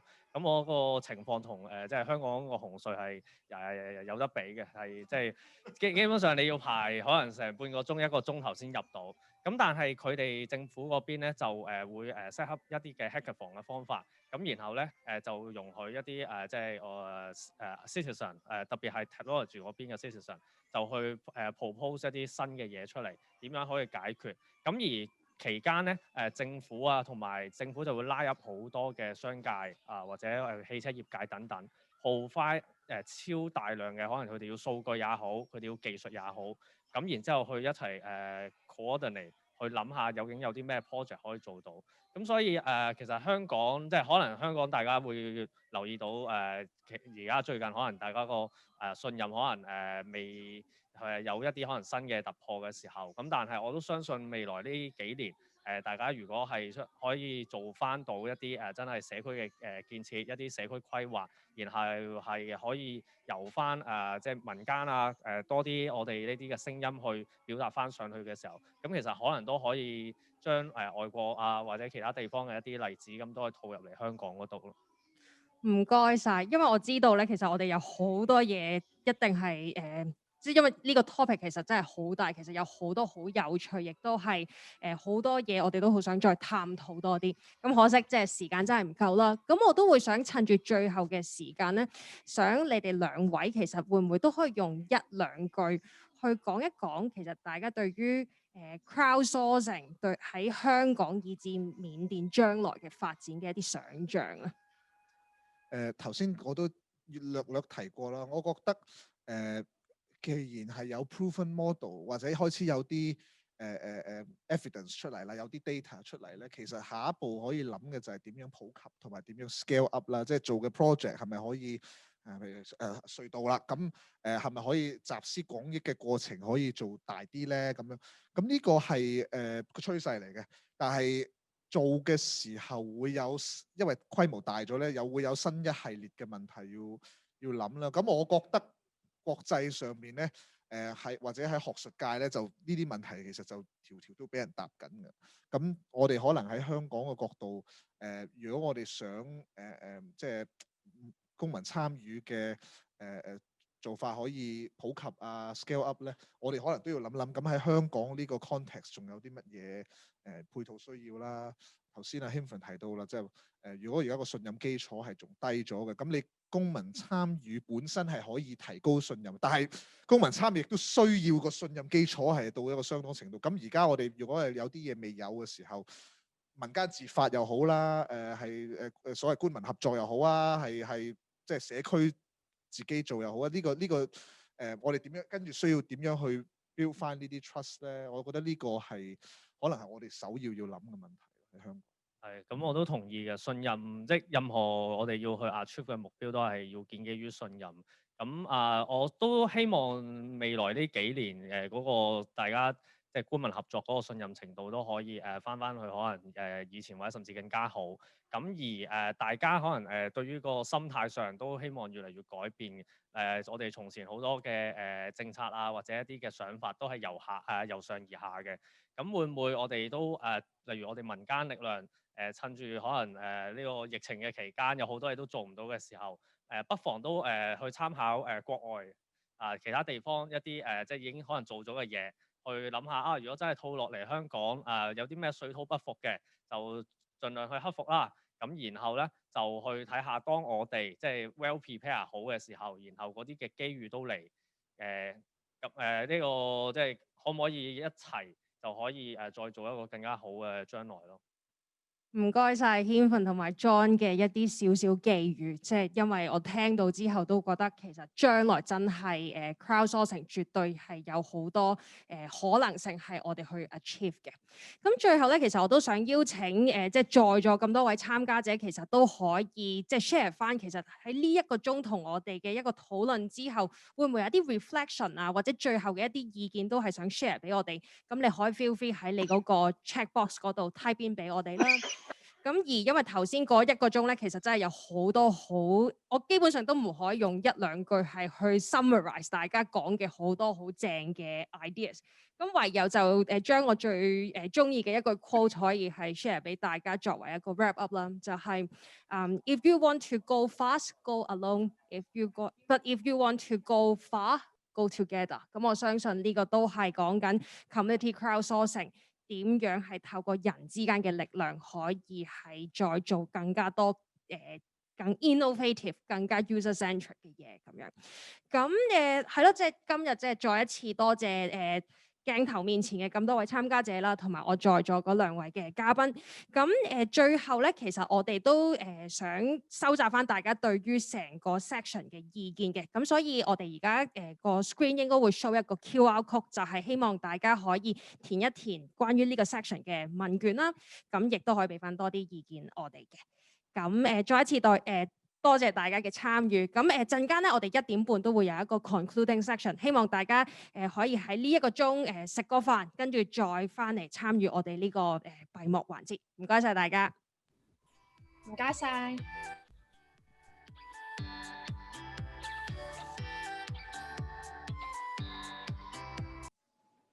Yes, we do have a project that started in Nepal in 2015, and we started as a student club in SNU, and then we actually we saw the disaster happen in 2015 in Nepal, which was a devastating earthquake 2 times in April and May, and then we as a student wanted to find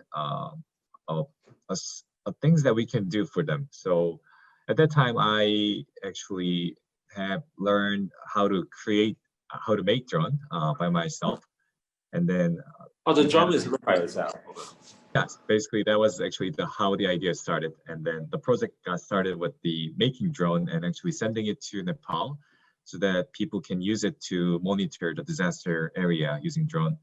However, we changed that to actually how about just going there with the drone that we built and showing how to do it, because at that time it wasn't easy for everybody to operate drone, something that we built. It requires some programming as well as to some special skills to operate the drone. So we went to Kathmandu University to basically host event together with the Kathmandu University's robotics club. And then that's how we started. And then it's not only operating in, that's how we started. And after that, we started to do some project in Seoul, also in Indonesia, and few projects in Nepal. So those are the countries that we are mostly working with at this moment. Let's see. Because in Hong Kong, we met another technology team. They start up for around 8 years. PhD mechanical engineering student. They built a drum and used for the forest fire detection stuff. So they sold their solution and the drum to some national park in the state, and of course in China, and they went quite well on that. Mm-hmm. So is your project have any extension in Korea, or it mainly for those suffer earthquake or disaster area? Actually, we are focusing more on the industrial side rather than disaster and environmental sector at this moment. And the reason is because we want to create bigger impact, and as well as to sustain our company, you have to create industrial values. Social value is important, and use of technology in social values. I believe that's amazing things that all the other social entrepreneurs, including myself, does. However, if your company doesn't have sustainable, if your company is not sustainable, then it means you have to rely on some other funds to basically continue your organization. So we didn't want that. We wanted to create bigger impact by growing our company together. So we focus now mostly on the construction sector. And because of that, we are now top #1 companies in terms of the drone data platform.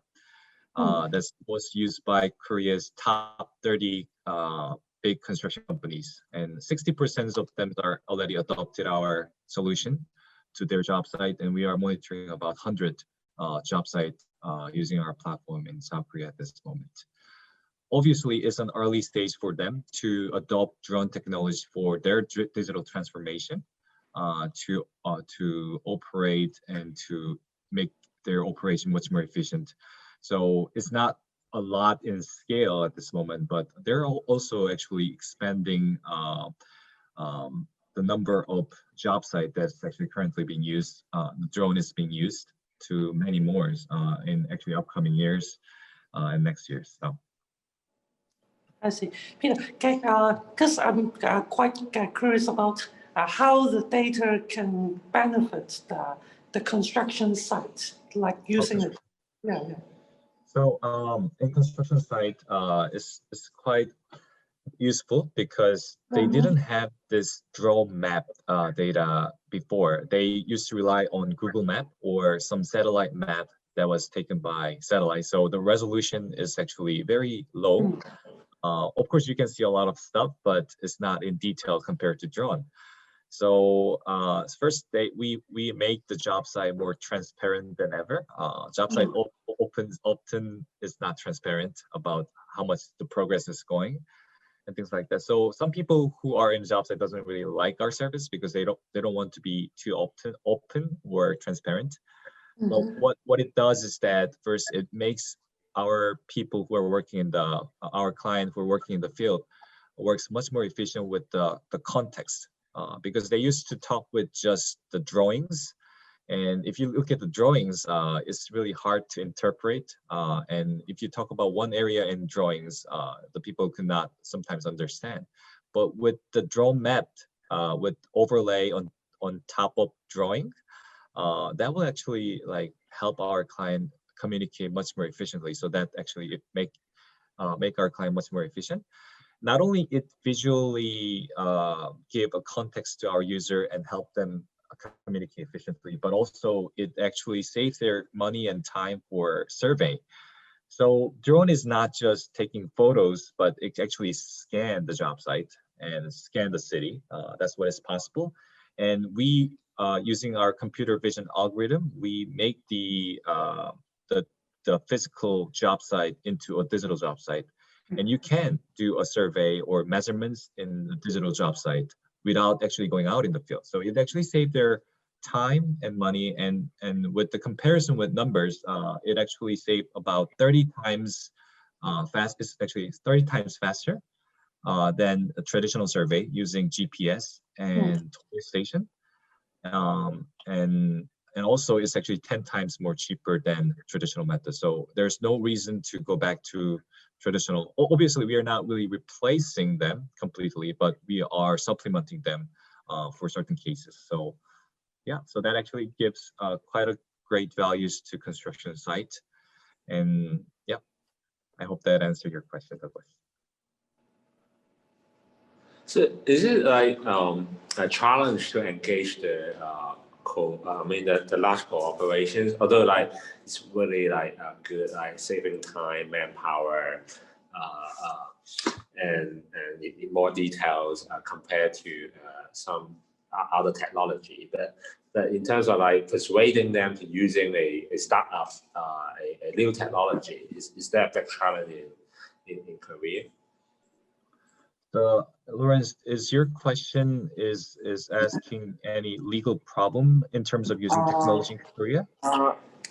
Legal problem, as well as how to persuade the construction company, because they're really a large company. I saw a profile, Samsung, or the largest company in Korea. Is it difficult to persuade them to use your technology?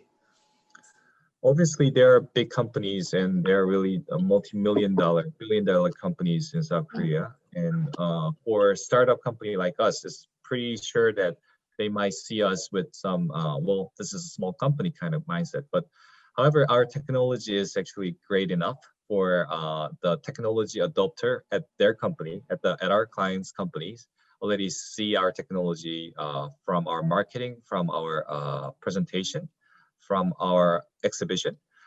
They're already interested and actually contacted us. And we started as a POC, proof of concept. So basically they purchase our product for one or two job site first time. And they spent about a year to test whether this technology really works and whether this company's product is actually more valuable than other companies. So they've done that, and now it's actually in the time of expansion. So starting from one or two job sites for such big companies like Samsung, GS, and Hyundai, they already started to expand more than 10 job sites for each of those companies, and actually tells us that, well, this technology actually works, and this is actually helping our client to make our job more efficient.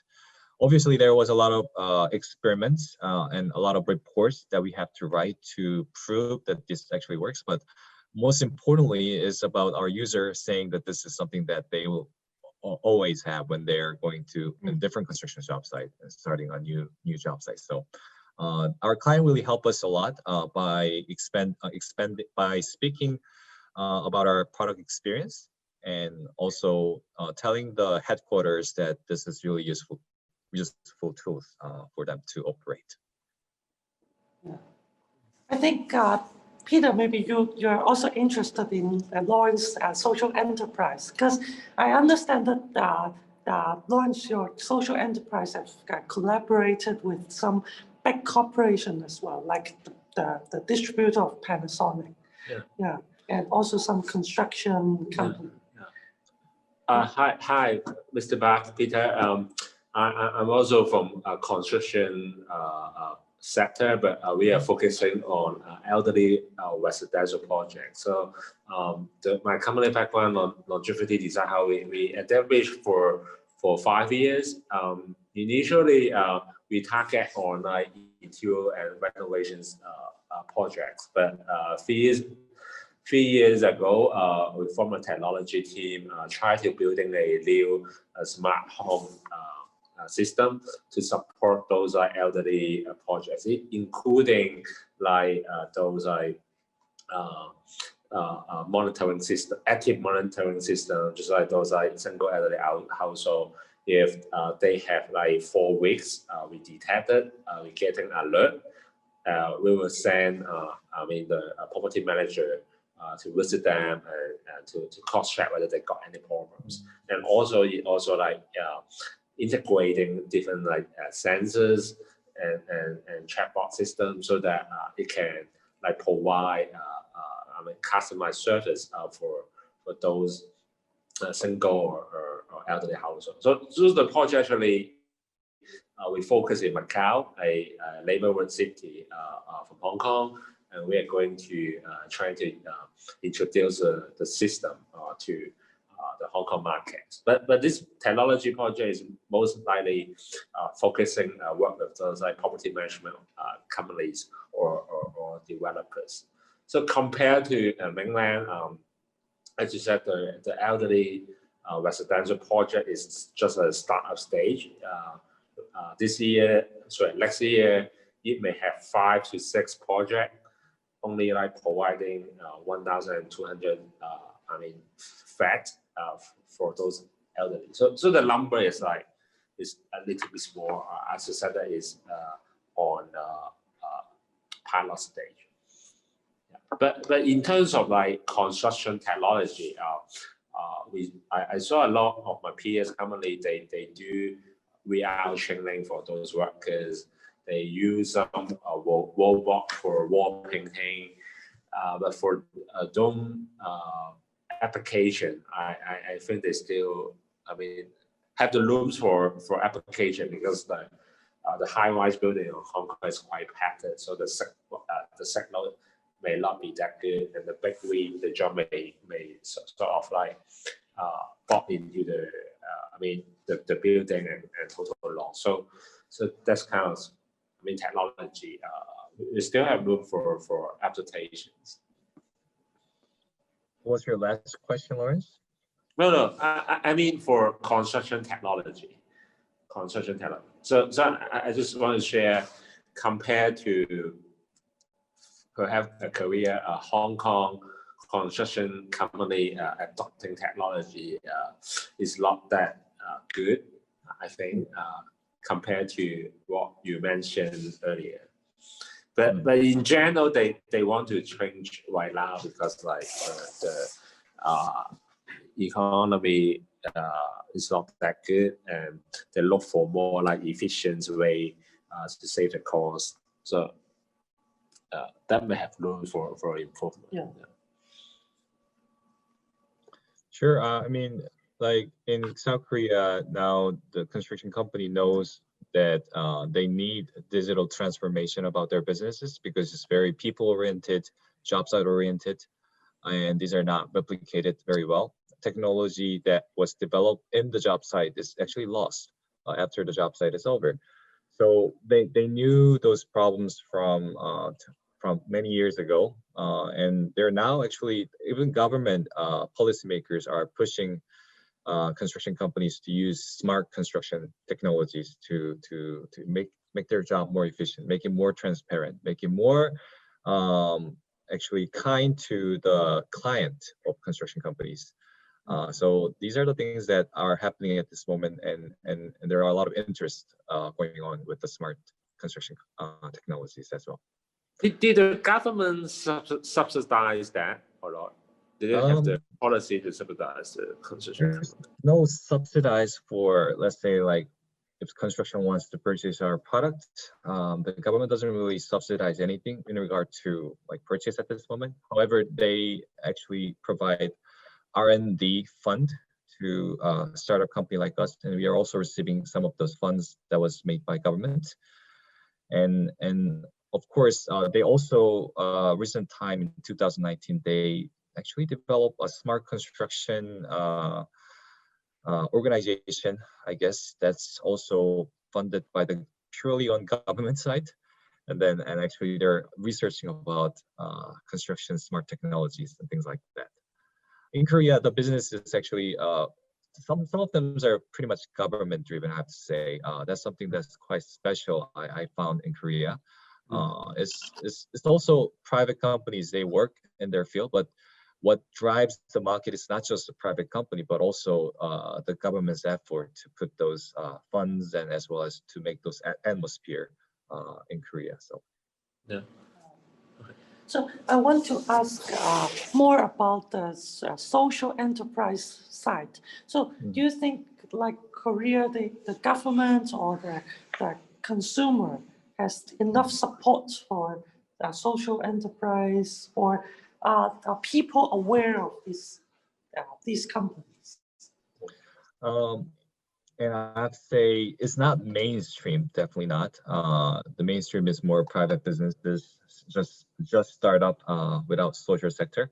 But definitely people are taking interest in the social part of the effect of creating a startup as well as the social startups generally. Definitely not mainstream at this moment, but people are taking interest. And that's a good sign. More people will be more interested in this kind of type of products, type of services that's actually socially great with creating impacts, helping others while they're doing businesses and maybe helping environments. These are something that's a key stuff that's changing in terms of the worldwide. Now they're focusing, the big companies focusing on the environmentals. Big companies also started focusing on hiring disabilities and things like that. So I believe that this right now it's not mainstream. I can't say that, but it's gonna be in South Korea, and there are lots of promoters in Korea that's helping the social entrepreneurs to succeed. So I think that's a great sign in Korea that's going to prosper for sure. Great. So I think there are more participants coming in. So please feel free to raise your hand or type in the chat box that you want to ask Peter and Lawrence about the social enterprise, or something about like the social enterprise sector in Korea. So you can feel free to ask questions. Peter, I have a question to you about your team. So I noticed that your social business is going very, very fast. So how do you recruit your team, and is it a difficulty for you to recruit talent for this specific project? Obviously, we are hiring a lot at this moment. We not recently, but in this year, we received another funding from big companies in South Korea. And we are expanding in terms of our size with our business opportunities. And definitely hiring is actually the hardest thing that I actually ever encounter, because to keep a good talent, that's important, and that's a really difficult job. And to hire really the good person for the right fit, that's an important and also difficult job. So A lot of time I spend basically recruiting, interviewing people, and finding the right person to join our company. Because with the size of 20 members, I think that's really important for hiring the right member. If it's not, then it's going to cause a lot of problems in our organization. So yes, definitely not easy. And we are also looking for developers a lot. We are web-based product.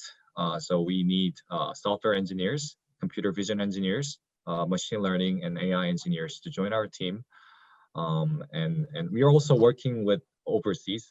We hired one person from Nepal, and he's been working with us for more than 2 years. And also in Indonesia, we recently hired another person in Indonesia, and one is actually working in South Korea. So 2 Indonesians working, and we plan to have an R&D center in Nepal to hire more people this year. At the end of this year, we're going to establish that. And so, yes, the hiring is important, and we are hiring a lot. And yes, of course, we are also multinational diversity group. Is there any special reason you hire Nepal? Because the connections, or there's a specific social issue you would like to address? Well, when I first came to visit Nepal, and what I noticed is that the Nepali students are really smart. However, but they don't really have facilities like us in South Korea to conduct their interest in robotics, interest in computer science, as much as we can do in South Korea. So I found that that's a bit problem because a lot of the brains actually going overseas, and they're gonna live in different countries in Nepal. So I'd rather like wanting them to stay in Nepal and actually like working on the businesses in terms of their technological interest. So I had friends, and I still have friends, and some of those friends introduced me to one developer in Nepal, and so we've been working together after that for 2.5 years. And yes, this is great because we are hiring Nepali engineers, and the technology stays in Nepal. It's not going outside. It's people is the technology, and they're living there. And we want to create an R&D centers to promote more technologies in Nepal, and actually selling in countries who are a lot more wealthier than Nepal. And we want to be a stream or a source where those funds can transfer to Nepal as well. So that's something that we as a team values, to hire people in developing countries and also working together with them and earn profit in companies, countries who are wealthy and provide those streams to developing country as well. So those are the reasons as well. And plus, obviously, the hiring engineer in South Korea or Silicon Valley is a lot more expensive than hiring out engineers in Nepal. So it actually, company-wise, it actually benefits both. So did you face any challenges? Because your team is very diverse, from Nepal, Indonesia, from Korea. Your cultural background is very, very different. So any problems or challenges? Of course, every day is a challenge. Every single day there is a problem. There is something that we have to face. One challenge is the language. Of course, our company hire people from South Korea, and some people in South Korea who are really talented but who cannot speak English. Then it's actually a bit hard for them to communicate with the non-Korean speaking people. So, however, to collaborate, certain part you have to speak, you have to translate. So that part was actually not an easy part. So we officially make English and Korean as our official company languages. And we also have some communication guideline to basically translate using some special tools like Google Translate or Naver Papago, which is a translation service in Korea. And use that to automate, like whatever I wrote in Korean, it becomes English in our Slack messaging channels. So basically, we try to do that to basically communicate better. Great. And how do you keep the talent? Because you mentioned that you have to recruit very frequently. So I think keeping the talents in the social enterprise is also very important. How do you do that? Oh yes, and I actually had some problem with that because our company started as a social venture. However, for recent 2 years, our main focus was in the industrial side. So people who joined earlier in our company, who believe that our companies continue to do disaster and environmental sectors, of course we will do, but for 2 years we've been focusing our 95% of energy on just on construction. So people who felt betrayed by the company because we shifted our gears to industrial side more than social sector side. So it wasn't.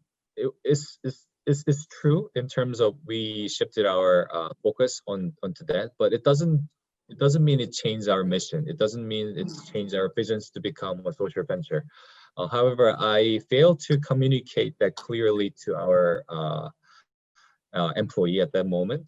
So few of them actually left the company after we focusing our energy on the construction more than ever.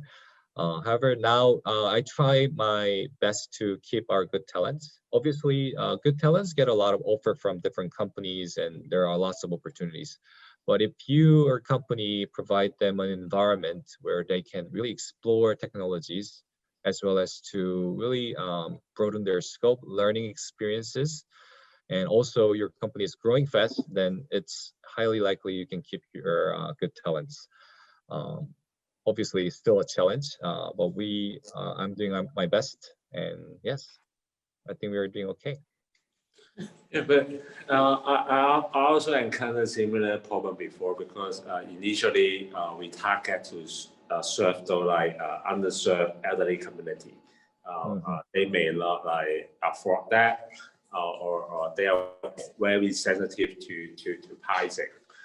So after 1 to 2 years, we design, we focusing on middle class, and also we target B2B business directly work with those property developers so that we can sustain our business and earn a larger profit to support our further fundraising. We actually closed our Series A fundraising 3 years ago. So I actually encountered similar problem, like some staff, they may think I actually earn a lower than market, a little bit market salary to join a team for your mission.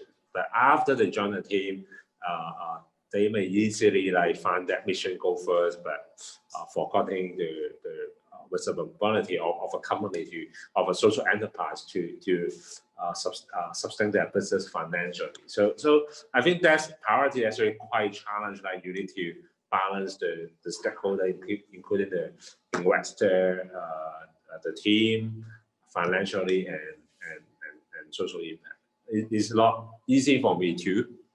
So the thing is, when I do the the new high, I really need to brief them and also share why we make such priority. Yeah, so, yeah, definitely not easy. But for you, is it like what's the background of an investor? I mean, is it any tips to manage them for your cases? Are they more look for technology advancement, or they look for the talent, or they really look for financially, or they look for social impact? I mean, there are certain jobs who tends to a bit different from others, and I would say developers are a bit different than other people. And I myself as a developer, and there are huge interests in technologically challenging problems in terms of developers. So we give them technologically challenging problems and also learning experiences with the senior members as well as to conduct research in our team.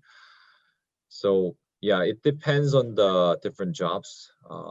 Some jobs they tend to focus on the technology. Some jobs they may focusing on the financial stability.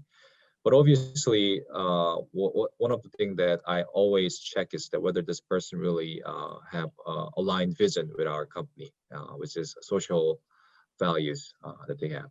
If they really willing to help others, are they really value the things that we value? So these are the things that I check during their interview. But obviously, I can't really hire everybody who's like that. That's something that's really difficult. If your company has to move fast and to move to one place to another, you have to sometimes have to sacrifice a little bit, but those sacrifices actually always come back at you because that's the real problem. So. But how about your investor? Their interest is on the financial returns or making impact to the society or the technology side for an investor. So, investor-wise, there are one investor who's really interested in the social values, social impact, and we recently acquired investment from the company called MISC, MISC. That's a very this company who actually helping social ventures to grow as well as to expand, helping a lot in South Korea. And that's the one company who trusts our mission and our visions to create social impact. And other companies who invest in our company is actually looking for definitely financial values as well as to strategical investment. So one construction company, actually big construction company, invests in our company this year, and they're looking forward to collaborate with us to make their jobs more efficient. So, yeah.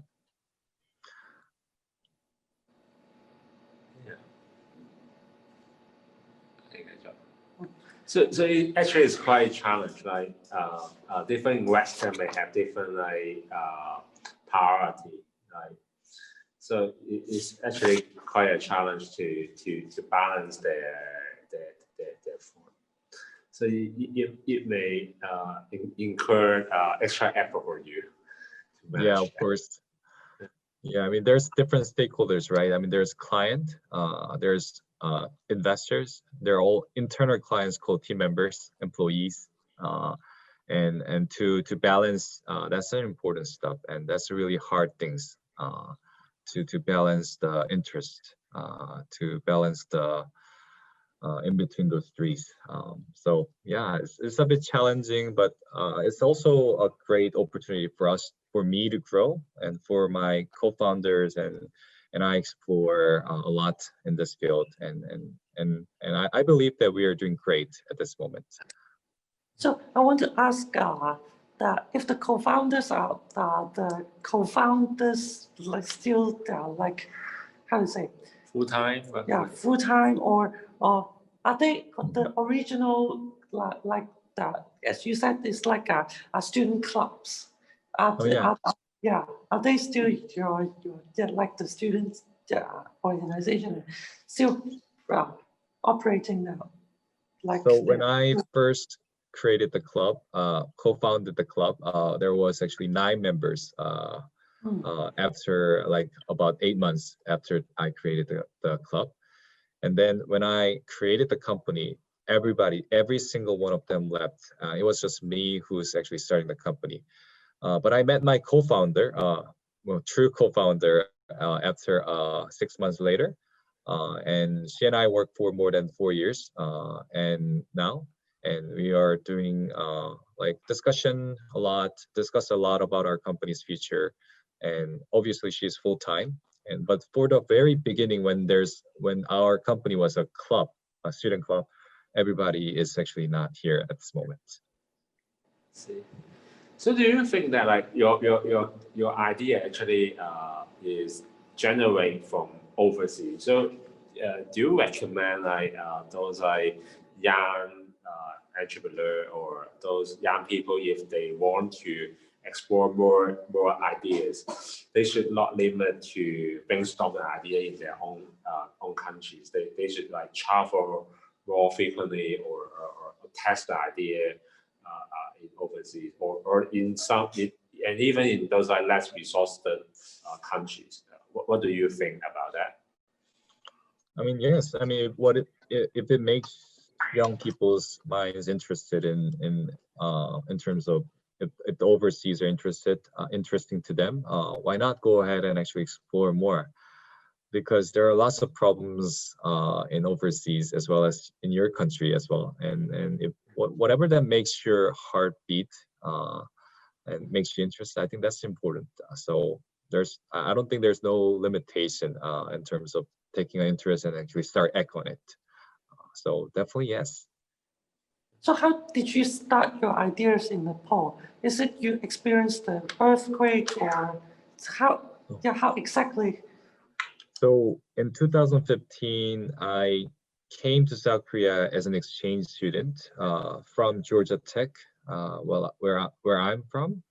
And I found it out that there was an earthquake in April. And then I wanted to do something because I was an engineer. I am an engineer and I wanted to do something about that. So at the time I knew how to build drone. So that's something that it's got all started. Basically, I feel like I can help them somehow by building a drone. But obviously the building a drone really doesn't really help them. Of course, we show them how it can be helped, but it doesn't mean that it really helped them much. But when we visited Nepal for 5 days, and we actually held a workshop in Kathmandu University for 4 days, students actually at Kathmandu University really show a gratitude to us, and that's something that really life-changing experience for me, because what you have becomes very useful for the others, and other people really appreciate what you have, what you shared, and I found that's amazing values to my life, and that's one of the reasons I founded the company. I think that's really a good experience. I actually also support the earthquake rebuilding school in Nepal, in the southern half of Nepal, and you can see there's a lot of like social issues, and those universities, they may lack of resources or lack of advanced technology, but it didn't mean that they are not smart enough. I still recall that when I go to a high school in a village, the curriculum actually is the same as us in Hong Kong. I mean, the examination, the questions is the same, but the lack of resources for doing like laboratory experiment or after the graduation, I mean, the university pickup rate is also relatively low. They may not have the opportunity to execute their idea. So I mean, there's actually another problem. Like you may either like for Peter, his own social enterprise by hiring or by using the talent in overseas country, it also actually create a really big social impact.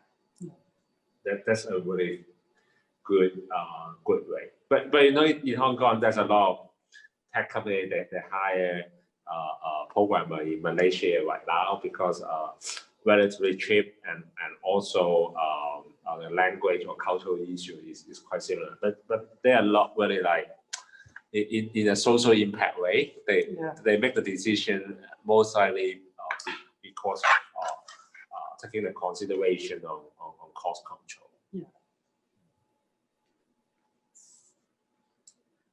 So Peter, a personal questions. If you have a second chance, will you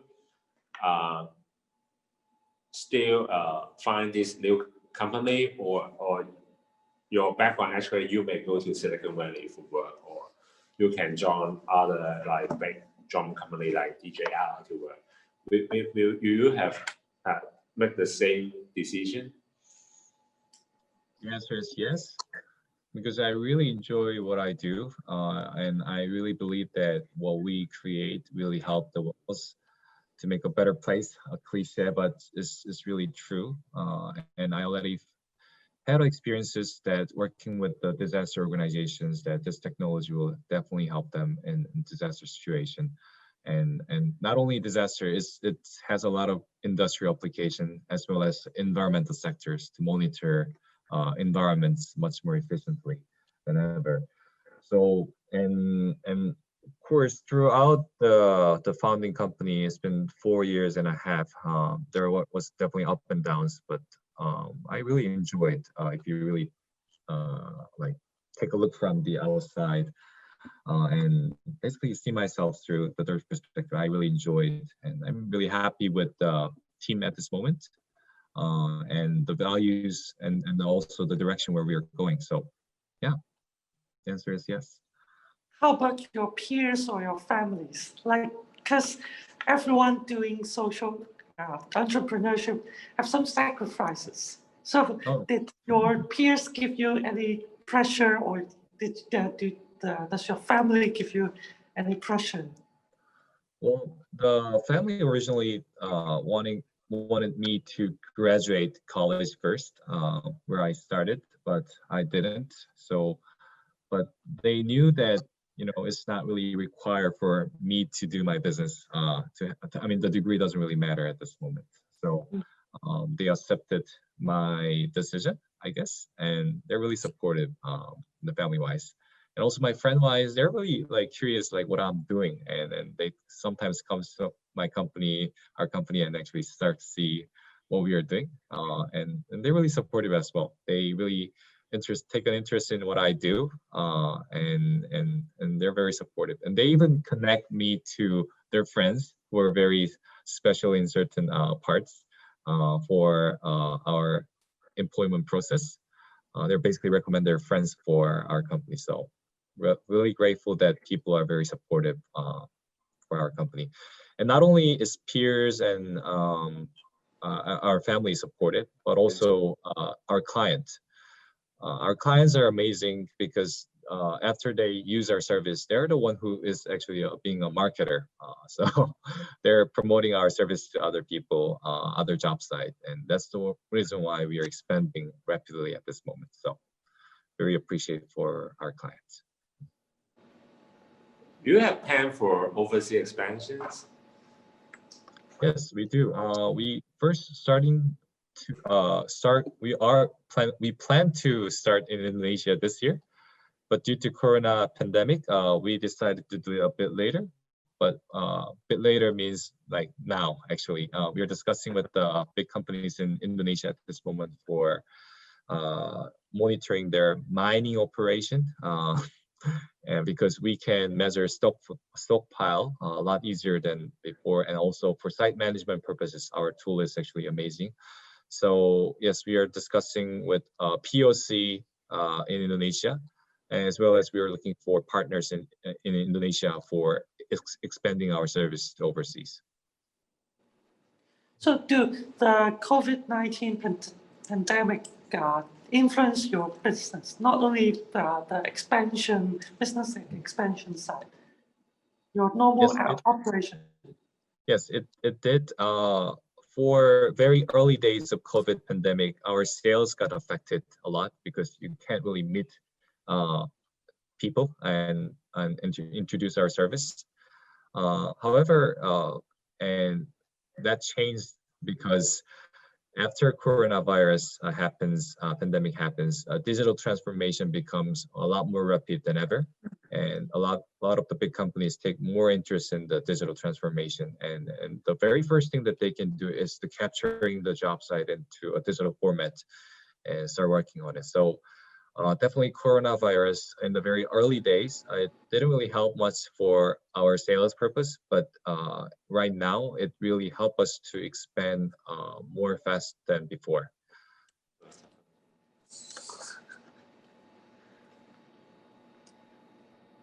So your sales increases recently because of more digital. Yeah. I mean, if you imagine, you don't have to go to the job site, right? You don't have to send people to job site for surveying. You don't have to meet people. You can just virtually see the job site. So yes, this is a tool that for our construction company. So yes, we are kind of benefiting from this pandemic because the rapid digital transformation means our revenue growth. So for the youth entrepreneur, social entrepreneurship side, do you have any tips? Tips? Because for a background, like for a social enterprise, they actually is one of the incubator in Hong Kong. This summer they try to train like over a few hundred young social entrepreneurs, and around like 25 teams they actually receive funding. But I should say, like, relatively there are a lot that like adopting technology. Yeah. But they're a really good team focusing on social impact. So just would like, from a background, you're good at like using technology to improve like those like urban problems. So do you have any tips for them, like what they should not miss by adopting or using technology? Well, obviously, I can't say myself as a successful social entrepreneur yet. So the advice that I can give or the tips that I can give might not apply to you, and it might not be right. But for me, one of the important stuff is to really see industry value of your social venture or social projects, because let's say the environment is such an important thing, and the electricity maybe we can generate from solar panel, but if the electricity that's generated by solar panel is maybe 10 times expensive than using fuel and fossil fuels, then I don't think people will buy that, even though it was made from clean source. Maybe few people do, but most of the people won't. But if your solar panel is actually, let's say, can create electricity just same as fossil fuels efficiency or even better, then there's a technological advancement in, I'd say, innovation right there. So I think finding the industry value, or that's an important thing that has to be done first. And while you're doing that, you can do a lot of impact creating methods to that as well. Let's say for our company cases, we can hire more people in Nepal. That's the one social impact that we can generate. And another thing is that what you created, let's say our product can monitor disaster site and environmentally problematic site, and that will help our people, I mean the environments and disaster sectors a lot. Definitely that's some social value or impact. So for me, it's definitely giving people who are starting the social sector is actually just look for industry value first, and adapting those values first, and then you don't have to rely on other funds to do that. You can just grow your own businesses with that. So. But for those like lacking technology background, like you are an engineer, like most of the young social entrepreneurs, they may more from social science background. What kind of technology trend they should not miss, or is that rather how can they approach engineers for collaborations? First, you have to know technology a little bit. So if you are maybe from non-technical background, but you can still read about technology stuff and take an interest on how program works, how computer works, what is server, and whatever technology fields that you are in, basically just by researching it. That's a very basic thing that you have to do. And second, you have to find your co-founder who is technologically advanced, or who is CTO, I guess, because yeah, having that person will be very important and in the beginning is actually you study, at least you do your own homework a little bit first. Yeah. So Peter, there's a question in the chat room. Macy asked, do you take any youth interns? And if the pandemic is over, will you welcome any youth as doing internship? Yeah, I mean, like we are already like having an internship program in within our company, and few of the members who are working in our company, some of them started as an intern, but they actually successfully finished their internship, and we gave them an offer, and they started working here as a team member. So yes, we do have an internship program. It doesn't matter with the pandemic situation at all. We can do the internship without problem. Yep.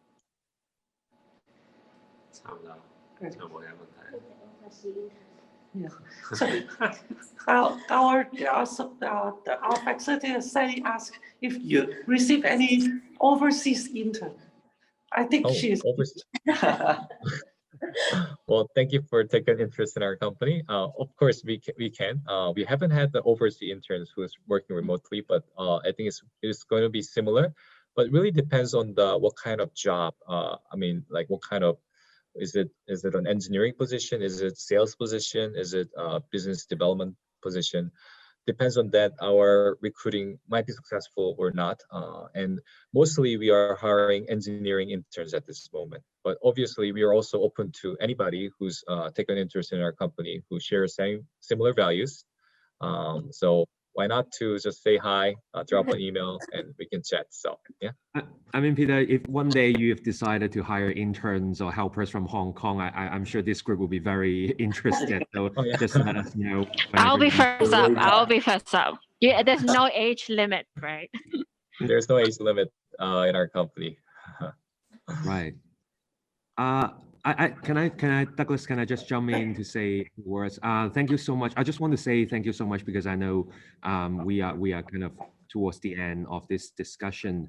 Thank you so much, Peter and Lawrence, for joining us today. One of the things that, you know, the reason we arranged this kind of session to have Hong Kong versus overseas or Asian social innovators, because, you know, we want to kind of create this Asian network going forward. Between, you know, various countries and cities, and we try to kind of match up and introduce social innovators in Hong Kong and overseas to get to know each other a little bit more, understand the work of each other a little bit more, because in my opinion, I think in the next 10-15 years, talking about urban resilience, I think network and collaboration is fundamental. So I do hope that, you know, Lawrence and Peter and, you know, other participants in this room, you have found this session useful. And I would really, you know, encourage Peter and Lawrence to stay in touch going forward. I'm sure there are a lot in common when it comes to social entrepreneurship and technology and everything else as well. So yeah, thank you very much. And I hope you have enjoyed this session, Lawrence and Peter and everyone. I think it's time we get the ball rolling. Can everyone hear me clearly, including Christina, Winnie, and Zixin? Welcome. Yes. Great, thank you. So welcome to this circle. My name is Lydia, so I'm actually from Good Lab. It's my pleasure facilitating this breakout session on cultural tourism.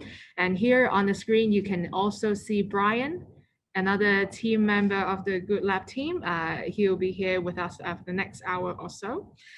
So just a couple of reminders for today. This breakout session is meant to be a platform for you to, you know, understand more about the topic of cultural tourism, but also an opportunity for you to have a cozier, more intimate exchange with the two speakers we have here, who I will introduce later. And also, we hope this discussion can be a true dialogue. So if you don't mind, do turn on your camera so we can see your faces and, you know, just to meet each other. And then we will also keep the chat room open. So if you have any questions or any response, feel free to, you know, throw it in the chat room. For the last 10 minutes or so, we'll dedicate it for a Q&A session. So Brian and I will go back to the questions later and then address them to the speakers. So before I go on to introduce the two speakers we have here today, I actually like to do a quick polling first. Shall we? Can everyone see the question on the screen? Have you heard of cultural tourism before?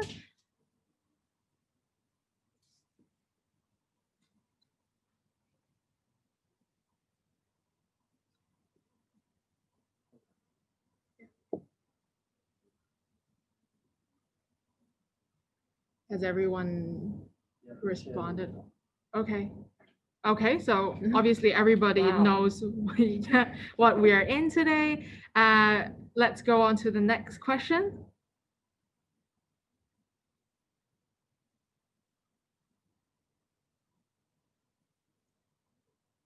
So knowing what cultural tourism is, have you participated in some form of cultural tourism before, whether you're hosting it or participating in it?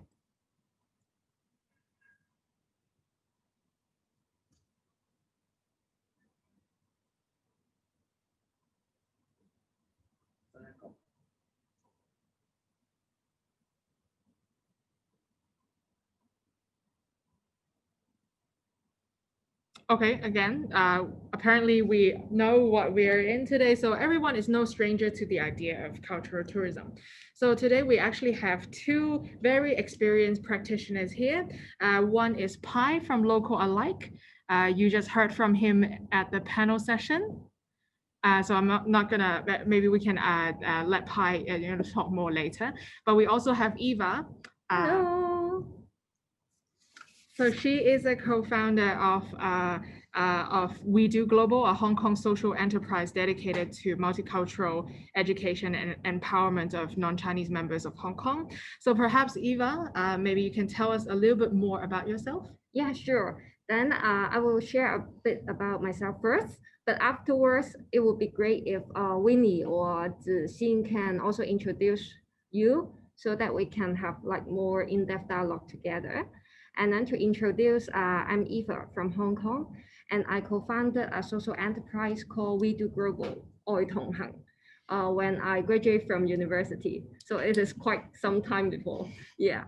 And why I start this social enterprise is because when I'm in the last year of my university study, I really trying to find some meanings in life. And then at that time, we have a volunteer group. So we organized a volunteer trip to Sri Lanka. So this is kind of the first cultural tour that I joined and I organized myself. And then I really have a lot of the memories and also it impact a lot in my life. So after I went to the volunteer trip, when I come back to Hong Kong, I try to organize more of the volunteer trips with a lot of university students. So they can also try to understand the local issues in Sri Lanka and at the same time volunteer themselves to different groups locally. So it's a really meaningful experience for me. And then I start the social enterprise together with the co-founder Bosco, so that it has been like around 10 years now. Great, thank you, Eva. So perhaps like Eva said, shall we have Zixin, Winnie, and Christina, you can maybe tell us a little bit more about yourselves as well? And perhaps why you're interested in this topic, actually? Okay, hello. Everyone, my name is Zixin, and actually I'm a student from CUHK. Yeah, I'm taking the postgraduate program, Sustainable Tourism. That is my program. So awesome. Yeah. So and also I know this this meeting from the link in our university. Yeah, so that is why I joined here, and I know and I want to know more about the cultural tourism. And actually, maybe just 1 year ago, I attended in a meeting, and in that meeting, actually I know the company Local Alike. So I'm also really excited to see the founder here. And actually, and you know, in the daily life, I'm have a good interest into something related to community and how the community people can get connected in the community, because I think in the modern city the path is really quick and people don't get more connection with each other, and also the modern city that may within the quick development so there will be some unfavorable phenomenon like cultural erosion and something like that. So I have a interested and want to see how people can preserve the culture, and also can like use tourism as a really powerful tool to protect and to connect the community. Yeah, I'm really nervous. Thank you so much. And shall we also invite Winnie to share a little bit about yourself? Sure. I'm now working in social enterprise as well. So I would like to know that as another social enterprise in Hong Kong or in Thailand, how can you not really work by just making money, but also do good to the society from your work? Yeah. And then I also know that in the time of COVID-19, tourism have been affected a lot in the pandemic. So how are you going to survive or transform your business to adapt to this new normal? Yeah. Thank you, Winnie. Yes, that's something that we would like to touch upon in this discussion as well. Anything from Christina, maybe we can hear from you as well.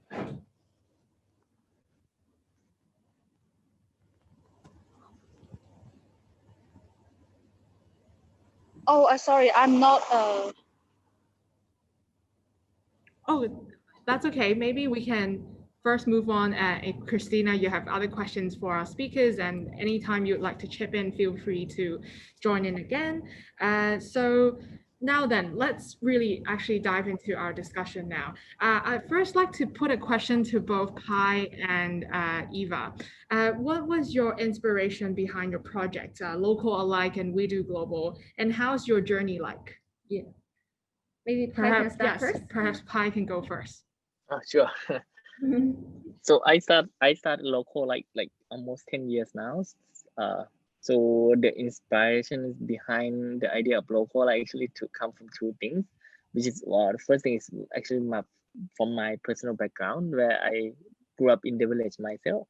I kind of know the problem firsthand, how rural villages like us are very difficult in terms of to get economic opportunities. So in the village I was born into, it's very poor. So my dad and I didn't have a chance to spend time with my dad and my mom because they had to become laborers in Bangkok to get money and send money back for my education. So I kind of feel how it was difficult for us, and I myself has to be a laborer since I was 10 years old, trying to get my family out of poverty as well, and also trying to get the highest education as possible.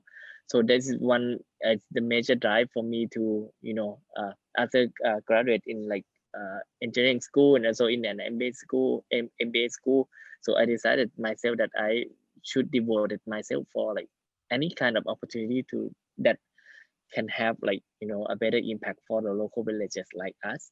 And the second thing it's for me that inspired me to work on sustainable tourism in Thailand is that because of Thailand is one of the biggest destination in Southeast Asia, where we have the biggest number of travelers in 40 million years.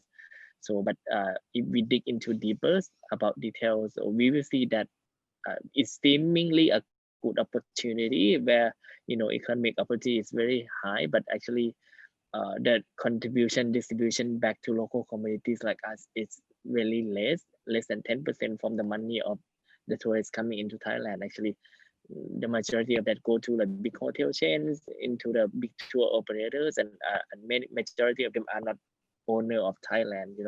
So I see that kind of problem, and that's why it inspired me to start local like 10 years ago, and it's getting better and better. Yep. Great, thanks, Pai. Eva, shall we hear from you? Yeah, that's awesome, Pai. I really like your motivation and also story behind for starting the social enterprise, local alike. And for We Do Global, actually we start in a very small scale at first, because back in 10 years, I'm just a university student. But I just mentioned we went to Sri Lanka, and I have one very impactful story that changed my life totally. Is that I remember my Sri Lanka friend called Frank. And then when we are doing volunteer trip in Sri Lanka, and then one time we walked together in one of the seaside, very beautiful seaside. And then he shared a story to me, because as you know, maybe you have heard of Sri Lanka because of the beautiful scenery and also the name of the Indian Pearl. But it also have the history of the civil war, and also affected seriously by the tsunami. So when I was walking with him on the seashore, and then he told me, Eva, do you know that in the tsunami, actually a lot of my family members died? And at that morning, I was in the church praying, and suddenly I heard some very strong noise outside, and all the people in the church ran outside and see the waves are coming. And then they find that all of the people on the seashore are immediately like washed away by the waves. And then they are so shocked. And afterwards, he cannot find his family members. So that even all the things in his house are washed away. So he even cannot find his ID card, the bank card, cannot have any money at that time. So he was begging on the street for food to support his family. And at that time, next to him is a guy also begging for some money, but he was the richest guy in the village. So at that moment, he realized that even though you have a lot of things or you're rich, but you cannot own all the things forever. And maybe just 1 minute or 1 second, you can have nothing in your life. So he tried to devote himself to NGO service later, and that inspired me a lot, because at that time I was thinking of finding a job after I went to the volunteer trip. But afterwards, I promised myself to give myself 2 years to try different things and try to do things that I think is meaningful to the world and to the society. That's why we start the social enterprise and trying to bring more students to experience the cultural tour, and also at the same time like volunteer and also contribute back to different communities, and which make things interesting and beautiful. And when I come back to Hong Kong, I also try to connect with people from different cultural backgrounds and try to understand them and see how we can preserve the diverse culture in Hong Kong. I see. So yeah, I think both Pai and Eva's stories, you started your own organizations pretty much because of some of your personal encounters or experience of your family members, or members in your local neighborhoods. But after you have you have used your passion to start your projects, but how has the journey been like for you both in Thailand and in Hong Kong? Can you tell us a little bit about that? I can start. The journey is quite very interesting. I think it's similar to other social entrepreneurs in Thailand, that our journey is not that right in terms comparing to startup in Thailand. When I'm saying about startup and social enterprise, we have a different part of success and parts of fighting. So social enterprise is quite far beyond startup ecosystem in terms of like both like investment and also in terms of like knowledge and know-how. So like when I remember when I started social enterprise like 10 years ago, nobody knows what social enterprise is actually. So people thought that in this kind of world there are two things: business and NGO, like non-profit. So but social enterprise fall in between that. So we have to work a lot with all like my social entrepreneur fellows that to educate the Thai people that okay, this is actually the definition of social enterprise, and before we become successful, it take us 5 or 6 years until the government to take on that approach, and now we are moving forward to have a first social enterprise law that can support social enterprise and also the new social entrepreneur. So with that we will have more of a social enterprise in Thailand. So and in terms of like this, in terms of like regulation and stuff and the ecosystem, but in terms of operations, I like local, like we pretty much working on with local communities. We have been through a lot with local communities. Since then, they were the one that were taken advantage of from the mass tourism industry. So we have to work really hard in order to motivate them and also to to educate them so that they understand their powers and they realize that actually there are a lot of opportunity in their villages. I think that is a funny story, and this is the more part of my company that I like to work with, because it's, working with local communities is my passion.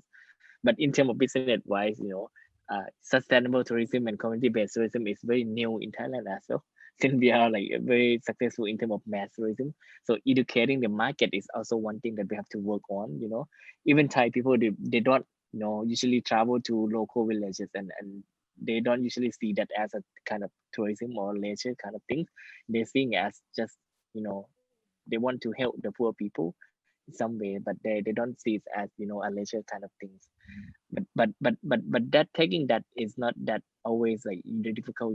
Like when they say people that this is the poor people they want to help, but how can we make sure that their help is more like moving toward like what we do global is doing, right? In Thailand we just seeing that as donating money and stuff like that, but we want them to engage with local communities in terms of a better ways of donating money, not just money, but also you can do other things like volunteerism and stuff like that. So yeah, it's been almost 10 years. I would say that now personally my bank account went to zero more than 3 times before we I can see but now local like it has been making profit recently, so everything go well now. But now, given that the COVID disruption, I can talk about this later. COVID did stop us, I believe. Yes, I agree that actually educate the market is very important, because back in 10 years ago, actually we are the first organization to organize trips to Sri Lanka. And then afterwards, we also organized trips to Cambodia, Nepal, Singapore, South Korea, and hopefully later in Thailand when the pandemic is better, because we see that there's a large potential for cultural tourism, and more audience or more customers are actually looking for some in-depth experience rather than just shopping, go to different tourist spots, but they're really looking for the connection with the local people. And I think cultural tourism is a really great means to enhance the cultural awareness, or the CQ, the cultural competitiveness, so that even for students or maybe for corporates, they are also looking for more in-depth experience and interaction or discussion with the locals.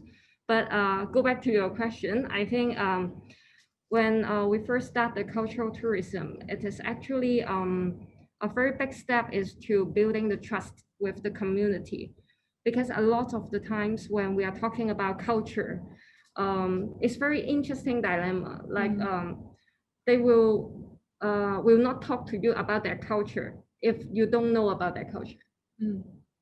Yeah, I hope that you mean what you know what I mean, because like Pi, you grow up in the village, you know a lot about their language, their practice, and you know how to like kind of converting it into a sustainable business. For us, it's quite different, because we may not know all their culture at the beginning. So the first step we are trying to do is to try to understand them through empathy and through interacting with them, interviewing them, and try to gather different stories in their daily lives. And then we are trying to pick out all the essence and try to consolidate it into like a tour, a workshop, so that others can be joining in. So we can bridge each other and bridge people from different walks of life together through the tours and through this to educate people about what is community, how we can build a more sustainable community. Yeah, I see. You know, like obviously it has been perhaps not a smooth sailing, all smooth sailing for you both. Well, could you tell me why, like, could you tell us more about why it is so important to do what you're doing, given Thailand and Hong Kong's different contexts? Even though you have to work very hard to educate the market, you have to work very hard to overcome perhaps financial challenges. Why do you believe that it's still very important to keep doing what you're doing? Maybe I can go first this time. In Hong Kong, we have developed ethnic minority discovery tours in different parts of the Hong Kong, like different districts in Yuen Long, Sam Shui Po, Tsim Sha Tsui, and also like in Central, the Tai Kwun. We collaborate with them and develop a tour. So why we think it is important to have cultural tourism or the community engagement is because we believe that people are the key essence of the society.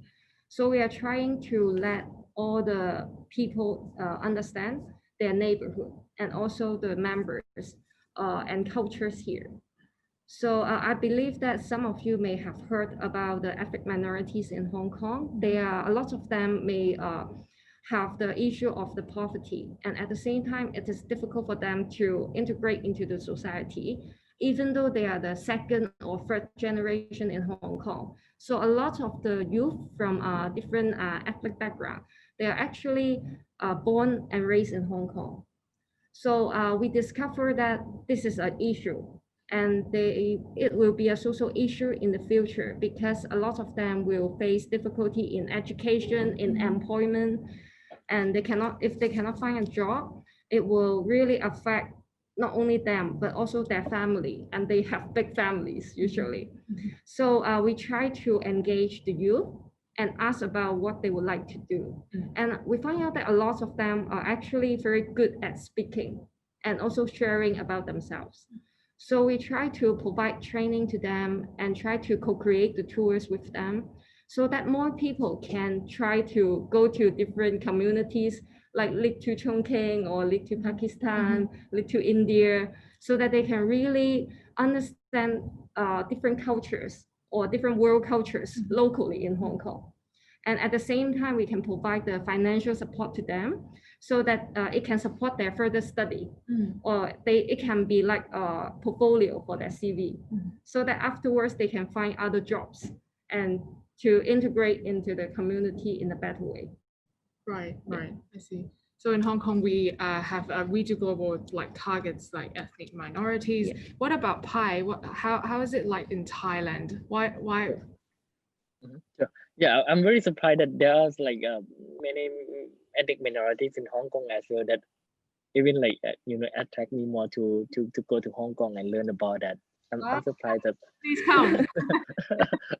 Yeah. So in terms of Thailand, I think this is you might know that Thailand, we pretty much rely on tourism as just one of the biggest economic opportunity, right? Like for in the past, like tourism account for 33% of the Thailand GDP, which is quite pretty much, and that we rely pretty much on that. It create a lot of like million kind of job in Thailand for Thai people. So, but in the past, I would say that we seem that we were successful in terms of like bringing many people in Thailand, but we don't actually like taking much care of our environment and society at all. So we were known as sea, sand, sun, and sex, of course, in some like cities, famous city of Thailand, but we don't usually known as like sustainable tourism. That's why I think we as a country, people who live in Thailand country, we have to work really hard to make sure that tourism actually is a better tools or a better economic like creating tool. And to make sure that this kind of you know, what you call like tourism industry is practicing more toward a sustainable tourism practice, and also we have to make sure that how can tourism be more inclusive to local people. You know, we cannot just like enjoy the big how to let the rich people enjoy this big pie, but we have to make sure that the poor people they enjoy this kind of big pie of tourism income as well. This is what we have to work on. And no, I would say that I'm one of the owner of natural resources. We have to make sure that we enjoy making money from the natural resources, while we also have to make sure that we secure these, we protect these natural resources so that they can live with us for long. You know. Yeah. Right. I think from what we have heard so far, both Pai and Eva's work focus a lot of empowerment of the local people. From your years of experience doing that, what factors do you think are critical to successful empowerment, or at least effective empowerment of the local communities?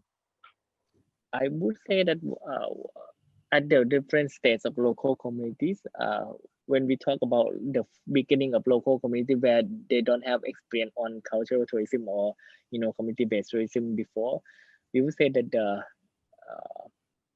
ability to devote themselves, the ability to work together is very important. But when they become famous, then when they become successful in terms of operating tourism, I think the ability to make sure that everything is transparent, I don't know what to call that in English, but the entrepreneurial mindset and also the responsible mindset is very important for local community to maintain their tourism in the village for the long run, I would say. And for us as an external organization, entity that come to work with local community, we have to be able to make sure that we are not just the people who come and with have privilege in terms of education and things and come to the village to help themselves, but we have to make sure that we have the ability to work with them, not work for them, or the ability to plan with them, not plan for them. I think I like what Eva was mentioning at the beginning, that ability to build trust is also important as well for local communities. How well and how fast that we are able to break the wall of trust, that is very important to make things going on further. Yeah, I agree a lot with you, Pai, because I think to conclude, actually Pai and I also agree about the empowerment of the local community members to be the star, I would say, because usually when we talk about ethnic minorities in Hong Kong, we'll focus on saying that, they are the ones that need support and we should support them. We should give money to them. We should provide education to them. But as a social enterprise, we actually look at it in a different way, and we try to put them into the contributors role. So we try to provide as much support we can to let them through and also shine under the spotlight. So we will try to practice with them, and because a lot of our tours not only provide in English but also Cantonese. Pai, do you know how to speak Cantonese? I don't. So that's why a lot of our cultural ambassadors are actually born and raised in Hong Kong. Some may understand or can speak in Cantonese, but some may not. So throughout the training process and on-job training, we actually practice a lot with them and try to build them up with the confidence to speak in different languages. So this is a very important training for them so that they can be the star and they can lead the tour by their own. I still remember one of the training of a cultural ambassador. She is a Pakistani girl, and at first she is super shy and only answer to your question like yes, no, sure, okay. So only short answers.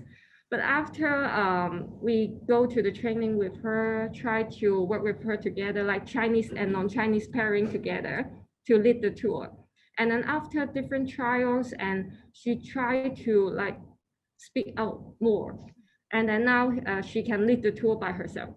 So we are like 100% confident in her, and she can answer to different questions by no matter Chinese or non-Chinese participants.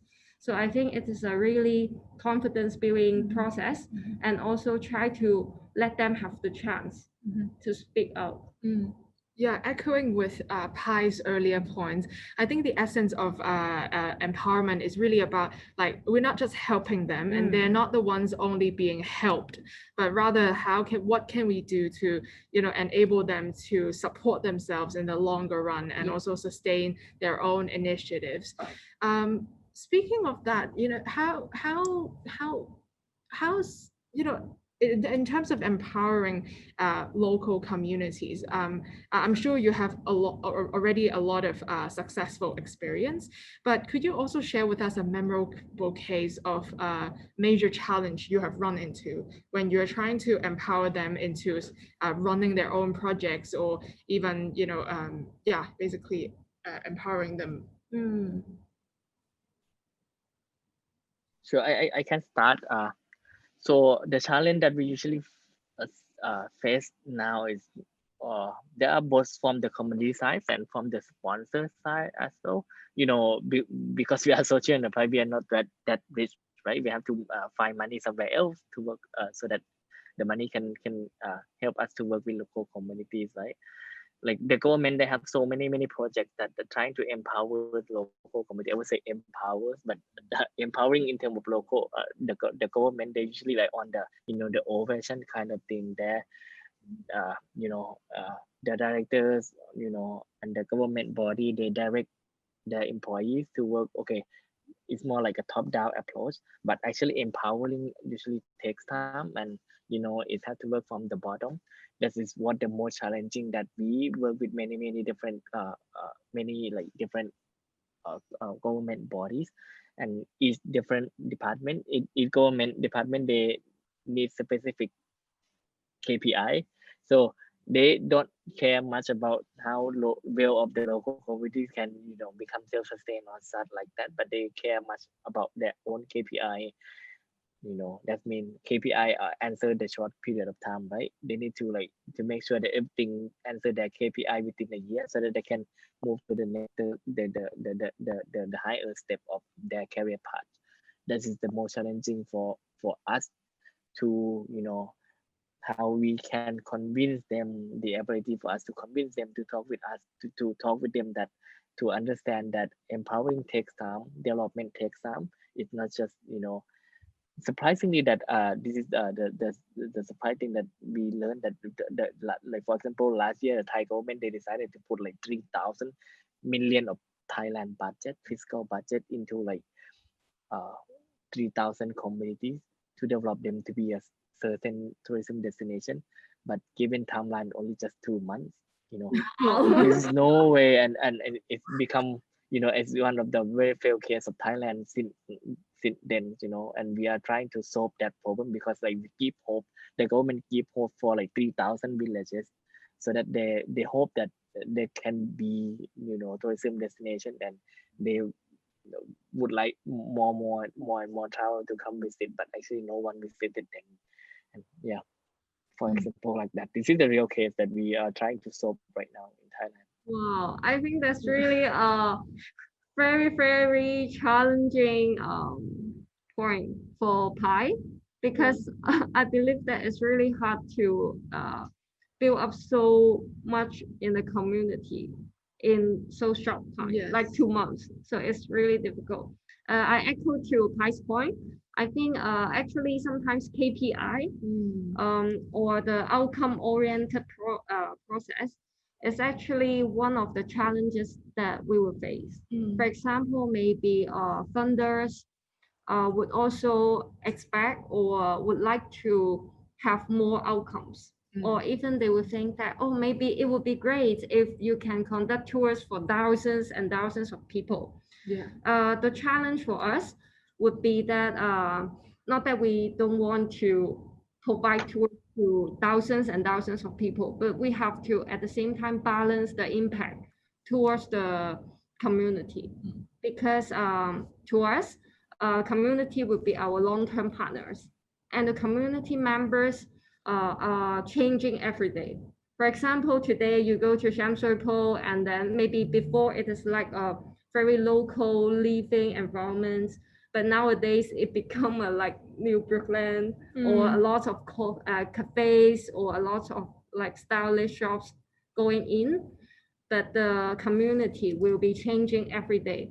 So we have to like adapt to it and try to have good connection with it, so that we can really showing the updates to the participants. And at the same time, we have to reduce the impact. For example, whether they are doing business or not, or whether they are having like maybe some family issues, so the shop closed temporarily, so that we have to immediately have a very good communication with them, so we understand how to adjust the tour content or how to adjust the experience, so that both parties will enjoy and will be very satisfied with it. But these may not be shown in the numbers in the KPI. Yeah, so I think a very big challenge for us maybe is how to balance and how to like scale up, but at the same time also care about the development in the community, whether they are suitable or not, or we have to like connect to different communities so that we can support more communities, but at the same time balancing their development. Yeah, so I think this is a really good point that Pai point out. Yeah, I think there's one interesting point here about how do we enable more people to learn more about local communities, but and also empower the local people, but also like mindful of the impact of what we do, the work we do have on them. But before I go back to this point, I'd like to talk about a little bit about the point about KPI, because it seems that quite a lot of challenges you encounter in the work you do, maybe coming from the pressure from other partners, say funders or other people who would like to collaborate, who are looking for some quantitative results of what you do. But then also collaboration is something we can't avoid when we talk about cultural tourism. So how do we navigate this? Like how do we foster more collaborations, but also at the same time educate them what we're doing, but also like balance the need for numbers and also like softer impact?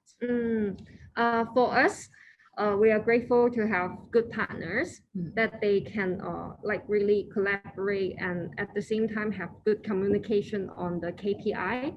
And of course, we have a lot of the failure experience before that we may set very high numbers to achieve. And usually that pressure is from ourselves, like our team would like to try out new things and also try to connect as much community as possible. But after the painful experience and we figure out that, wow, actually we have to reduce maybe the number of participants, we have to provide more support to them, and at the same time try to have a nice and pleasant experience for the participants. So through these, I would say past experience, we can try to figure out the better way to doing in different communities, because some community, they may be able to cater more participants at one time, but some maybe you only can cater a really small group experience. Yeah. So I think Pai, also you can share your experience. I think you work with a lot of villages and you definitely have some tips for us. Sure. Yeah, actually, like for the partner that approach us, we usually like take the first step that we have to show them the real case of, okay, let me say that if you want to work with us and whether we were able to answer their KPI or not, we have to be able to walk them through the process, right, and walk them the talk as well. So before the first step that we accept to work with them or like they accept to work with us, we have to show them the real case, or if they have time, we bring them to the local communities to see the way that we work. So this is help us a lot in terms of like selecting partners and whether the partner going to select us or not. So for some time it's not successful with all the cases. For some cases, they usually like already, you know, when the government they work with us, they usually have their own, you know, called TOR, like the term of reference already before coming to see us, so that at that point we were not able to change any KPI with them. But who knows? After we show them the real work during the in that year kind of period of work, they were able to adjust themselves, and the next fiscal year they were able to change, you know, adjustable and you know the real KPI, the true KPI. So we use kind of like it's different from the government sector and the private sector. Now, for the private sector that we work with them is more of the listed companies through their CSR projects.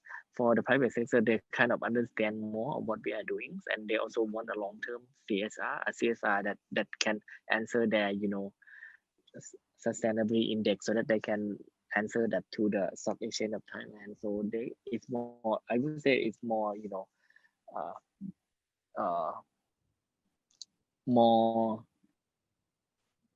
more better for us to work with the private sector, because we have the same mindset of CSR and also the same mindset of sustainability.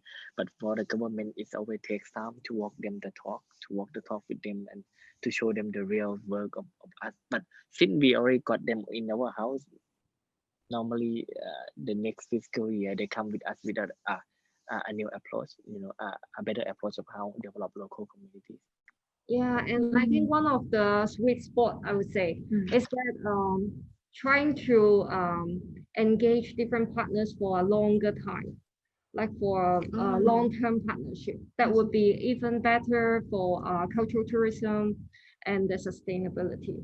Because when we approach different corporates for maybe conducting a thematic tour with them, and then it would be great if we can engage their maybe CSR project team or the volunteer team for a whole year. So that, for example, we can train up their staff first, and afterwards their staff can support to conduct different tours for the local groups, like the underprivileged students, and provide them with the chances to experience locally about different culture. So I think the key essence would be trying to figure out how to have the partnership in the long run. Right. I agree. And also I forgot to mention that before selecting the company, the partner, is whether the corporate private sector or the government sector, the first step that we have to do is to make sure that the local communities agree with us that, you know, they have to be able to select whether they're willing to work with those kind of organization or not. We usually ask them first before we move on with the private or the public sector to collaborate with. Right. So when it comes to collaborations, so local people must be engaged in the process, picking the right partners who share a similar vision and trying to develop a longer term partnership, and also taking the time to, doing things slower and to balance the impact on the local community and showing partners the real case, as Pai mentioned. But I think, collaboration is also about like organizations wanting to scale up and also to expand the impact. But, just now, Eva, you mentioned that when we scale up, we must be mindful of the impact we have on the local people and local communities. How can that be avoided? How can local people and local communities be truly engaged in the process of these organizations scaling up, and also when we develop different forms of collaborations and different kinds of projects, how can they be not be misrepresented in the process? I think one of the ways to avoid this is to truly engage them in different discussion, collaboration, and the co-creation process. Because if they have a voice, they can voice out their concerns immediately when we have the discussion, so that we can avoid any cultural perception or misunderstanding during this process. And at the same time, I think for us, for our organization, cultural tourism would be one of the ways, that we provide the support and service.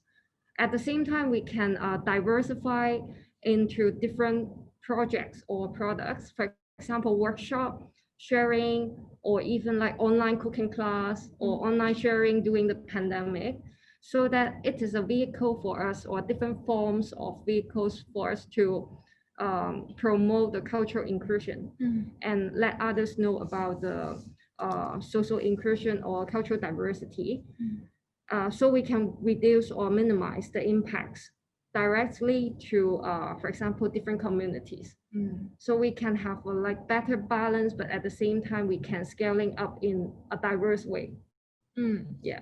So as to influence the community or society more. I can add on to Eva points that I think it's a simple word, but actually it was a million is that making sure that their voice are being heard, I guess. Yeah. Right.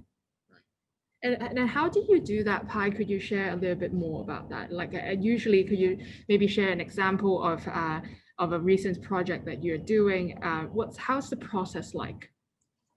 So for example, one of the projects that we work with is with one of the big hotel chains in Thailand, where they want to utilize their expertise of hospitality into local communities. We have to make sure that they understand, the standards of hotel is totally different from the standard of homestay, right? If they want to implement every standards of the hotel that they are using into local communities homestay, that might not be applicable. And we have to talk to the local communities at what the definition of homestay that they mean to, right? Their homestay might mean different thing with the standards of homestay and the standard of hotel. So we have to bring these two parties together, local communities and the people of the CSR project of the hotel chain to come together. And we as an intermediary, we have to be a good facilitator to make sure they understand each other first and making sure that the local community love these hotel people and making sure that these hotel people understand the requirements and the thing that they want to do and what not to do. I mean, in terms of local communities, homestay, right?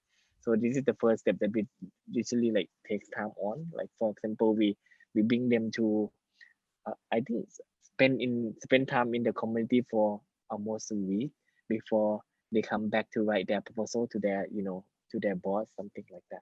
And now this project is become very successful and it's being expanded into, I think 10 communities in different locations of Thailand. And the homestay, they also enjoying, seeing the better performance of their homestay and seeing also they're not just come in terms of just development, but they also come in terms of being a sales partner. After they develop the homestay, they teach them how to do a better homestay. And they also at the end of the program, they also help the homestay selling their homestay in their hotel room as well, for their client that who want to stay in a hotel for one night and want to stay in a homestay for another night, for example. Yeah, it's kind of a long process, but we enjoy it.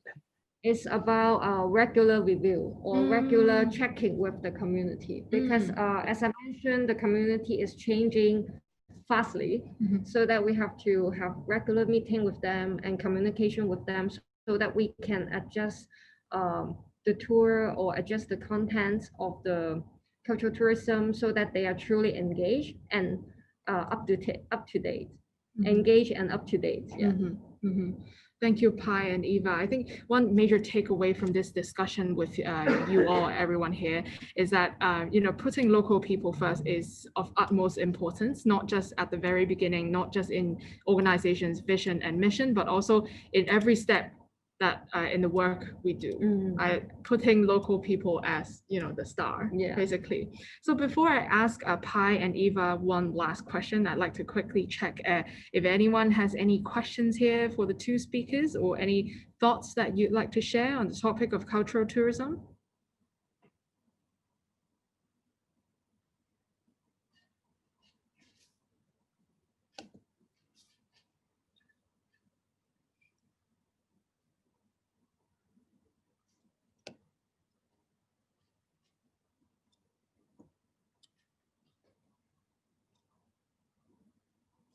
Okay, I guess doesn't matter. I still have one more question for Pai and Eva, because you know, you've spent so many years promoting cultural tourism in Thailand and Hong Kong respectively. I believe you would keep doing so, continue to educate the local, like the market, and also continue to empower local people that you want to support. What's your longer term vision here? Well, in say 10 years or even 20 years time, what is it that you would like to achieve through your projects?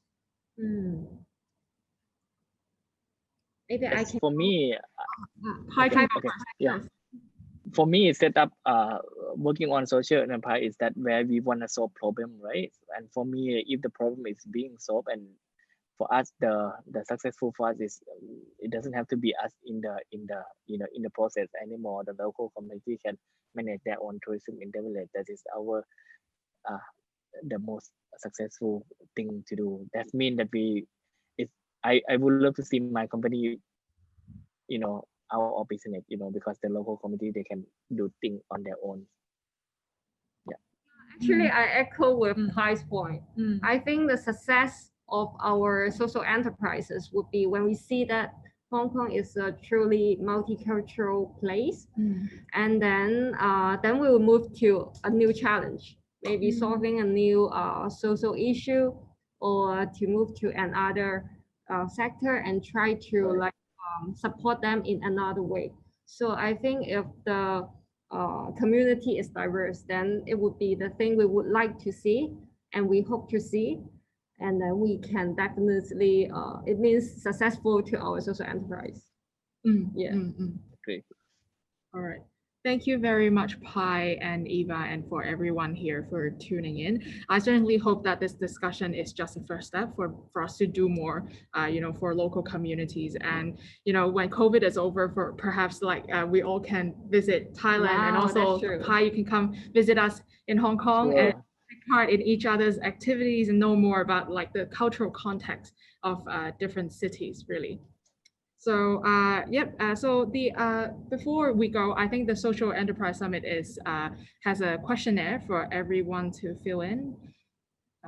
So on your screen, you should see a QR code. So do scan it with your phone and fill it in if you wish to. But for now, I guess that's it. And question from Zixin, right.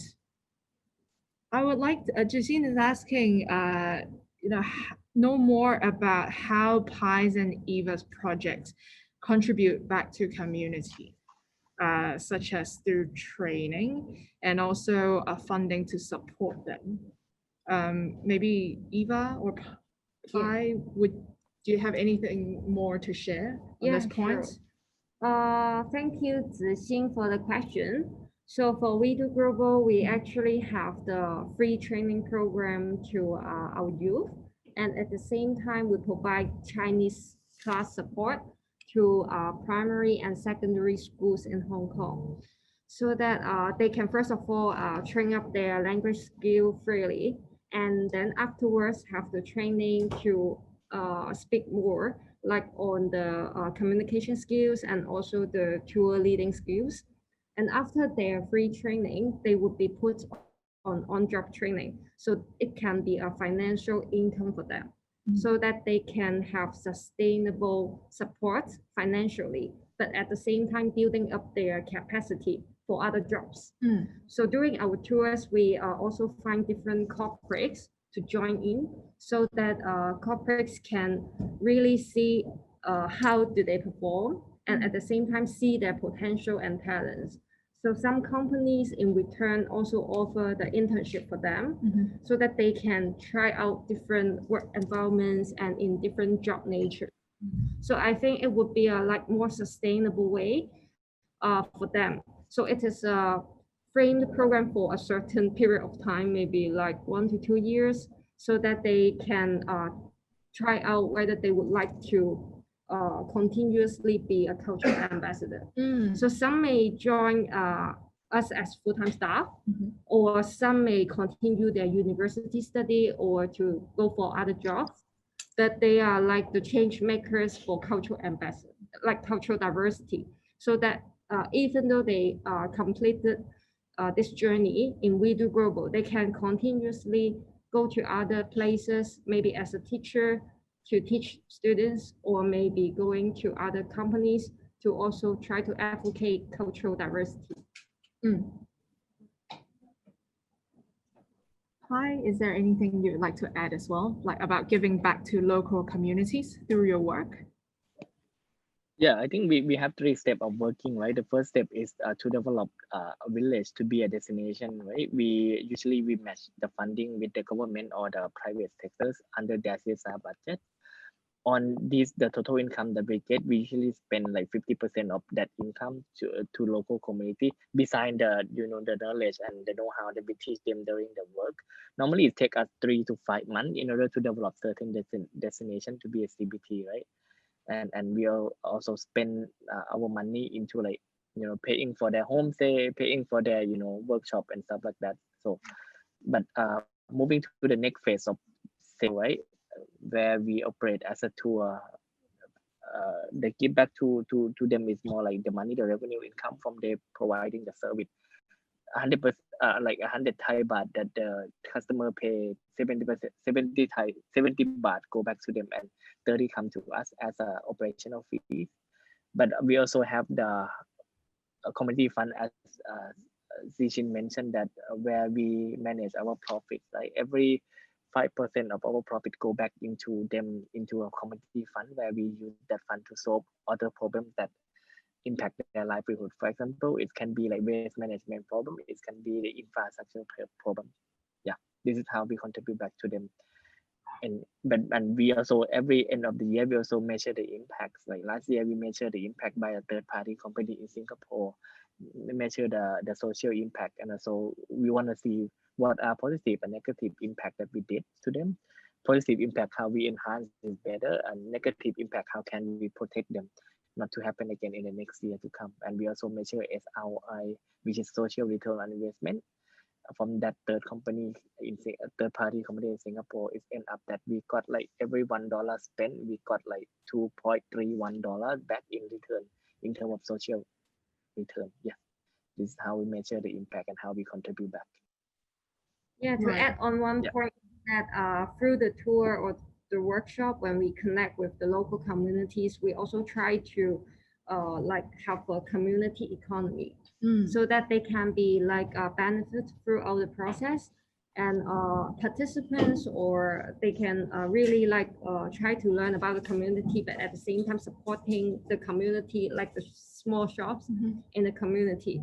And then for the revenue that we generate, we actually support it through free training program, youth training program, and Chinese class learning, so that we can build the foundation and the capacity for them before they can like join in and also integrate into the society. Right. So it's like a cycle, for both local alike and We Do Global, education, advocacy, and then the profits go back to the community. All right. I guess thank you again very much for Pai and Eva taking the time to join us, and also everyone here. Unfortunately, I think it's time we wrap up this discussion. So, well, I guess, thanks again for being here, and hope to see you soon. Yeah, thank you very much, everyone. Bye-bye. Have a good day. Bye. Thank you. 少少背景就係可能都同Macy 或者羅伊去講下，其實我 background 咁樣。咁我係OK， 咁我而家嗰個NGO 其實就叫做土地教育基金咁樣啦。咁其實我係大概2年前左右先至即係正式去推呢個 NGO 咁樣。咁主要都係做一啲即係個名就話做土地教育咁樣啦。咁我哋其實喺香港幾個地方都有做一啲唔同嘅 project 咁樣。咁但係最接近嘅嗰個 project 就係喺大嶼山梅窩嗰度就做一個 farm to table 嘅計劃啦。咁其實就主要做一啲同農夫嘅連結啦。咁跟住然之後就同啲外來嘅參加者講，究竟其實我哋香港就係咪有一啲 existing， 即係繼續會去做得到嘅農業啦？個農業同個社區嘅關係係啲乜啦？咁我哋會有一啲嘅導賞團啊，會有啲嘅 tours 啦。咁另外我哋都好新近咁樣就整咗一啲嘅我哋叫做共購計劃啦。你可以當係一個賣菜嘅平台，其實咁就幫一啲農夫手就將啲菜去賣出去啦，咁樣。咁呢度可以講多少少，其實香港嗰個農業嘅 status， 如果即係香港農業嗰個狀況，可能因為同大陸或者深圳，我估嗰個狀況好唔同。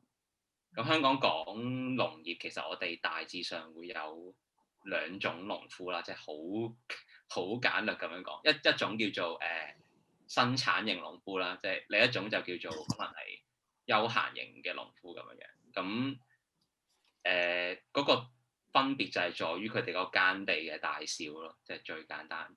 咁生產型嘅農夫佢嗰個耕地比較大，咁我哋係用斗種呢一個嘅單位去量度個大小嘅。咁就係講緊究竟嗰個地係可以撒到一斗嘅種子嘅，定佢又可以生長咁。如果要換算翻個單位，好似大概等於唔知400幾平方米就係1斗種，如果我冇記錯數字。咁喺香港嚟講，大過10斗種其實已經算一個好大嘅農場㗎啦，生產農場。咁但係我哋自己梅窩嗰啲農夫其實都過唔到10斗種呢個 level 嘅，都係講緊可能2、3斗種最多咁樣。咁所以唔算係一個好生產型嘅農夫。咁所以對於佢哋嚟講，佢哋係一個想 revitalize， 即係叫復興翻農業耕作嗰個手藝為主要，多過係想生產好多糧食去賺好多錢嗰種嘅模式嘅。咁所以我哋同佢哋合作嗰種方法就係嗰個概念就係我哋叫做社區支援或者社區協力農業啦。個英文就係叫 community support agriculture。個意思就係我哋要睇翻香港嗰個農業嗰個即係運作或者生產嘅實際狀況。咁咧就嗰個社區嘅理解同支援其實係好重要嘅。咁就變咗可能係真係直接落去同個農夫去直接溝通啦，知道佢嗰個耕種係根據季節去生長啦，點樣去共同承擔耕作嘅風險啦，嗰啲嘅概念同埋實際嘅接觸係可能重要過要令到成個農業一個農場係可以能夠做到賺到好多錢 ，make 到好多 revenue， 即係嗰個 priority 上面。咁所以嗰個 social entrepreneurship 個位就係你既要令到 OK 咁企業本身佢就要有個位就係要 make it self-sustainable， 即係話佢要自己可以賺到錢啦。In the end 佢又要environmentally sustainable， 佢 sustainable 有幾個 aspect， 可能係 environmental 又要啦，跟住 revenue 嗰邊又要啦 ，social 又要啦，咁可能你係講緊全部 line。咁我哋嘅角色就係點樣可以令到呢啲事 happen， 點樣可以 connect to 譬如話overall 成個農業嘅產業鏈可能。既有生產者啦，有支持農場嘅人啦，亦都有一啲即係第三方嘅 distributor 或者係我哋叫做銷售嗰個部分。咁香港嚟講，可能大家買菜可能會去超市啊、超級市場啦、街市啦，咁一個產業鏈嘅一個部分。咁中間嗰個鏈點樣做啊？咁就係我哋個機構會好想做嘅工作，亦都係嚟緊一啲我哋諗緊嘅 project 會 target 嘅。咁我嘅好簡單，但係其實有好多嘢我都冇講嘅介紹，就去做先咁樣。咁我自己嘅 personal background 嗰啲，你有興趣可以再問下啦。我反而我想問下咧，阿姨，我講廣東話，我講慢啲啊。咁其實我反而想問多少少，因為其實我之前聽到阿龍講就係話，其實佢香港會 connect 好多唔同嘅農夫啊、農民啊等等。咁其實係咪 also the same for 你哋喺Mainland China？因為其實我知道都真係我覺得我自己翻呢近幾年啦，翻國內啦，咁其實都有好多connect 咗好多rural 嘅。因為我去咗好多 visit 啦，去咗好多嘅農村去做 visit 嘅，但係其實佢哋點樣去睇咧，同農村同去 city 咧嗰個點樣黐翻埋成件事，其實佢哋點樣睇㗎？又或者其實阿龍我都想 same question 嘅，即係其實香港嘅農夫其實佢點樣去睇，將佢哋呢件事帶翻去我哋所謂嗱，因為我都知道其實可能喺香港我哋好容易買到棵菜嘅，但係其實我哋點樣可以令到啲人係更加去 value 我哋土地上面嘅一啲嘅資源啊，或者我哋嘅農夫其實真係可能係帶緊一啲knowledge 咧，其實係一般我哋平時冇乜點留意，但係其實係好重要嘅嘢咧咁。可以翻译一點點嗎？我大部分我有點沒聽懂問題是什麼。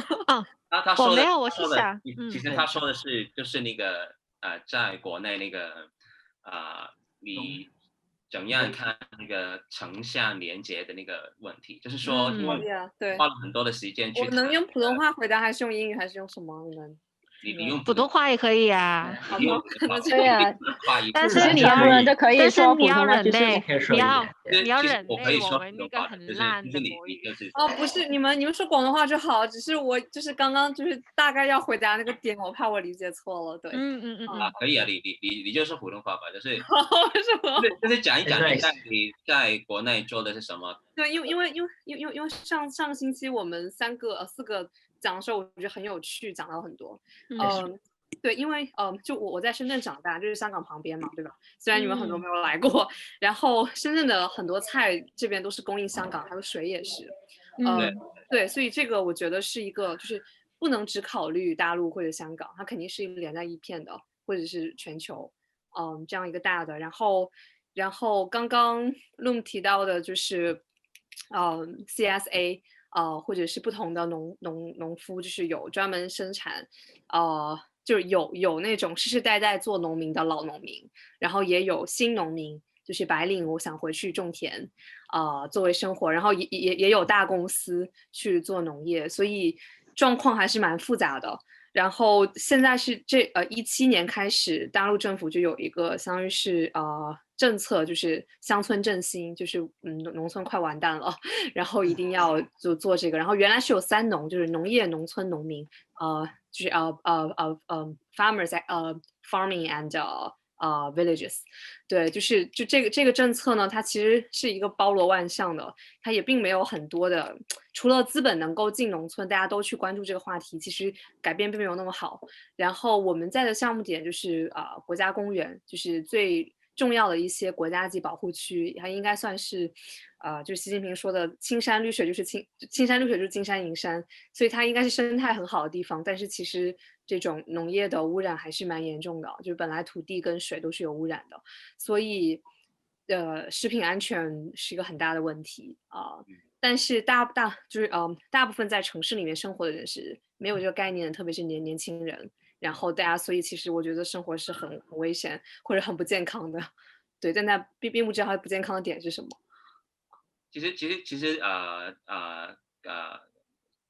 就你的觀察，就是說在國內的年輕人，他們買東西的時候會不會有那種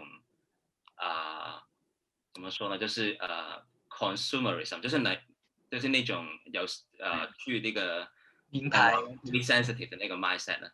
就是就你們可能看到，比如說雙11等等，因為今年國內經濟也很差，所以其實官方在就是希望大家能夠就是刺激消費多一點，雙11、雙10，就每一個月都有一個網上的購物節。但現在的這種網上購物的折扣其實變少了。對，就是你剛剛說的那個買 consumerism， 其實還有點是外賣就是你在辦公室在家裡然後吃那個 packaged food，就这一块其实污染还是比较多，或者是塑料比较多，但大家没有概念的，就是我去哪里我就喝瓶装水，然后或者是觉得比如说我在深圳有很多朋友家里他从小没有喝过自来水的，他就专门买那个桶装水然后拿来煮。就是他不停买那个瓶装水在家里。对，大的桶。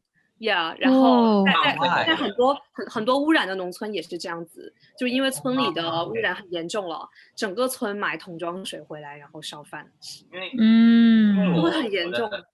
因为我的background 也是搞那个 environmental awareness 的 campaign。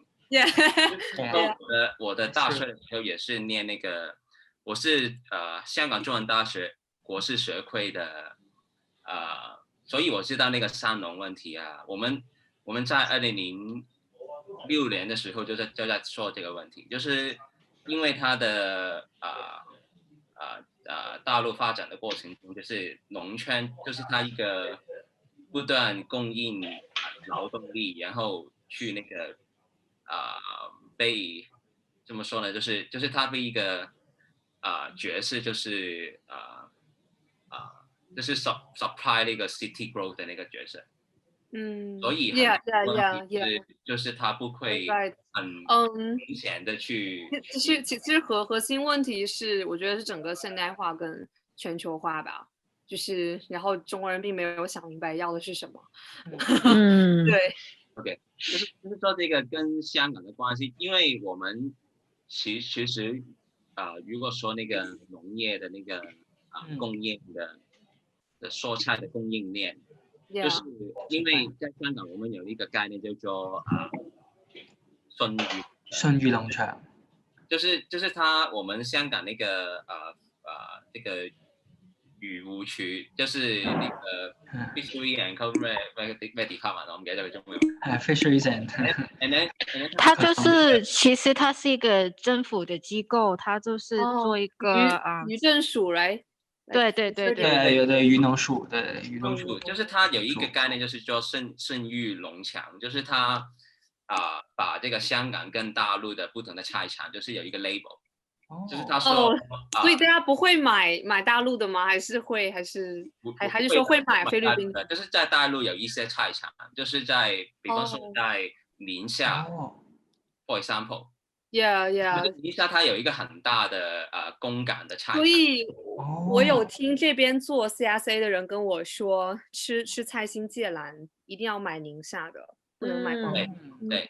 對，就是有個朋友仔想 get in 入嚟，可能我可以 greet 佢。好，係啦，佢入緊嚟啦。Hello。Connecting。記得佢未 connect 到。Connecting。OK。我真的覺得開關以後應該做點東西。就是香港跟大陸這個非常重要。因為你剛才說到那個食品安全的問題，就是說因為我們說那個食品供應其中的一個問題就是我們大量生產那個蔬菜，然後它是一個不去計算那個 environmental impact 的那種生產。就是它就仿效那個美國的那種生產，就是說有很多的 fertilizer，然後去做那個 monoculture， 然後它的結果就是有很多的 soil erosion， 就是那個土壤的品質下降，有那個 eutrophication， 就是說它的中文是什麼？就是有一個很多的 algae。你知道什麼是 algae 嗎？就是藻，就是藍藻對，就是它有很多的不營養化現象。對，我不記得那個中文是什麼，就是它因為有很多的excess 的 fertilizer， 然後它沖沙到這個 river 的裡面，就是河水的裡面，然後它就會嚴重的去令這個土壤跟那個水質的品質下降，所以你的朋友才不會買那個瓶裝水，不去因為它的土壤已經污染，所以其中一个可以做的东西就是说我说那个 community support agriculture 就是想一个概念，就是说如果我们的农业不是那个很大量生产的那种，就是说我们有一些小农，就是 small farmers。No, actually we have many small farmers supporting our growth. I mean, our agricultural produce more than those large farmers actually. So we need to shift our focus to more small scale production rather than scale production. Yeah, that aligned to what we do. With more diversity. So I think that's very important. So 就是說到那個即係頭先我講到嗰個信譽農場咧，冇錯，唔好意思，我係咁轉換呢個語言。唔緊要。嗰個信譽農場嗰度咧，其實重要嘅，因為成個香港咁個原因係第一喺90年代初期因為喺80年代嘅時候咧，其實香港嗰個本地蔬菜嘅生產咧，可能羅怡，如果你聽唔明，可能你要話俾我知，因為好重要呢個位。80年代嘅時候，香港嗰個供應嗰個蔬菜咧，依然都係本地嗰個生產係佔個比例係佔主要。Okay, 可能講緊香港嘅本地蔬菜生產可以去到40至50% 貨翻自己本地。咁但係去到90年代初期嘅時候係因為即係改革開放啦，咁大陸佢嗰個供港嘅蔬菜嗰個數量，無論係個數量同埋嗰個quality， 即係嗰個質量上面都大幅提升啦，所以就慢慢 phase out 咗香港嗰個即係本地供菜嘅嗰個地位同埋嗰個 profit margin。咁所以變咗即係頭先提及到漁護署佢點解要即係嗰個政府嘅部門，佢點解要慢慢 shift 嗰個 focus 係點解要整呢啲 system， 就係佢見到呢個趨勢啦，佢見到供應俾本地嘅嗰個蔬菜嘅嗰個供應鏈，佢唔係好知道點樣可以明白佢嘅來源喺邊一度啦，成嗰個運作係點啦咁所以佢慢慢先至建立到一個即係所謂信譽農場嘅系統，就係佢要知道究竟入到嚟香港有啲菜喺邊度嚟，咁佢就唔單止淨係講緊係大陸嘅，譬如講緊其他地方，譬如歐洲啊或者美國，如果有嘅話，佢都會想知道個來源係點樣。OK。咁呢個係為咗令到一係個食物安全啦，二係佢都想知道究竟個比例上面係點樣樣，佢點樣去調整翻本地嗰個蔬菜嗰個產業。咁呢個係好重要嘅。跟住再去翻我哋嗰個主題就係所謂嗰個城鄉嗰個聯繫，係啲乜嘢？就係因為咧如果你根據 UN 個 definition 就係聯合國嗰個，其實香港係一個100% urbanized 嘅地方嚟嘅。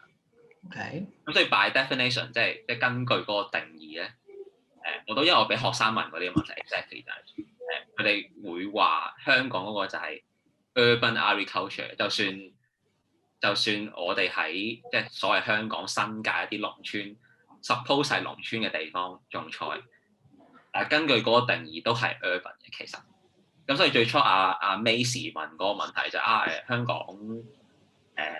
好多人買購方面性就係因為我哋用一個好 completely urbanized， 即係完全城市化嗰個概念去睇農場喺農村，咁咧係會導致咗一啲問題嘅，就係第一，我哋呢一個城市啦，因為我哋如果用中文去講咧，係有4個中文字去形容城市同埋鄉村嘅，我哋係講緊城、鄉、郊、野啊嘛，其實有4個地方，但係喺香港我哋其實係會當係2個地方嚟睇，就咁得城市同郊野咁樣，但係實際上應該係有城市啦、鄉村啦鄉郊啦，同埋一啲 completely wild area， 真係野山嘅地方。而我哋係冇好認真咁樣去諗呢四者聯繫。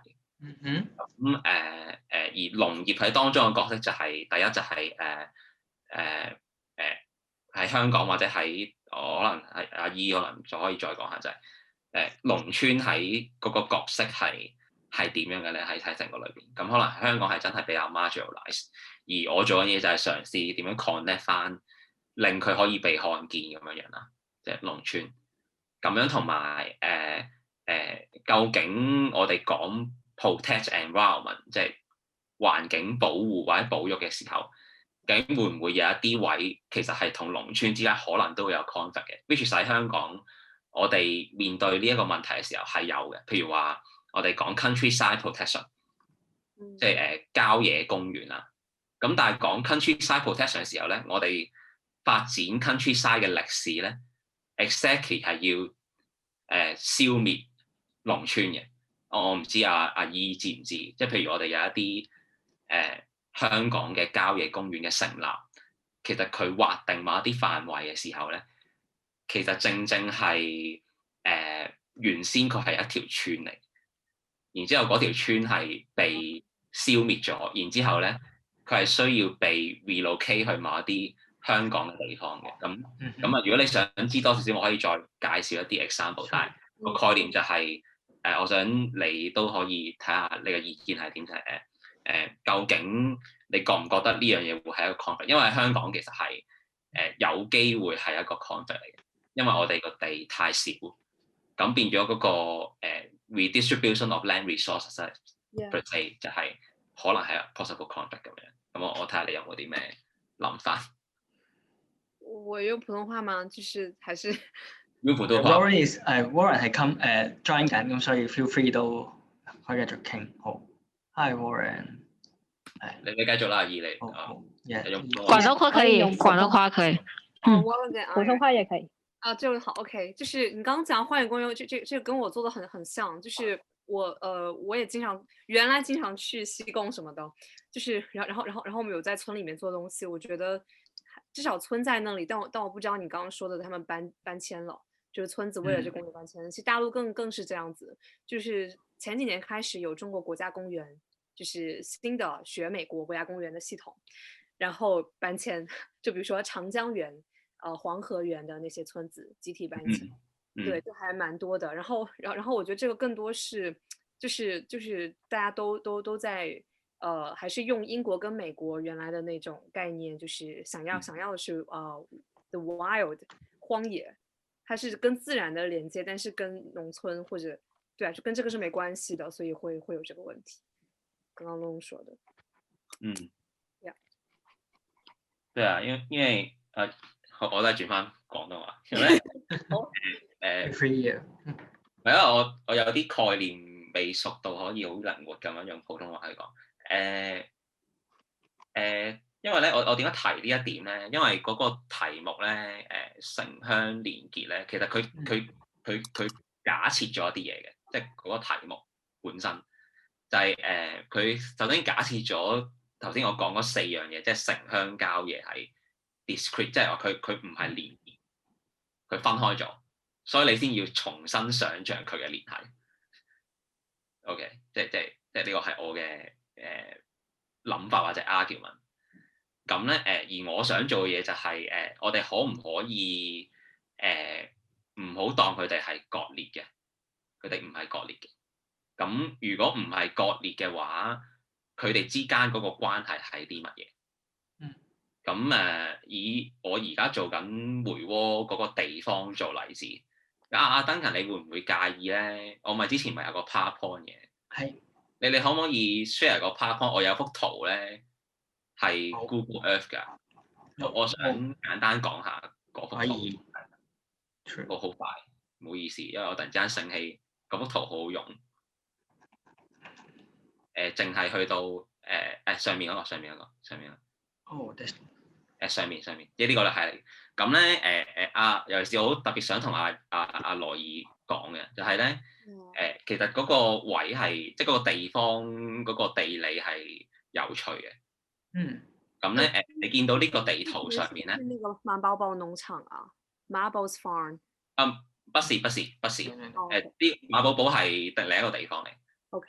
雖然我都好中意講個地方，有機會，如果你熟嗰個，我有機會可以同你分享下，因為我以前係住嗰個附近，即係馬寶寶農場。Anyway， 咁呢度咧講翻呢個地方咧，就係其實你見到個地圖咧，喺個地圖嘅右上角，其實就係所謂城市嚟嘅，你可以當佢係，即係平時啲人會去嗰個地方生活啊、買嘢啊，嗰度有一啲香港最傳統嘅公共屋邨啊。咁嗰特別嘅位就係其實嗰個所謂城市同左手邊嗰啲地方，即係話嗰啲農場，你見到啲好綠色嘅地方啦，其實係非常近。咁咧，其實佢踩單車可以去到。咁咧嗰個關係咧，嗰個要重新想像嗰個所謂城市同鄉郊嘅關係咧，其實你有一個做 graphic 個 context 去諗嘅，即係你唔能夠跳出嗰個實際嘅居住環境、嗰個空間嚟去諗呢樣嘢。如果唔係，你就永遠停留喺想像，因為嗰個生活嘅空間係會影響到實際上你點樣去睇所謂城市同鄉郊嘅關係。譬如用翻呢個例子，如果你嘅生活圈，你個20分鐘生活圈，我唔用小時，係可以去到個農場嘅話咧，你好自然地喺你個生活裏邊咧，就會包括農場作為你嘅生活嘅一部分。Which is very straightforward，但係好重要空間，即係點樣可以令到嗰啲空間 more visible to us，to our life。呢個係講話即係嗰個主題咩重新想像嗰個，我覺得係最重要，就係你真係有呢個咁嘅空間。OK。所以我哋即係我哋個機構點解會揀，即係無論係 deliberately 或者係 accidentally 揀咗呢個地方咧，其實有原因咧，就係我哋都想係有一啲地方或者鄉村或者係地理格局咧，其實係可以令到身處其中嘅人可以容易啲睇到佢發生咩事。咁呢度就回應翻阿姨頭先你一開始講話，你有啲深圳嘅朋友，佢嘅日常生活飲好多樽裝水啊，食啲唔係好健康嘅嘢，諸如此類，係因為佢嗰個生活環境裏邊，佢未必咁容易睇到呢一啲佢睇唔到嘅嘢，因為佢根本冇呢個，即係佢嘅生活嘅習慣，佢嘅1小時生活區裏邊，佢可能接觸唔到呢啲嘢。而我覺得我想講嗰個即係 community support agriculture 呢一個 model 最重要嘅地方係乜咧？其實就係要將呢一樣嘢擺喺你嘅日常生活眼前。OK。咁你真係成日都見到，你就會去問啊。其實個農夫即係譬如我舉個例，今年年中香港有個好勁嘅颱風。咁直接真係個農夫會水浸係乜嘢意思？因為佢第二日嗰啲人就會經過佢個農田㗎啦嘛，因為佢係佢嘅日常生活嘅範圍。咁佢自然就會問個農夫：喂，你點啊？使唔使幫忙啊？使唔使復修翻啲損壞咗嘅地方啊？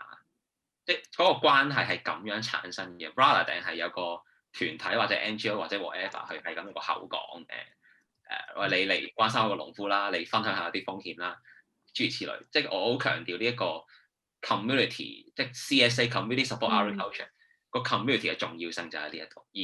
而我好強調嗰個 spatial 嗰個 arrangement，spatial arrangement， 即係個地理空間個分配係好重要。咁啊，我唔知阿姨你覺得即係from你嗰個觀察，唔知呢樣嘢重唔重要？係或者其他人都可以傾下。即係我覺得純粹就係呢一幅圖就可以俾大家睇到嗰個重要性。同埋佢因為附近有啲學校性嘅，不過我冇特登 highlight 出嚟。其實佢個生活就係喺嗰度咁樣。Anyway，我諗喺香港就好困難咯，因為學你話齋，我哋係 100% urbanized 嘅地方，我哋即係雖然話好細啦，但係譬如一個喺港島返工嘅人或者返學嘅人，佢都真係好難接觸到鄉村啊。咁我諗呢樣嘢同喺國內嘅情況都會好類近。點樣令到佢 visible 係非常之艱難咯。咁而買本地菜啦，係其中一個可以最直接同最易可以幫到本地農夫嘅一個行動啦。咁你哋覺得仲有啲乜嘢係大家可以做到嘅咧？有好多啊！阿姨有冇嘢想分享？係啊，因為我覺得好多嘢都可以做。你知道 Elise 問緊乜嘛？就是說我不，但是我普通話不。Elizabeth 他說因為在香港或者在深圳，其實就是一個這個 highly urbanized 那個地方，就是說我剛才說的那個如何讓那個農村在城市的朋友能夠看見那個農村。你有沒有什麼方法可以說？就是說，第一就是一個城市在城市裡居住的一個朋友，他有什麼方法，他可以去那個讓那個農村被看見，或者是有什麼具體的例子或者是想法，就是說一個農村的人，或者這個在城市的人去去那個讓那個議題，就是說更具體，有什麼東西他可以做，去 contribute 那個。Yeah， 就是一個是，比如說可能沒有那麼多，但深圳、廣州有很多城中村，就是在最市中心的地方，它有很多那種原來是村子，就可能跟中環很像吧，就是因為它地很貴，所以沒有拆完，所以就是會有很多握手樓，自己家建的10層樓那種，然後再租出去的這種本地人建的房子，然後這樣的空間其實我們在裡面會有一些活動，覺得它是一個能重新反思農村城市關係的一個點，對，但這樣的地方現在在深圳它也在拆遷，所以對，就是這個越來越難了。然後還有剛剛關於龍說的，就是關於農村的話，確實很難，因為比如說深圳的話，像我們機構當時註冊公益組織就花了1年，因為深圳市政府說現在深圳沒有農村了，所以你們不可以在市級的這個法律上註冊農村有關的東西，不應該關注農村。對，然後所以對，所以我會把農村分成兩種，第一種就是就是城市周圍的。這種城市周圍的，然後主要是為了給城市人去體驗，或者是能夠種菜的這種。然後我覺得剛剛你說的 CSA 如果能做好是很好的，雖然我看到大陸的確實我覺得沒有做到你畫的這種感覺理想的那種狀態。然後另外一個就是真正的農村，那其實也沒那麼遠了，廣東也有很窮的農村，河源什麼的也就3個小時開車，但我也沒怎麼去過。就是這樣的地方，其實我覺得現在還是更多是城市人把它當一個消費。就是我是去農家樂，我是去看一個很好玩的地方，它可能跟我家不一樣，就是一種很獵奇的心理，就並不是比較平和的去看，對，所以因為你說那個城中村，就是我應該看過那個香港01的一個報道，就是說深圳有一個地方叫做白石洲，對，就是它是一個，其實它是不是一個那個，就是一個，可能就是一個給一個那些在外地來的農民工，他們可能對，就是那個 concept 是嗎？就是他找一個地方住。他的 concept 比較複雜，就是他其實他的所有權就是the land property rights 它是村集體的，然後後面所以它不是按城市用地來做的，所以它是村子的本質，然後又因為它是因為本地人很有錢了嘛，跟着城市發展，所以他們就是農民工或者白領沒有錢住其他地方的時候，他們會住在這裡面，然後吃東西也很方便，然後這裡面有很多 shopping mall 沒有的那些食物很好吃，所以大家也會去吃東西然後房東的話，本村人他會賺很多錢，就是他什麼都不幹，坐到那就可以賺錢，所以它是一個比較奇怪的一個組合吧。其實也不是很奇怪，不是說，比方說就是在其他的地方也有這個現象，不過它的名字不是對，但是像北京、上海這種就少很多，就是廣州、深圳會多一些。对，就是说，其实如果就是说那个我刚才说的那个 CSA model，就是他要 twist 一下那个，就是他要转换一下他的内显，就是他可能不是说什么 revitalize 一个很传统的一个乡村，就是说它已经完全城市化了。对。然后如果我们要去做那个agriculture 的话，应该可以怎么做？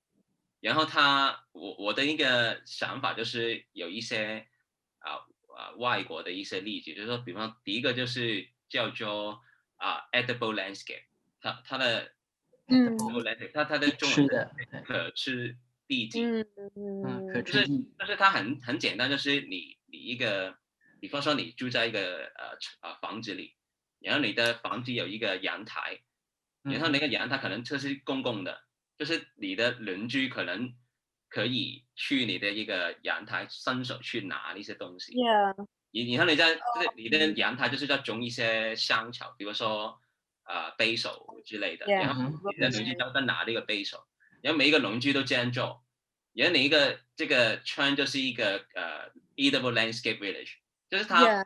唔會覺得俾人覺得好似偷嘢咁樣，好像是偷東西的感覺。它不是偷，它其實就是我們說的一些共享。對，共享，然後它co-share。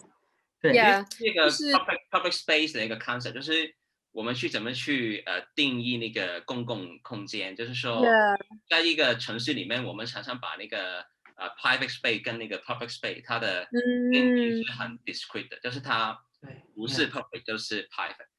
其實在一個很多的時間，它是 semi， 它不一定是完全的公共空間，它不一定完全的私密的空間，它可能是共享的，可能是有一個比較信賴的網絡，就是說你有一個團體或者說一個鄉村，它的 trust 比較大的話，它可以共享的一個空間。對，空間它你可以做那些什麼eatable landscape 啊，什麼你 IP 一個 garden 啊之類的。你剛剛說得好。對，就是在大陸也有人推那個food forest 食物森林，但他們主要是在做農場的，就是並不在城市裡面，它主要用美國概念，就是還是概念層面。然後對，然後還有一個就是城中村，確實因為城中村的建設其實是房地產開發商，然後最近他們有很多想要做就是 rooftop garden， 屋頂的。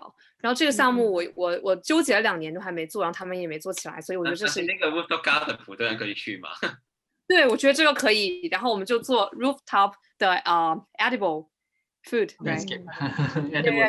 因為你說那個房地產，我這裡有點擔心，就是它是一個gated community， 就是它不讓其他。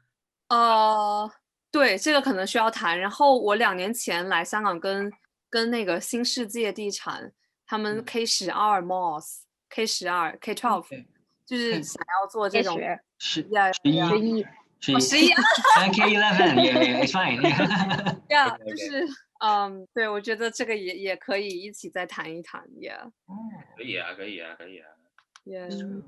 玩 project 啦，好悶係咯，哇！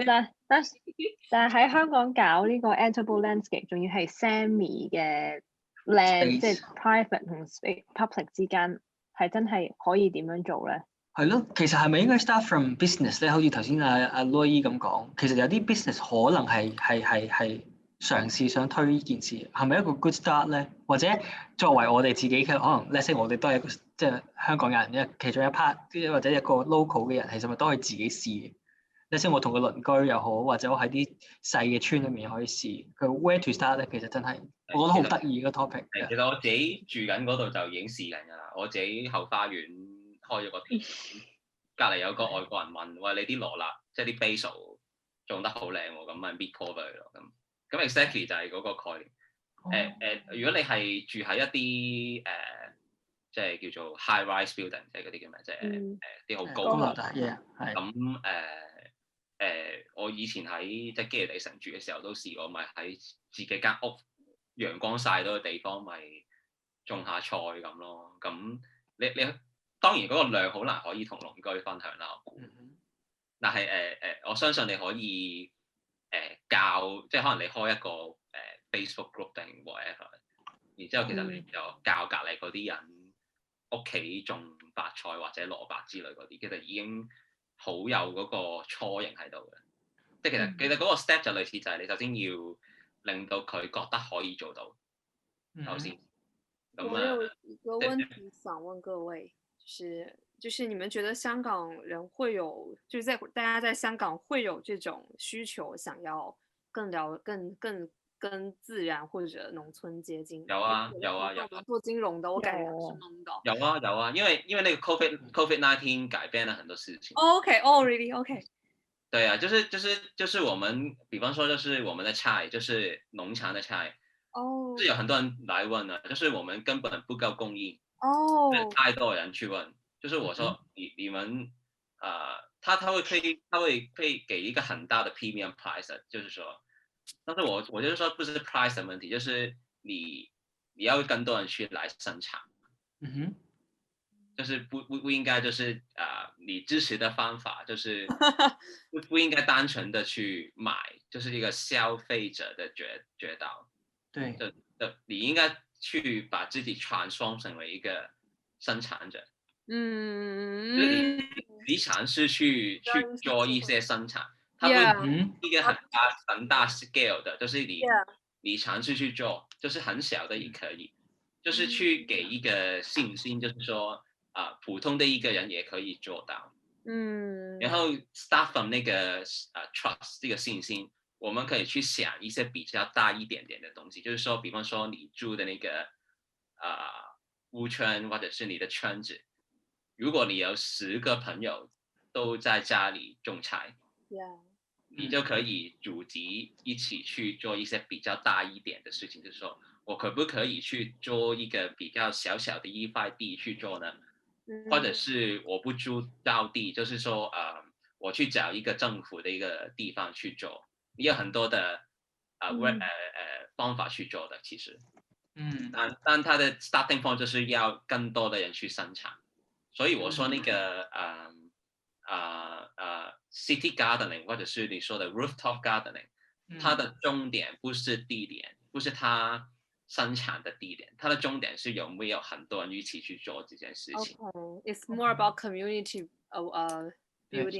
所以。如果我的 community support agriculture， 它的 community， 它的概念擴大一些的話，就是說，就是說它不一定，就是說有一個很緊密的商圈，它的村民去做，就是在城市裡面也可以。如果你有這個能力去做那個 community growth 的話，就是你可以 cultivate 他們的。想法，然後他去行動，然後如果你有一個 entrepreneur 的 spirit 的話，其實他就可以去想那個有沒有那個 revenue model 之類的，就是他 naturally comes after when you have a community。就是我們的那個共構，就是在美國我們在香港我的那個機構做的那個，其實他本來也是一個 volunteer groups，就是有一班人他就是想去做一些事情，就是說我可不可以去耕作，就是在發明，然後他找一些在美國裡面的農夫，原來有一些農夫他其實就很需要一些人手，所以有一個需求就生產出來，就是說可不可以有一個好一些的 platform 去 organize 所有的事情，然後你去想 platform 的時候，你很自然就會想誰去做那個事情，然後那個朋友他的時間能不能夠get paid，然後就會去想我這個過程裡面怎麼去就 operational， 我想他可以這個 operational expense can be covered by operation revenue，你就會想慢慢去 shift to 一個比較 entrepreneurial 的 mindset 去想一個看起來非常 communal 的事情。OK，這是我的合作。我覺得你把我在深圳沒有想明白的一些項目串起來了。好，可以過來這裡。好啦 Yeah， That's great。太好了。Maybe in the last 5 minutes, we can welcome whether there are some participants who would like to ask questions. 如果你有任何問題，你可以而家可以問下我哋，都睇下我哋仲有少少時間，咁希望呢個時候都可以睇下阿 I 或者另外一個朋友仔會唔會都有興趣，可以問下啲問題呢個時候，不過可以 feel free 係啊，或者既然入得嚟，係啊，就查船都上咗啦。睇下係咯。又或者阿姨或者阿窿有冇最尾有啲可能都有啲 final remarks，或者阿 Elise 你有冇啲嘢最後想都可以 wrap up 有 share 問下，因為頭先覺得好多好得意嘅 ideas， 好多好得意嘅 concepts， 但係可以點樣鼓勵我哋即係參與咧 ？Let's say Elise 已經佢真係半個產出嚟，阿姨可能你唔知啊 ，Elise exactly 曾經係喺間作過㗎，我知道 Elizabeth， 我哋其中都有少少。你喺澳洲做咯 ，Elise。而家可以喺澳洲做，係一個係。澳洲可能冇咁。澳洲好 advanced 咯，呢邊就淨係睇得到佢哋個 supermarket 啊，或者佢哋啲書店咧，你見到好明顯係突然間有一個好大嘅 department 係專係講 gardening， 咁而佢哋啲 gardening 唔係淨係講種花咯。佢係講種菜之餘，仲要係點樣吸引附近嘅雀仔啊、小動物啊、昆蟲咯。permaculture 咯就係。係咯 ，permaculture， 所以佢哋係好 advanced 嘅澳洲咁，同埋基本上佢每一個 town 都會有個 farmers market 啦，真係做到小農出產嗰樣嘢。佢哋唔單止係有出菜啦，仲會係有養羊啦，有羊奶整芝士啊。每個月都會有，即係好成熟嘅。佢哋呢邊做 permaculture，所以我都好期待睇下香港同埋大陸幾時可以都做好。打把勁，做翻啲成績出嚟。係啊 ，That's true。係啊。你幫手抄啲堆肥技術翻嚟啦。技術 OK。係啊，好重要㗎！啲堆肥點樣做？係嗰啲。蚯蚓啊，點樣玩法嗰啲好難喎，嗰啲唔係易啊，真係。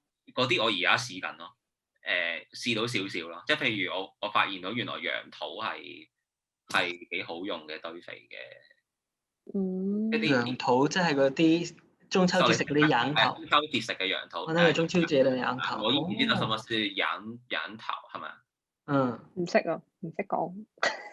羊頭對，是羊頭。那個是可能內地比較少見，就星星形狀那個水果，他說堆肥是很好用的。哦，這樣 OK，對，然後還可以做堆肥交換。對，就是這邊也很火堆肥，然後對啊，當時 permaculture right Elizabeth just said。對，就是這塊都是。That's nice。我剛剛才發現那個羊頭的堆肥的功效那麼強，因為我在那個因為佢酸定係因為點樣？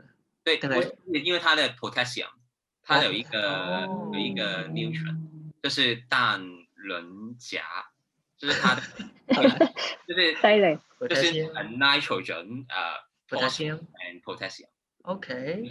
就是它的那個 nutrient 可以去 support 那個果實的，就是一個 fruit。因為我有很多的農作物，就是它這個瓜，就是比方說的是苦瓜之類的，其實它的瓜如果你生得不夠大的話，就是你的鉀可能不夠。其實我聽完，其實可以好容易就可以有個 first step 去試，我覺得。但係裡面其實如果要 deep 落去，好似阿龍咁，其實有好多好細微嘅一啲 knowledge 啊，其實你慢慢 drill in 就可以見到好多好正、好得意嘅 opportunities 可以發生，係咪咁樣？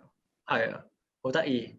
係，不過我哋我哋都 Elise 係咯，我哋不如都，我想阿姨都可能有冇一啲 final remarks， 覺得 let's say 我作為我俾 Elise 又好，俾等係我又好，俾參加者都好，其實有冇啲即係個 next steps 可以係點樣做，或者你覺得我哋繼續去 promote 繼續去 proceed 嘅時候，你會建議我哋第一步應該要點樣去行落去咧？即係除咗頭先可以喺個 city garden 去 rooftop， 或者以你過往嘅經驗。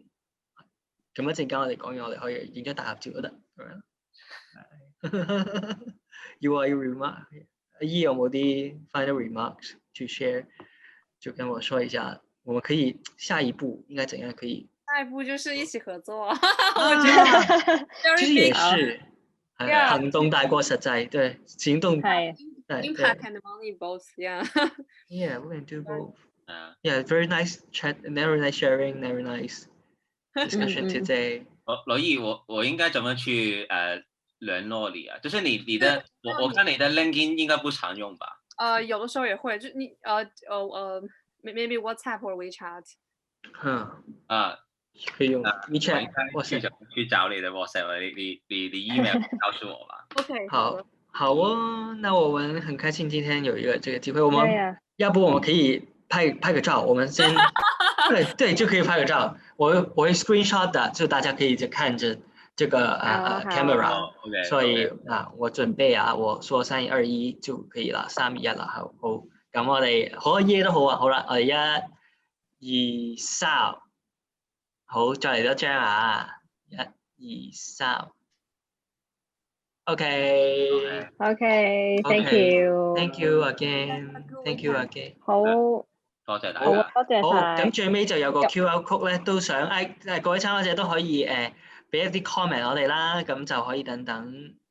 喂，你哋嗰啲留 thank you 嗰啲人你真係唔介意可以講下你叫咩名同埋？係，你點？或者係都可以填一填我哋嗰個。你 interested 係啲咩人？即係你可唔可以都講下testing 你係咩人嚟嘅？係啊 AI 你有咩人嚟㗎？你大家都想知。方便你喺個 chat 度打啦，一係等我知道你係咩人。你唔係哈哈哈咁啊？咦，聽到係請講。你講。你好啊。我嚟聽下，咁啱我都係住跟住平時出入都見得多，即係嗰啲學啲做比賽攞去街市賣，所以先聽嗰陣，都開始明你即係講嗰個城鄉連結，因為你講元朗舊區嗰邊都好城市化係嘛，都算好集中好，算係最 urban 啦，但係元朗周邊全部都係村為主㗎嘛，即係全部都係郊野，咁所以我諗翻即係如果個地理上，即係如果一旦咁接近嘅時候，即係嗰個即係你會見到嗰個即係元朗市入邊嗰個情況唔係咁似，即係出面中環即係就都好唔同，即係你會見多好多本地菜啊嗰啲啊，即係係啊，即係呢個係個方便程度嚟講咯，會係同埋元朗又唔係特別多大商場，即係集中都係因為佢都係慢慢都係比較後發，所以個舊區都比較原始啲咯，我都會話。雖然佢係好城市化，但係比較係啊，而家元朗嗰邊多咗好多 initiative 搞本地菜共購嘛。係。咁嗰邊八鄉有好多農場。啱啊，所以就係咯。即係呢個都叫做發生緊，我如果冇記錯咧，元朗舊墟個街市仲可以買到本地生產雞蛋嘅喎。係啊，有啊，直情去到平山都有添，平山都會入邊。因為嗰啲場仲喺度嘛，咁所以其實比起譬如梅窩咧，元朗嗰個即係做嗰個 CSA， 即係頭先我講嗰個社區協力農業嗰個。可能性仲大喎，因為佢嗰個基礎好嘅嘛。係啊，佢幾方便嘅都真係，同埋係咯，嗰啲你話賣本地蛋嗰啲都有買過，佢嗰啲基本上應該有晒熟客先，即係佢定時定候過一期先時間出嚟，跟住個人揸車走嚟攞㗎嘛，即係嗰啲係自己揸入。所以係啊，都覺得都好似做得過咁，即係如果你話即係如果呢啲發展。係啊，如果其實我頭先想講個位就係其實最緊要有幾個人係真係有興趣做嘅，咁咧其實做乜都得嘅，即係如果可能你簡單到係先由政府租嗰啲佢咪有一啲格仔田可以租嘅，政府唔知你知唔知？咁但係嗰啲我理解咧就應該排隊就排好耐，即係要睇翻個區個時間。啲人喺度炒緊咯，我知道。係啦，咁樣啊。如果你唔怕咧，因為我唔知你住邊啦，咁咧我有 friend 自己有地嘅，不過我就頭先拉佢入嚟聽下啫嘛。我直接開笪地啦，但係你因為嗱，如果真係種嘅話，就牽涉到我有少少建議就係你真係嗰啲技術上邊，你真係要花啲時間去學下。係啊。因為覺得咁最重要就係嗱，你揾地係一個功夫啦。究竟嗰笪地本身佢個水源係咪容易攞啦？你使唔使要自己搭個雨水收集器嗰啲？你唔識又係嘥時間。完啦。第二係嗰個嗰笪地本身，佢以前係種旱地嘢定係濕地嘢啦？即係佢究竟係種菜定係種米啦？你知分料呢兩大類，咁你先知你。如果你本身係種濕嘢，你種乾嘢要做嘅，或者 vice versa。咁亦都要可能你要請教下，即係如果你可以就可能蒲下嗰啲農夫嗰啲，即係譬如可能開埋名，譬如葉子城啊，綠田園啊嗰啲，你真係去睇下人哋點樣規劃一啲 basic skills 係點樣嘅。咁我哋教育基金都有做嘅，不過我哋嗰啲就好入門咯，真係。我哋幾個農夫，佢會教你點樣開墾，點樣去起個籧啦，即係嗰個凸起嗰個土。咁起個籧之後，你點樣去保護嗰個水土唔流失嗰啲，佢都有教。咁我哋都有做嘅。不過我哋個班已經爆咗啦，所以咁樣。但係有機會，我想賣廣告都唔得咁樣。但係你可以留意下嘅，真係。咁你學咗嗰啲之後咧，就可以真係試下喺嗰啲農夫嘅護蔭之下，係真係打理一個地方咁樣。咁咧，我估如果你本身係個定位可能有機會會係幫農夫手做銷售嗰啲咯，可能即係因為我唔知你嗰個background 係咩人。咁以我理解啲農夫佢本身都未必好強做呢啲嘢，即係銷售啊，明白。stocking admin 啊嗰類。好啊。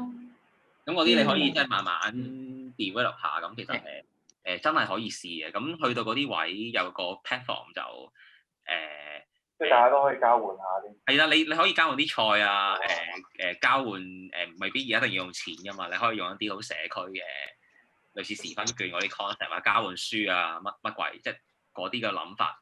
咁你有 community，咁你就會慢慢開始諗，我要實升嘅話，究竟係用100% volunteer 嘅方法去實升啊，定係你真係想申請一嚿 funding 啊？